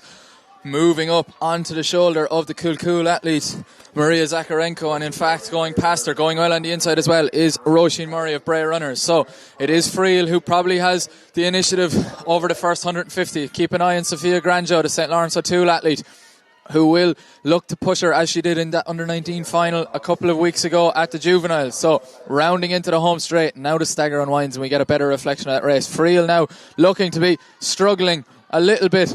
He's feeling the effects of the lactic, but still has the control of the race. It's Murray on her inside, it's Friel, it's Zakharenko on the outside, and it's all starting to accordion back up together. Here comes Zakharenko. Friel has the initiative, but it is Maria Zakharenko to come through and take the title. 54-65. She just got back in touch, and when you're in touch with 10 to go, anything can happen. A brilliant run by Zakharenko. Friel maybe not rewarded for made the best of the running, but Tara, that's a brilliant race. That's a big scalp for Maria Zakharenko. She was always there or thereabouts throughout the whole race, and I think once she got a sniff of that lead coming down the home straight, she was just charging the whole way down. I'm not too sure about the third or fourth place. It was very tight between the likes of Sophia Granjo, Roisin Murray, Evelyn Quick in there as well. It looks like Granjo just held on, and it was actually Kate Maher of Kilkenny who looked to claim that fourth spot. It's a big scalp. It's also a big lifetime best from Zakharenko, lowering her, dipping under the 55-second barrier for the first time in her life, going from 55.05 down to 54.6. Brilliant running. Takes the scalp of the now senior capped Friel, but brilliant running, a brilliant last 50 metres. Who could keep the head? Who could keep the mechanics? And indeed it was Zakharenko on that occasion. Yes, very, very impressive. I suppose looking at the bigger picture, if she'll be on that 4x4 team at the World Under-20s, they've a handy little squad heading over there, looking to build on their qualifying performance of 3:37, which they ran earlier this year. Yeah, just looking back there, we didn't have a massive amount of time to preview that race, but no Ellis McHugh actually. Yeah, and she obviously let them know in enough time anyways that lane was filled by someone else. It looks like maybe Aisling Shevlin of Ratoath took up that spot there in lane 1. Ellis McHugh, that 400 hurdles national record, I suppose, maybe coming back to run the hurdles tomorrow. So has withdrawn in plenty of time, and not sure if that'll affect her run tomorrow, but anyway, hopefully it's not too much of a niggle. But as you were saying, there is a good depth of talent at under 20 level now. Of course, Molly Daly not competing at these championships apparently, but definitely another name that could be contending for a spot on that relay. Absolutely. So look, that's the under 20s. The next race on the track is the under 20 men, and again it was a large spread of heats a little earlier today. Some really impressive runs. It looks like we have a few absentees from this race as well. Yeah, it looks like lane 2 certainly is empty. Lane 2 and possibly lane 7 empty as well. Of course, we mentioned earlier it's a long day. Looks like we'll go through the full start list in detail, but I suppose again the main protagonists in this final qualifying at their leisure. No real sub 50 clockings. There was none required, but Kieran Brosnan does not look to be there actually, and I was going to say he was the most impressive of the qualifiers. Now I did see him make his way into the building around the same time as us. I'm just trying to cast my eye around, but yeah, he doesn't appear to be there, so that's going to affect our start list. So Dara Roach is scheduled to start in lane 1 from Ratoath AC, and he is indeed there. Ruben Plunkett is one of a couple of non-starters. It would appear that Port Leishman does not go in lane 2. Victor Lampf from Kilkenny City Harriers is there, as is Findlay McGill of Clonliffe Harriers in County Dublin. Then it looks like it's going to be Killian Conway, second of 2 Ratoath men in this final. Shane McGovern from Galway City Harriers goes in lane 6. Down the aforementioned Kieran Brosnan, the Anriacht man based stateside, does not look to be starting and available for this final, so hopefully nothing too serious. And out on the outside, and I think he's my hat tip for the win here, Alex Leonard from Denora Harriers. We were commenting about how he's rather large for an under-20 athlete. He's quite tall, big and rangy, and you would imagine lane 8, given its wide bends, will suit him. Ground. But again, it was very hard to get a judge on the form in the heats. Yeah, and obviously lane 8 you're running blind anyways, but with that empty lane inside him in 7 as well, he won't, I suppose, have that athlete to gauge off either. So he really will just be looking to run his own race, and hopefully it'll be enough. There's been a lot of chopping and changing with this start list. Aaron Whelan also a withdrawal. He won the 40th, the European under-18 for hurdler. He's bound for those championships. So just the 6 men taking to the start line. Perhaps Plunkett moved in and not knowing he was probably already on the road to Portlaoise, but it is the 6 men. It's Roach, Lampf, McGill, Conway, McGovern and Leonard in lane number 8.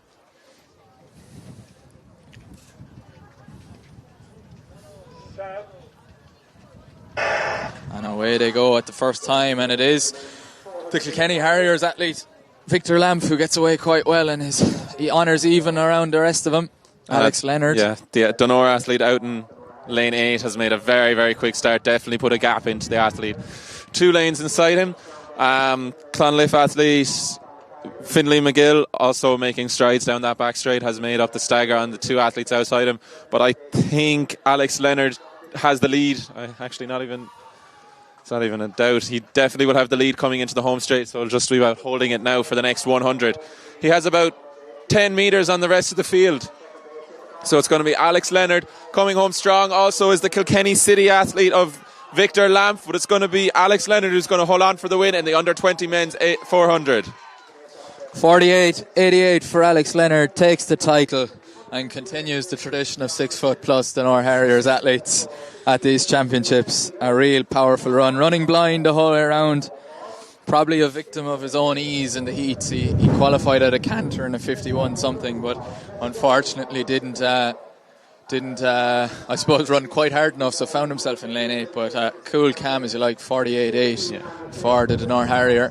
Yeah, definitely ran his own race there, and it paid off.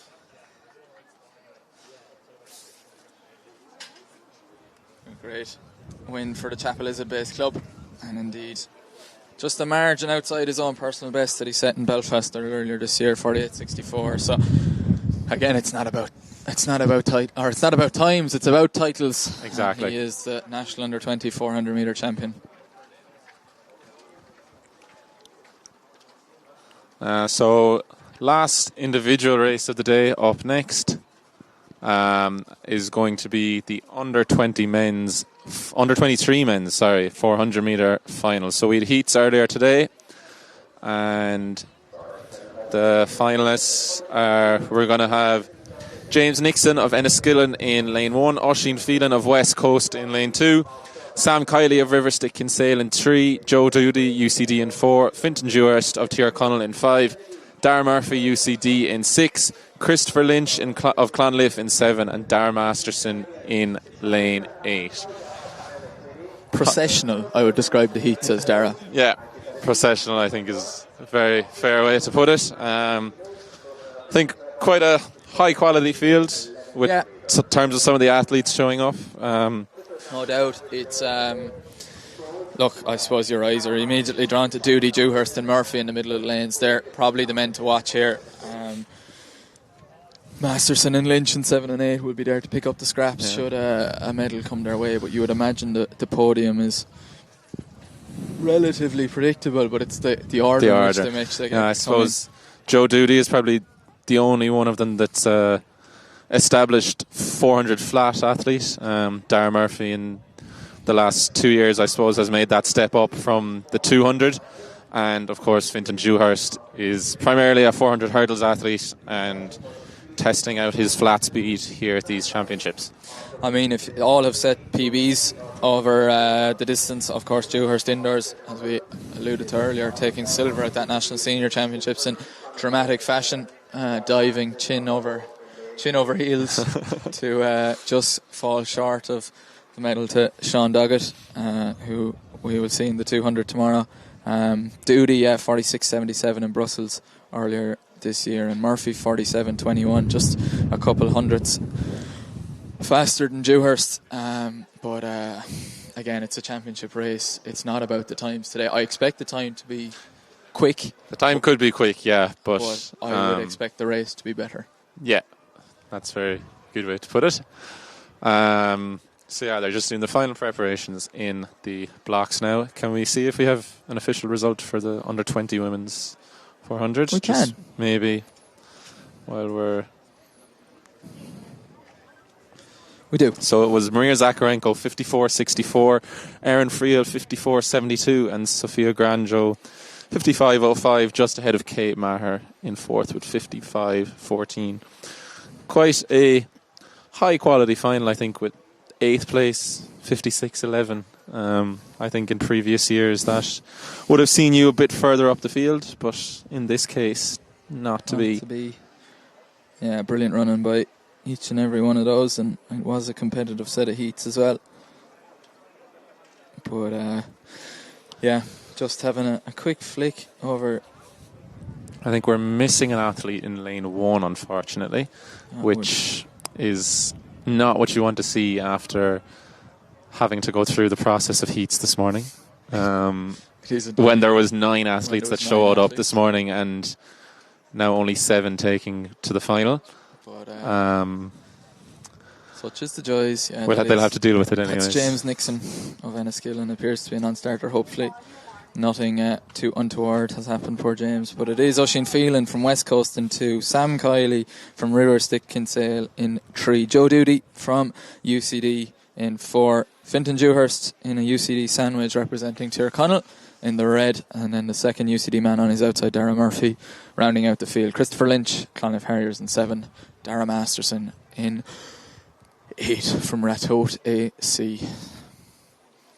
It is a race of high calibre, it is a race of high drama, and it's a race of high stakes, and they are away and off they go. The challenge has been put to each of those men: get out hard, come home harder, and it looks like Dara Murphy has taken that the most literally. He's off like the clappers, driving past Christopher Lynch on his outside, flowing and moving nicely down he is. Doody and Dewhurst have to respond to that move now soon. They'll be a little bit stronger than Murphy would imagine, but they cannot make up for lost time. It is Murphy who's taking control of this race as they move around to the 250 mark. Murphy, a little bit of a speed wobble maybe, hopefully nothing crampy or untoward, and it's Doody now who moves up onto the side of Dewhurst. So Murphy has the race in his control, but he's got a pack of dogs chasing him. Christopher Lynch has brought himself into contention as well, so it's Dewhurst, Doody, Lynch, Masterson just off the pack, and it looks like it's going to be a UCD man to get up for it. Dara Murphy takes it in 47.66. Joe Doody just enough for silver, and Fintan Dewhurst may well have just done enough. We're going to have to go to the replay for that one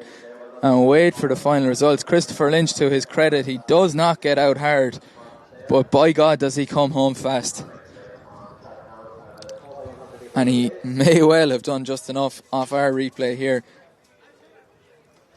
God, the photo finish girls next door have been put to work today, haven't they? Yeah, I know there's been quite a few close races. Dara Murphy and Joe Doody battling down the whole way. Dara Murphy did very well to hold on there. Again, still probably learning the 400-metre event. He is, but look, he's not a novice at this stage. He No. has a bit of miles on the clock, and he's got the right man guiding the ship in Adam McMullen. But yeah, look, he went deep into the well early, but he paid dividends coming home. It's a tough day. We said it wasn't going to be blisteringly quick. 47.6 isn't, but it was the nature in which the race closed up on it. We'll see now if we can get any results. No Not results. yet. I would imagine they'll come up on the scoreboard in shot there before anywhere else. But yeah, a tough day. These guys, with the delays in the 100, there was a knock on there probably after running 2 4s, probably within the space of less than 2 hours.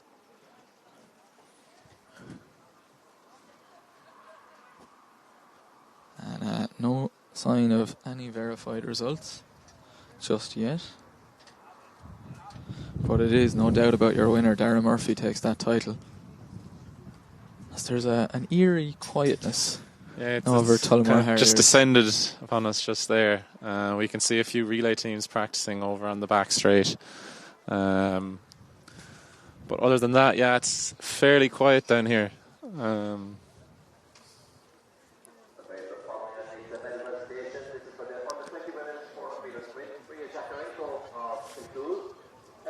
So while we're waiting on that official result, Barry and Killian would have taken you through the race walks a little bit earlier, and they spoke to Seamus Clark, who broke the national under-20 record over the 5,000 metres.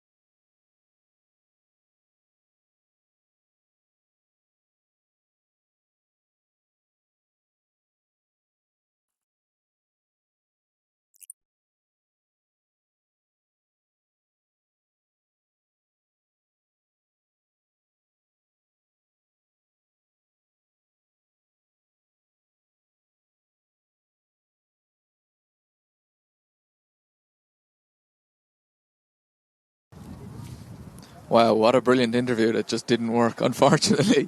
A little bit of technical difficulty. So we'll have to, I'm going to go on and summarise that he basically said, yeah, he's really happy, he's delighted. And it's a brilliant, he's actually underneath us there now. I would shout down and ask him to give another interview, but he's, we'll just do a bit of people watching as Seamus Clark walks away now, and he's delighted, as he tends to do. The race walker that he is, walking all over the place. Coached by Mam, who's, I think is Neve, but I can't be 100%. Deirdre, yeah, you could be right. Deirdre Clark, good man, Dara. He didn't even say it into the microphone, so we can't verify it. Yeah, coached by Mam, my valley man. He smashes the smashes the national record, and we took it off Matthew Newell at 2021 time that Newell himself nearly said ran, walked at the Connacht Schools, I believe, in Sligo, or not Connacht Schools, but it was in Sligo.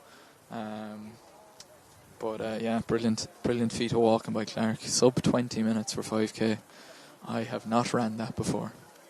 Well, I probably have, but who's a lot fitter aerobically and probably a lot younger. But yeah, we have a verified result there from that under 23 400. It was indeed Darragh Murphy taking the title in 47.63. So, do you know what? Not a million clicks outside that championship record of 47.12. Joe Doody second in 47.78, and Fintan Dewhurst was third in 47.95, just outdipping Christopher Lynch of Clonliffe Harriers. There is one remaining race on the schedule. It is the 4x1 relays. So we will guide you through it. It is an absolute commentator's nightmare because they've merged both age groups. But I can tell you that there are... Right, so there's some of these teams are under 20. Some of these teams might be under 23, but there is DSD, Ratoath, DSD...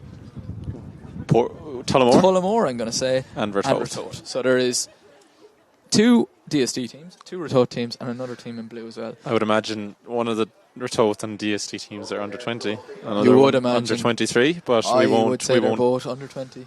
Oh, potentially. Yeah. Okay. There is the whole endeavour of qualification for the Euro clubs. So that often yields, we have 5 under 20 teams according to our start list in front of us. So DSD B, Ratoath A, DSD A, Tullamore, Harriers, and Ratoath B. Looks like all the zones are ready to go. And the athletes are called to their marks.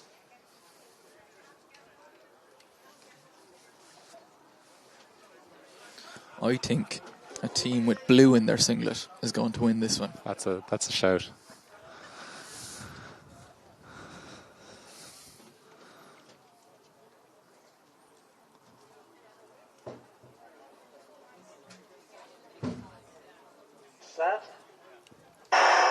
Okay, and they're away safely. It looks to be a very even start, possibly Tullamore making some ground up on them on the DS or the Ratoath team there on the outside of them. Looks like we're seeing Evelyn Quick, who we just saw on a 400, taking on the back straight for DSD on the inside lane. But it looks like it could be Ratoath's team in lane 5 that are in the lead, followed by Tullamore. And one of the DSD teams now coming on very strongly on this third leg. So it's going to be Ratoath that hand over in front.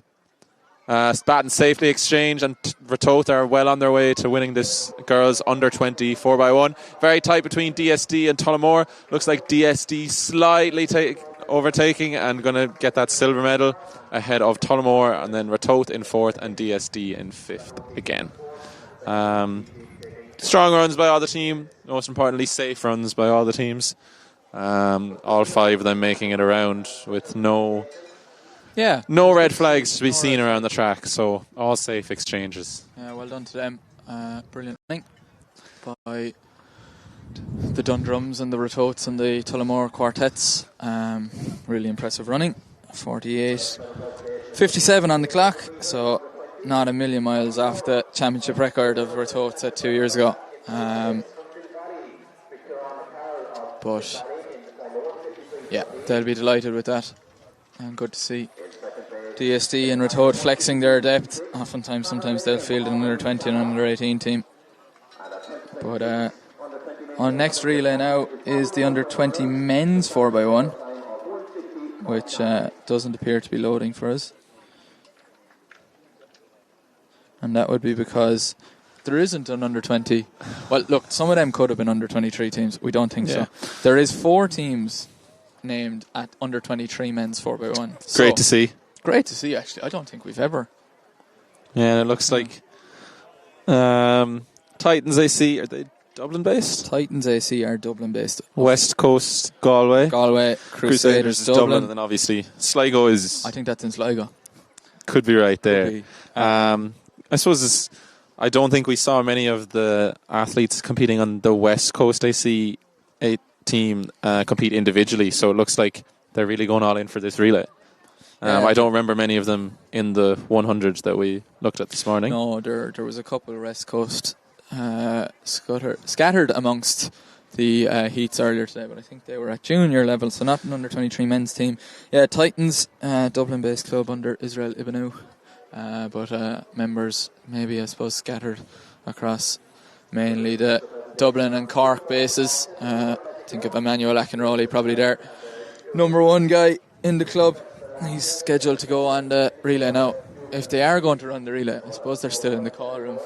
That's probably where they are. Yeah, I think I just saw the West Coast AC team head into the call room, so hopefully it'll be a quick turnaround in there and straight back out onto the track and get the show on the road. Get the show on the road. We're looking forward to it. While we are looking forward to it, I suppose Theo Hanlon, we missed this earlier in the day. I do apologise, but he set a national under-20 record en route to winning the title, 18:39, to obliterate Victor Costello from the record books by a whopping,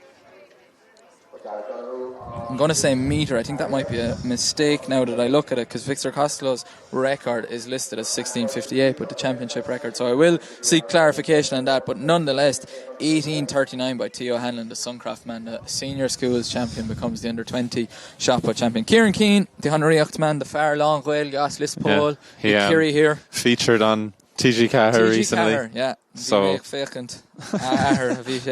Kaint, Lán Trí Gaeilge, Gaeilge Lífa, agus Gaeilge Alling, and Kieran Keane, 1560, so that's good throwing by that man from Anriach, a great character, a real personality. Anthony Urbanski from Dundalk St. George's was in third, 1447, and a man who's probably been plying his trade a little bit quietly today, but Ono Callaghan from Bandon AC, the decathlete who is qualified. He's achieved the standard for Oregon a little later this summer. He's a real talent, the decathlete. He's built like a decathlete. Great to see a male decathlete and female heptathlete bound for Oregon. Absolutely. I suppose highlighting the upcoming upcoming multi-eventers in the country. Yeah, O'Callaghan's an exciting talent. He was spent a lot of last year managing an injury, but I remember him at under-18s as well. He's one of the many multi-eventers that has emerged from Bandon AC over the last 20 years, thanks no part to Frank Stam, who does a lot of work down there. But yeah, Ono Callaghan,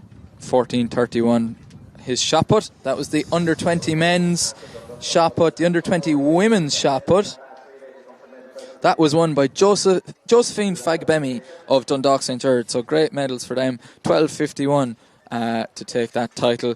Caoimhe Gallen, second time on the rostrum today. I think she won the hammer throw a little earlier today.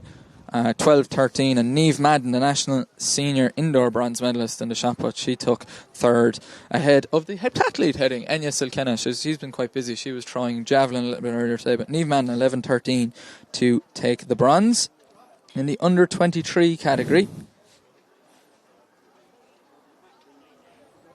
the under-23 women's shot put was won by Katrina Pasarinskaita with a throw of 12:92, ahead of national heptathlon champion Laura Frawley of Nina Olympic, 11:58, and Nina Wallace was the third athlete in that competition, throwing 9:88. It's been a day of throwing, all the throws today. Callum Keating took the title in the under-23 men's. You called a good competition, and a good competition we got there, as he pips Liam Shaw with a throw of 14:72 to beat Liam Shaw's 14:56, and Ty Riley, the Dunleer AC man, was third with 12 metres 70. In the discus, it was Alex John Anderson of Tyrconnell AC, 30 metre. No, I do beg your pardon. It was Teddy Gannon. They did that to throw me off. Teddy Gannon of Dublin City Harriers with a throw of 48:30. Liam Shaw, 40 metres 6. No, they've really done it. That's probably because it's just happened. This competition's happening actually at the minute. These are live results we're bringing you. These are live results. I was too confident. Yeah, it is a live result. So it's in the fourth round. Teddy Gannon leading, followed by Corey Scanlon, and then Callum Keating in third, with Liam Shaw again just behind Callum Keating in fourth. They're having a great battle. I mean, I could be too confident with the discus. Yeah. Anna Gavigan has continued her fabulous season. 53.92, just about 30 centimetres shy of her championship record. The Land-Based Sports Academy athlete, she's had a brilliant year. National Under-23 record I think what's really been impressive about her this year is just the consistency that she's shown. I think last year she won that silver medal at the European throws, but didn't quite reach those heights for the rest of the year, or those lengths, should I say. But this year she's been really consistent with the distances she's throwing, always around those 53, 54, even 55 metres. Yeah, so she's been really, really good this year. Adana Zudi of Dundrum, South Dublin, took the under-20 women's discus title with 41.92. And we mentioned him a little earlier, but Owen O'Callaghan in the men's discus junior throw, 43.80 to... No, is that still going as well, Dara? It is. Yeah. They're all in together. So he is fourth, actually, with 43.80. The winner, or leader, is Colin Duffy from North Leitrim AC. That's a club you don't see too often, isn't it? North Leitrim. But they have had a few throwers in the past, if memory serves me right. Okay, I think we're finally getting our under-23 men's 4x1 teams out onto the track. The DSD team are out here and ready to go anyways. And hopefully we'll see the rest of these teams make their way onto the track shortly. We have the Ratoath team making their way off now.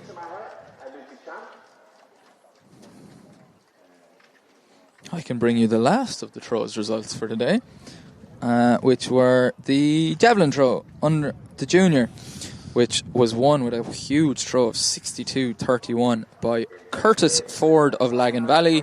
Again, Owen O'Callaghan has been a busy man throwing today, 48.57 for him per second. And in the under-23 men's javelin, it was Andrew Scanlon, the Leavell man, 58.97, took the title from Charlie Lawden's 47.20. I think we actually could have a under-20 men's 4x1 here. If we could get maybe there is teams added. There's two Ratoath teams down here. There looks to be one DSD team and a Titans team. So there is. This is an under-20 relay, but there's 4 teams, but we can't quite get the results. But yeah, we can say there is a... They could possibly be running them all in the one race. There mightn't be teams checked in. I don't see Crusaders down there. I know that is that's a very fancy looking pink sock there on that West Coast AC, man, isn't it? Yeah. Don't think you got that on Shop Street. No. On here is Crusaders, so it looks like we're going to have enough for 2 heats here, unless they go 1 to 8. But yeah, 2 Ratoath junior teams out there, 2 DSD junior teams out there. I can see Sean Stratton and the Titans AC crew and the gang, so we'll have to hang on and see what happens here.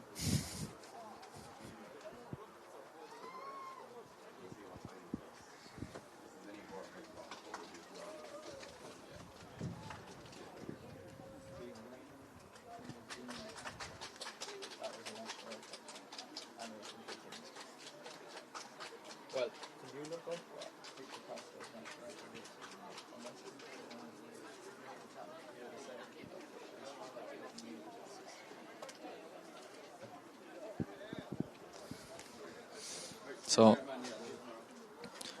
Michael Quinlan appears to be laying out all 8 sets of blocks, so it looks like all 8 sets of teams we're going to have there. Brilliant. Should make for a great race. It'll make for a brizzy race. Yeah. And I can't say that with absolute confidence that the team in blue will win. No, because West Coast do not have blue. Oh, that's how that works. Neither do Crusaders. So. Yeah. So that's okay. They've burst that bubble. And Sligo don't either. Yeah. The team with blue will win the under-20s. Yes. Yeah. Yes. Blue will do.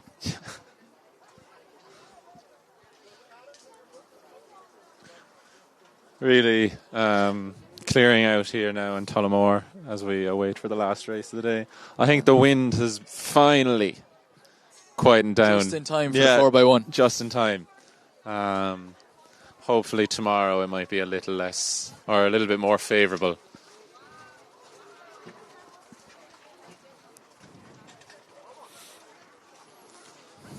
As all these athletes make their way down to their places.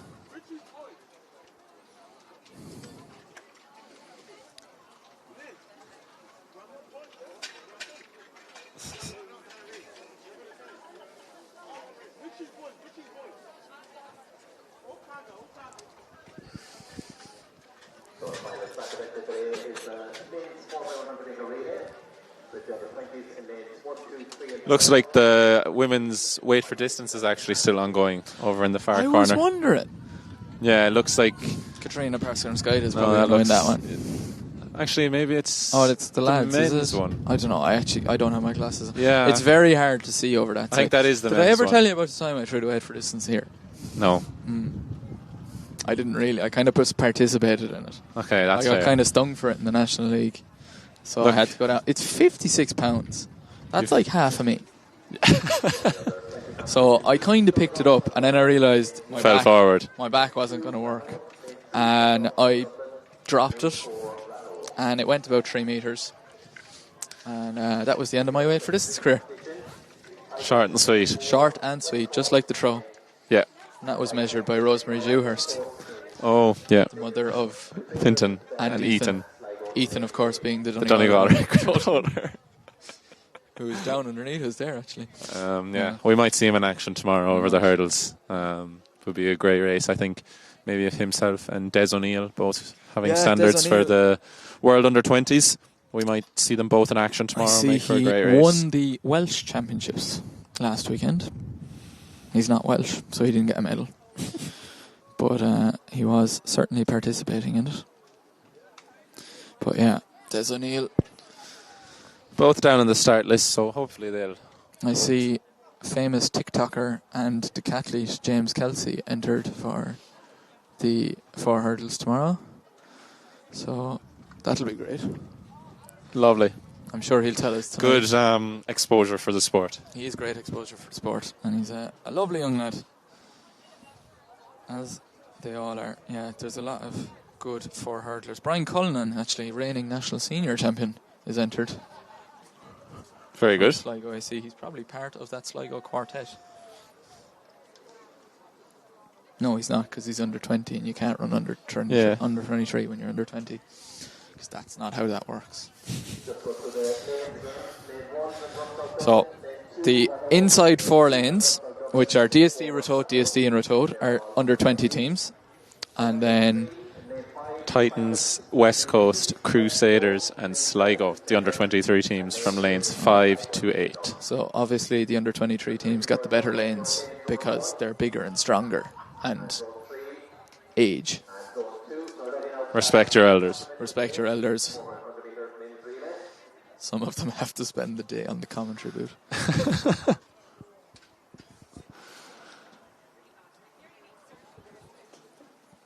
So at 5:05, the final event of the day, the under-20 and under-23 men's 4x1 called to their marks.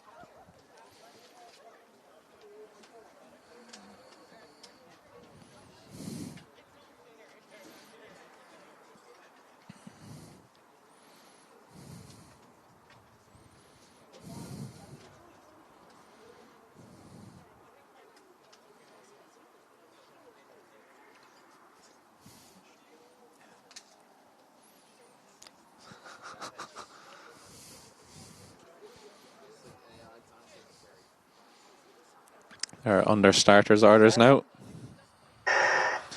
And everyone away safely. Very even start. Crusaders off to a great start out there in lane 7.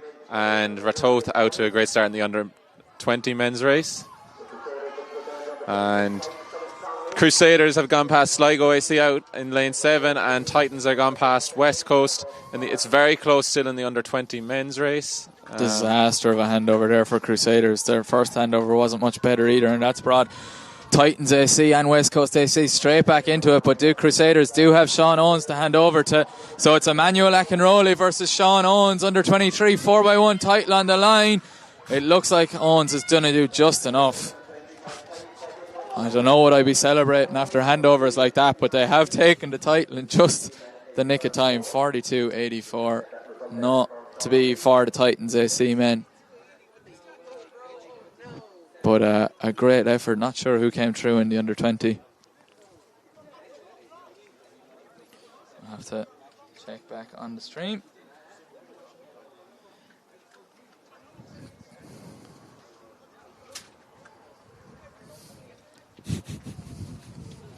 Which is a bit stuck for me here now. So, yeah, good running. And Sean Owens possibly getting a little bit of a talking to from track referee Michael Quinlan. I think there has been, yeah, potentially some of the celebrations. Potentially warranted. And yeah, Owens did enough to win it. Looks like Sligo actually got up on the outside, and it was Christopher Olatunde anchored Ratot team. European under 18 bound Christopher Olatunde. No relation to Israel, as far as I'm aware. He will be he is a talent. Attending in the 200 and the men's medley relay. But that brings to an end the action here for day one of the under 20 and under 23 track and field championships, sponsored by 123.ie. We'll be back here again tomorrow live with commentary kicking off around 1 o'clock, but the action starting at 11. We look forward to being here. We hope you can join us. We'll see you tomorrow.